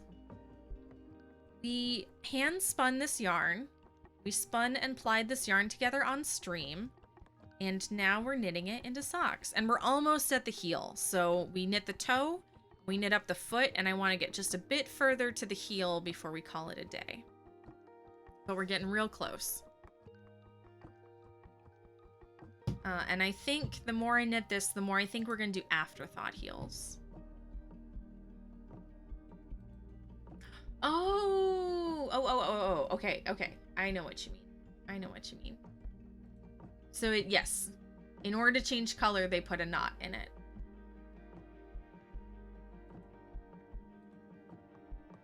Which is a shame, but it's such a nice effect. Much progress. Veggie, we started here. We started from the bottom, now we're here. We've done a ton of progress. Do I crochet? I have crocheted in the past. My wrists do not like it. The action makes my wrists very upset. So I usually just stick to knitting.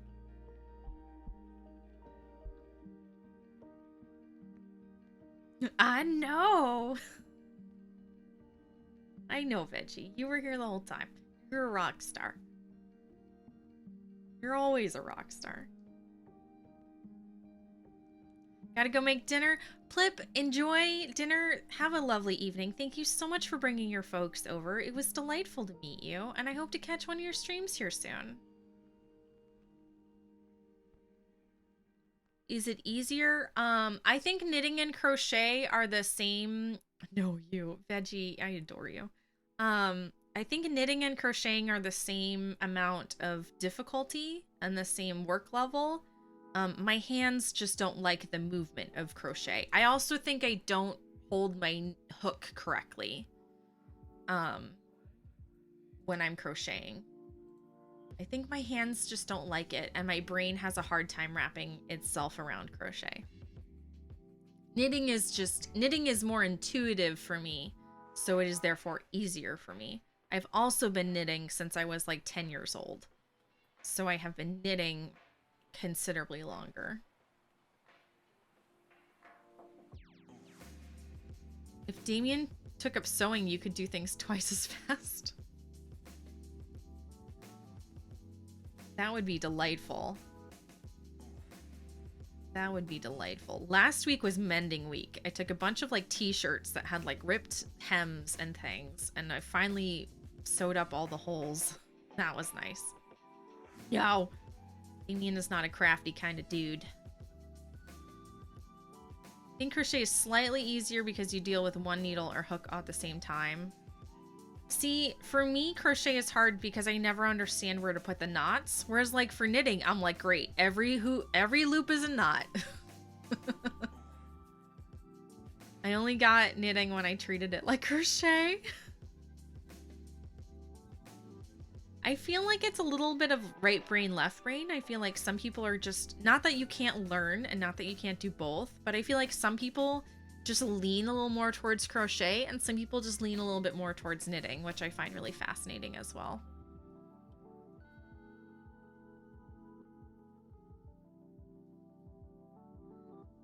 Do I like sewing? I love sewing. Apart from learning to knit from my grandmother, the first real craft that I got really serious with was cross stitching, which I still love to do. But I don't do it on stream. And I haven't felt much like doing it since COVID hit, so I'm taking a little break from it. But I like having that as a craft I don't stream just for me. Do you knit continental? I feel like people who knit continental it's also a lot easier for you guys to switch between knitting and crocheting based upon how you hold the yarn. I was talking about this on stream earlier. I use these two fingers to move my knitting too much to feel comfortable continental. I need these fingers.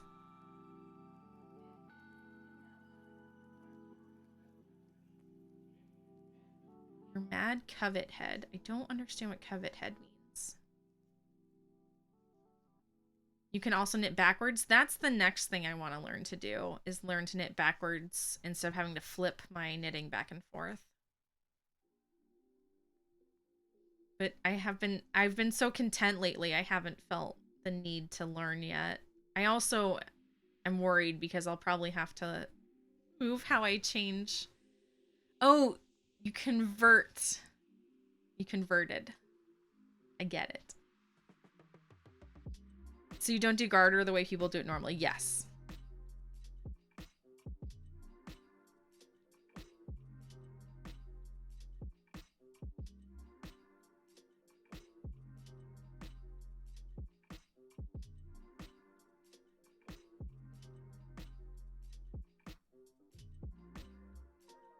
All right. we'll do one more row and then we'll measure again to see if it's time. Put in the placeholder for our afterthought heel. I was gonna do a short row heel on this, but the more I look at this, the more I want the top of the foot to flow and then have an afterthought heel. Wait, that's a thing? Afterthought heels? Absolutely. We're gonna do it. Looks so pretty, thank you. I am just so stinking proud of this.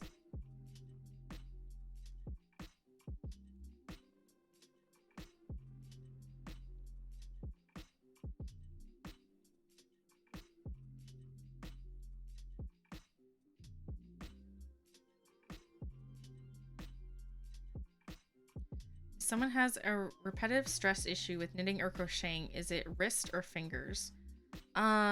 It all depends on how you hold the yarn, Bash. Some people, because everyone holds their yarn and their knitting differently. There's not one standard way that everyone has to hold it. So it all depends upon how you're holding your knitting and how you move your hands.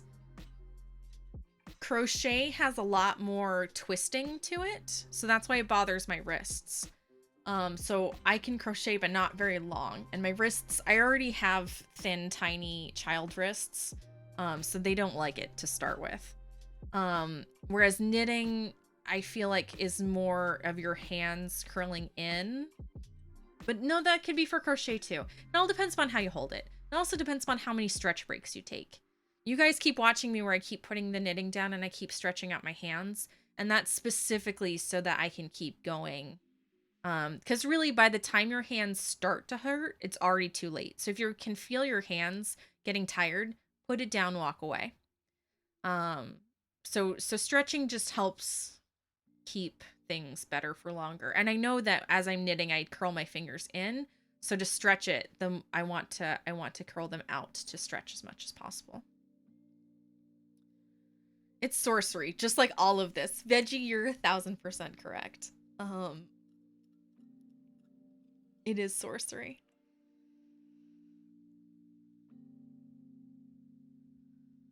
I had to stop crochet for a while due to an RSI on your wrist, but you can still knit. Yeah, my wrists, I crochet and I like crochet. I don't have anything against it, but my wrists do not like it. And I cannot do it for prolonged periods. And I'm just more comfortable knitting. And I'm like, nah, I don't need that extra hobby. I'm good without it.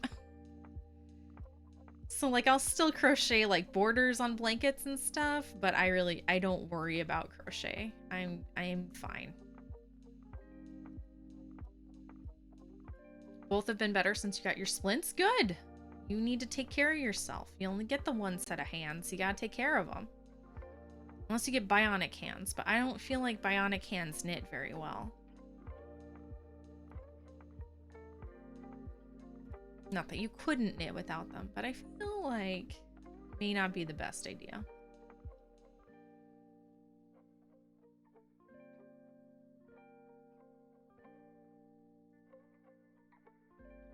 Alright, so there's our stitch marker for the beginning of the row. So I'm going to do 2 stitches to lock that in. So let's try this on. There are a couple of spots where the yarn looks a little thinner or a little thicker, but I feel like this will even out after I wash it and wear it. And then because it's not super wash and doesn't have that nylon, it's gonna felt so nicely. It's gonna just mold to my feet and make the most comfortable pair of socks. All right, so let's zoom out. So let's take a look. Aw, heck yeah.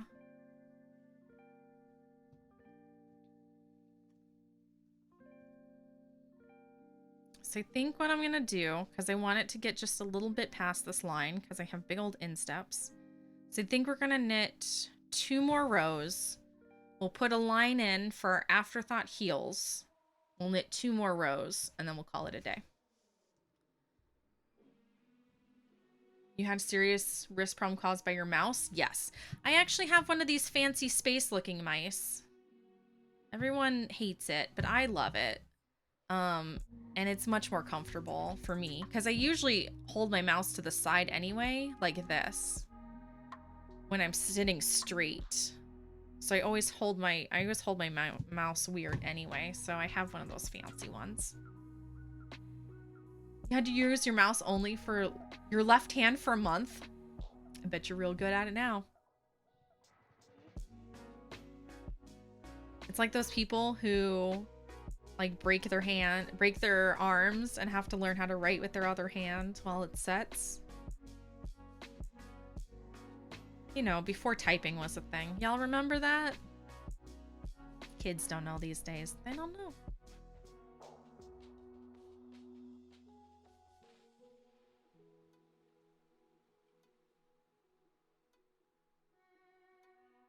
Not that I've ever broken my arm, but I certainly knew enough people who broke their arm.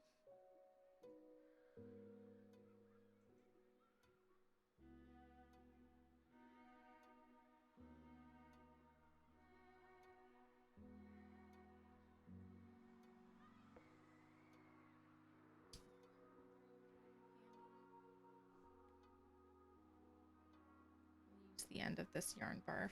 My cat. Well, not. I can't even blame this on my cat. This was just me. That should be contrasting enough. Use the end of this.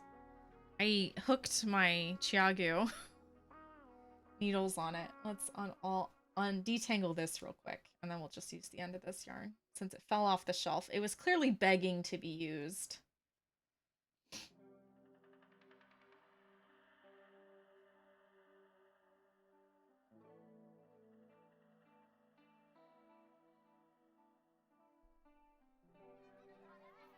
This will one day be sock yarn.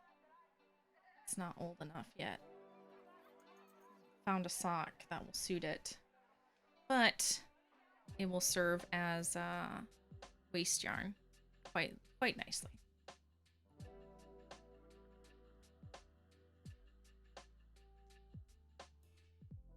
I just told a friend today I'm old enough to not have the internet on my phone when I wake up. I'm gonna date myself. My high school graduation present from my parents was a cell phone of my very own. I had 200 texts per month. And it didn't even have AOL Instant Messenger. Ratina, hello. Happy time zone. Come on in. We're hanging out. I think this is the first row of the two I said. I think we're on row 1. I keep distracting myself. It's this row and then one more.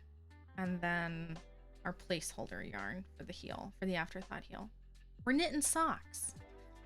What's AIM? AOL Instant Messenger. Of course.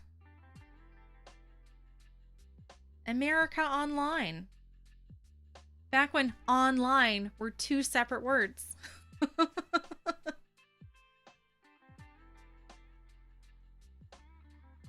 It was the very first internet. You had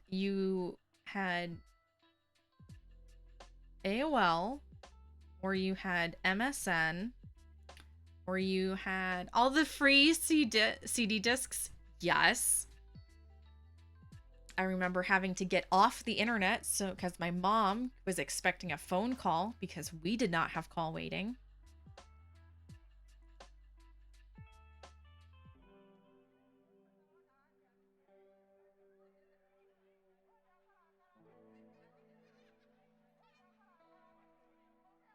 First cell phone weighed at least a pound. I could beat up robbers with it. Mine was this little tiny flip phone. I think the screen was exactly this big because it was only for text messages and phone numbers.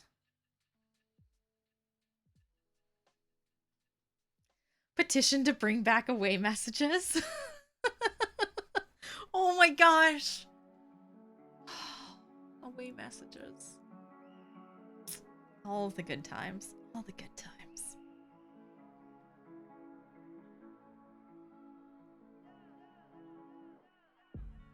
So tiny. Yeah.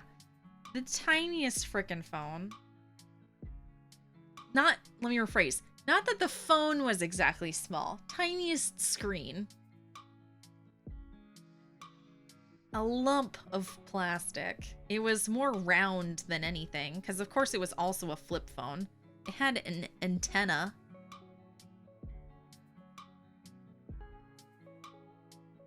You don't look that old. Thank you. I'll take it. I am definitely older than I look. I am 32.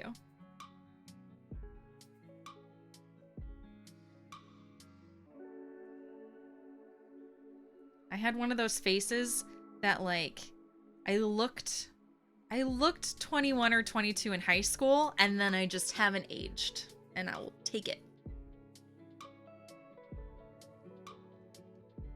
I'm from 1979. I know it's a bit of a language barrier. I love the way that you said I'm from 1979 and not I was born in 1979. That makes me very happy.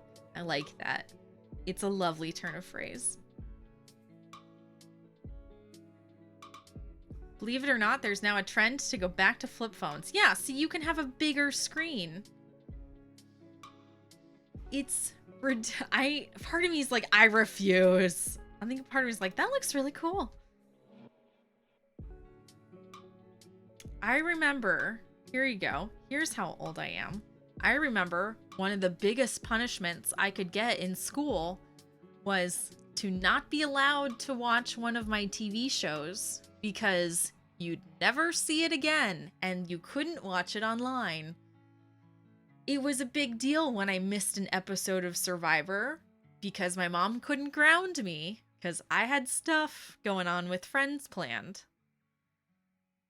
But she could make sure I missed that episode.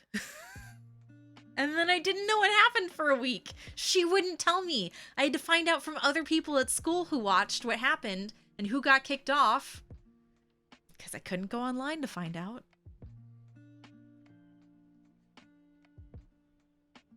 Didn't have weekly recaps and YouTube videos and clips. I had to watch that TV channel to see if they posted in their commercials what happened.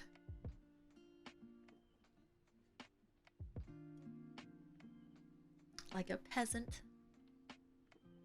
All right, so we're going to put this aside. We're going to put in our placeholder yarn for our afterthought heel. You're not... No, that was part of being grounded, Bash. I am not pre-VCR.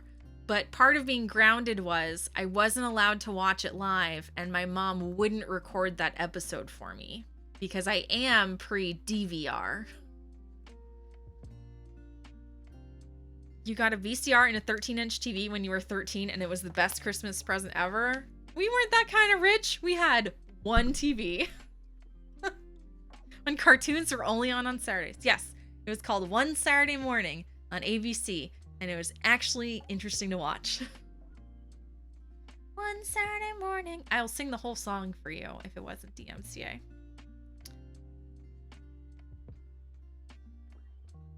All right, so let's count half of our stitches. So that should be 36. So I'm literally going to put in a placeholder yarn where we're going to put in our afterthought heel. Oh, sorry guys. Sorry, I'm punching everything. All right, so a tiny tail. You don't need much of a tail because we're not going to weave it in or anything. We just need to make sure we have enough of a tail to tighten the stitch and that it won't pull out. All right, 1, 2, 4.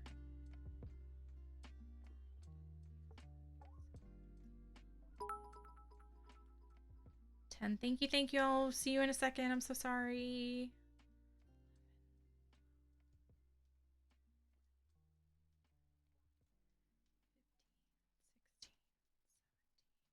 It's not a lemming.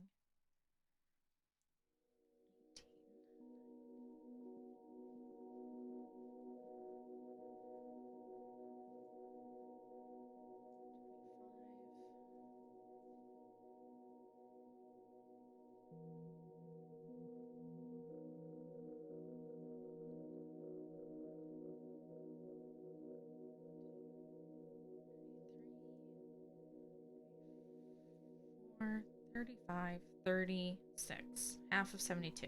Nailed it.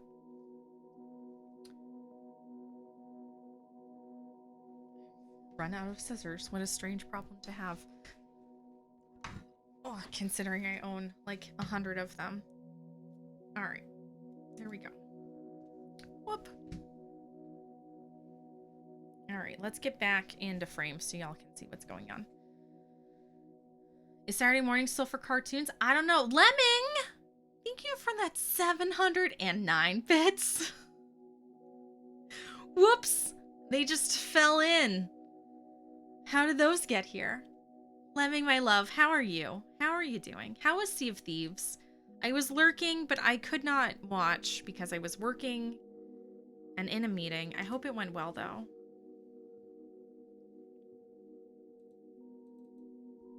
Hope it went well. We're gonna give Lemming a shout out for a lovely crafter who does a lot of beadwork lately and Sea of Thieves, which is very fun. Is the bit animation still working? It should be. It's working on my end. Lemming, I hope you're doing well.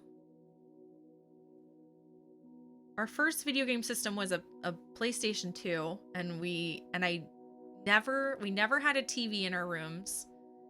But I did get a laptop, a hand-me-down laptop that had like a half-inch line of green down the middle of it that did not have internet access but would play DVDs. And then I got a laptop for senior year of high school, which was a very big deal, and it was a brick. Messing around in Sea of Thieves. Been lurking for a couple hours. No problem. We love lurkers. You are welcomed anytime. All right. So what we did is, we're getting back to the heal.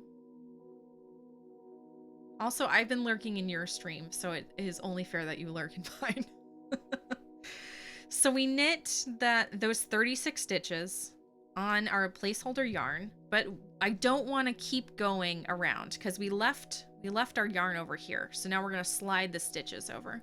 What age is senior year? It's right before you graduate. So 17 to 18. So 12th year. So let's double count that we still have these. Testing the bit animation. It looks good to me, Bash. And also thank you for all the biddies. If y'all aren't careful, you're going to start a hype train. 1, 2, 3, 4, 5, 6, 7.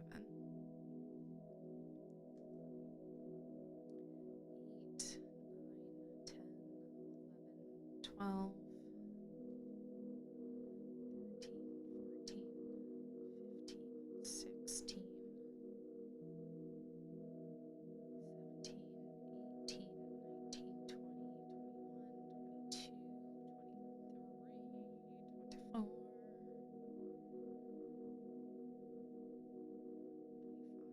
26, 27, 28, 29, 30, 31,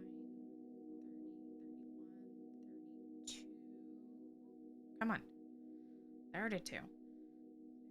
33, 34, 35, 36. Perfect. So that was halfway through. I think it worked. Bash, it worked on my end. If it did not work on you guys' end, you'll have to let me know. But it definitely worked on my end. All right. So we're going to put our stitch marker back. And we're just going to knit like normal. And I'll show you guys what this does here in a hot minute. So we'll knit 2 rows to lock it in, and then we'll probably call it a day. Find someone to raid, because I am starving and I need a sandwich. It's well past lunchtime for me. 16, 17 is normal for graduation here.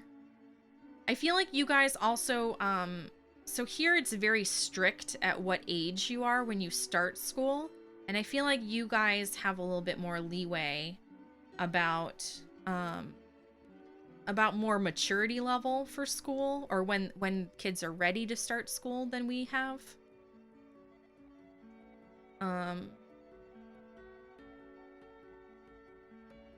We're very strict. And also it also depends upon when your birthday falls in the year. You can start school at 4, but you must start at 5. Canada, you used to have a grade 13? That's amazing. It depends upon your birthday, yeah. So I feel like you guys can fudge it for the birth. So like for school, if you are, I want to say it's like if you're born in like the middle of the year, you could either be the youngest of your grade or the oldest of your grade. So it's always very strange. Yours is in August, so you turn 16 right after graduation. Yeah, exactly. So that makes sense. It's very strange. But guess what? I'm not having kids, so I don't have to figure it out. Yeah. Haha. No one wants to take my cats to school. I've already asked. Like, anybody want these cats? And they're like, nope, not those cats.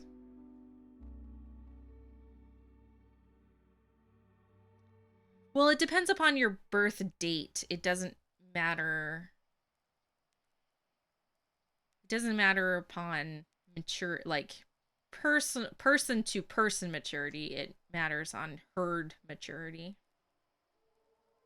Anyway.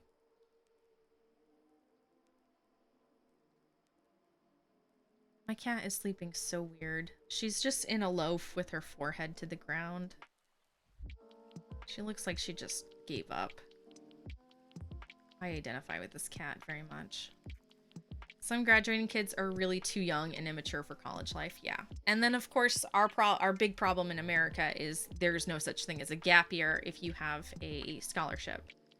If you have a scholarship and you don't go into college right after high school, then you will lose your scholarship, which is ridiculous because some kids need a gap year. Some kids do not.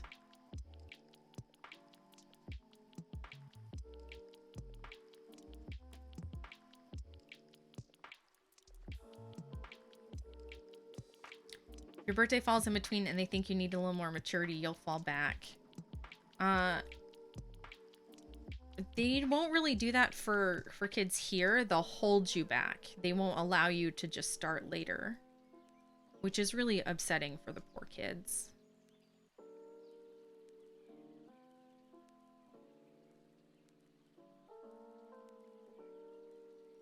Did college for secretary work? That's kind of cool.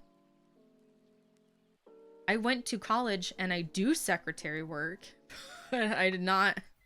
There was no cross meeting in the middle for any of that, which is kind of funny. Don't you dare! Yeah. And that's another thing is if your parents take an interest, it is much easier, and if your parents don't care, it is very difficult and can be very strange.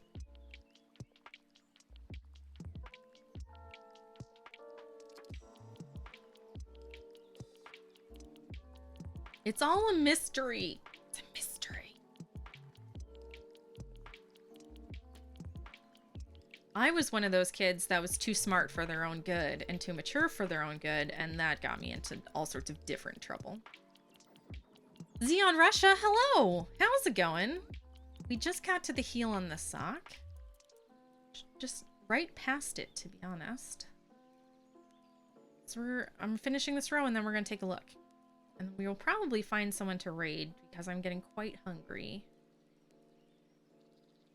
It's also getting fairly late in the day. I was faster, she was slower. Oh, your younger sister was.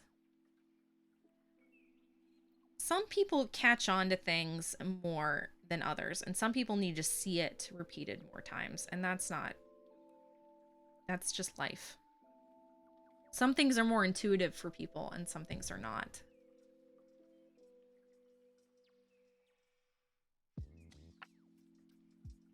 Here we go. All right, so I don't know if you guys can see how well you guys can see this. You'll be able to see it the more we knit, but now we have one knit row of this placeholder yarn. The tortoise and the hare story, slow isn't always bad. No. And a lot of times with school, that just means some kids intuitively pick it up faster and other kids need to see it repeated more for it to click. And that's not a problem either. Incendo Sloth, hello. Howdy. Thank you for that 3-month sub. 2 months on a Prime streak. Heck yeah. Thank you, my dude. I appreciate that. She just needed a different approach, and schools aren't set up for that kind of one-on-one learning. But getting back to socks. So here we go. So we have this temporary row in here. Damien, you're gonna take a nap? Go take a nap. We're gonna finish up and then I'm gonna do lunch. And set an alarm, Damien. Tell me about your socks. No, I love you guys. I keep getting distracted. I am trying to do stuff. I love you guys so much. I love that you're all just as distracted as I am. Do afterthought heals work for me? Yes.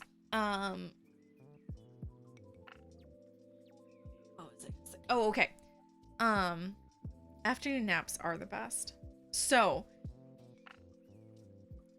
the whole point is you need to do what's best for the yarn pattern. Let's zoom out just a smidge. You need to do what's best for the yarn pattern, and you need to do what's best for your instep. You're not distracting me. I like it. But I am trying to finish up because I'm starving. We have like 15 minutes before I start getting hangry, is what it is. All right, so your instep is the top of your foot through the top of your ankle. So when people say that they have a high instep, it means that their ankle to heel ratio is really high. So they have thick ankles. Like me. Cankly bits. So I have a high instep, so heel flap usually works best. I hate heel flaps, mostly because you need to knit them top down, and I love toe up. So we're working on it. My camera is freaking out a little bit. It's not too hot. I think we're okay. We're caught back up. We're caught back up. So a big part of knitting is finding out what works for the shape of your foot. When I'm knitting on US 1s, I can usually add a couple rows to the bottom and a couple rows to the top, and the fish lips kiss heel works really well for me. But we're not knitting on US 1s, we're knitting on US 0s. And US 0s are usually a little too tight of an instep for me to do the fish lips kiss heel. But also, looking at what's best for the yarn. I don't want to have a gap where we do, like here, you can barely notice it, but there is kind of a micro striping repeat here. And then you can tell where I stopped and did the heel and came back. There's a little disruption to the pattern. Barely noticeable on these socks. I don't want there to be a big line where we stopped, knit all the short rows, and then picked up going back and forth. So I was already wanting to do an afterthought heel. You can do this heel as an afterthought. You can do a lot of heels as an afterthought if you don't mind doing some Kitchener stitching. So I was thinking about doing a fish lips kiss heel as an afterthought, but what I think I'm going to do is I'm going to do the traditional afterthought that basically makes another toe where the heel is. And we'll knit it together on stream, so you guys will know exactly what I'm talking about. But in the meanwhile, what I'm going to do is we have this temporary line in here, so it keeps all those stitches live on the other side. We're gonna keep doing the leg. We're gonna do the cuff. We're gonna bind off, and then we're gonna go back and knit the heel. And it'll all be on live on stream. So if you are able to tune in live, fantastic. If you tune in for the VODs, it'll be there in the highlights as well. So that's what we're going to do. We're going to come back to it. But there we go. Here is our sock foot done. Thursday. Look at how much we knit today, guys. This is so much knitting in a single spot for me. I normally do not knit this fast. This is delightful. Those colors, I know. It's so delicious. It's so delicious. Look at them. Look at how nice they are. Just all the marshmallow fluff.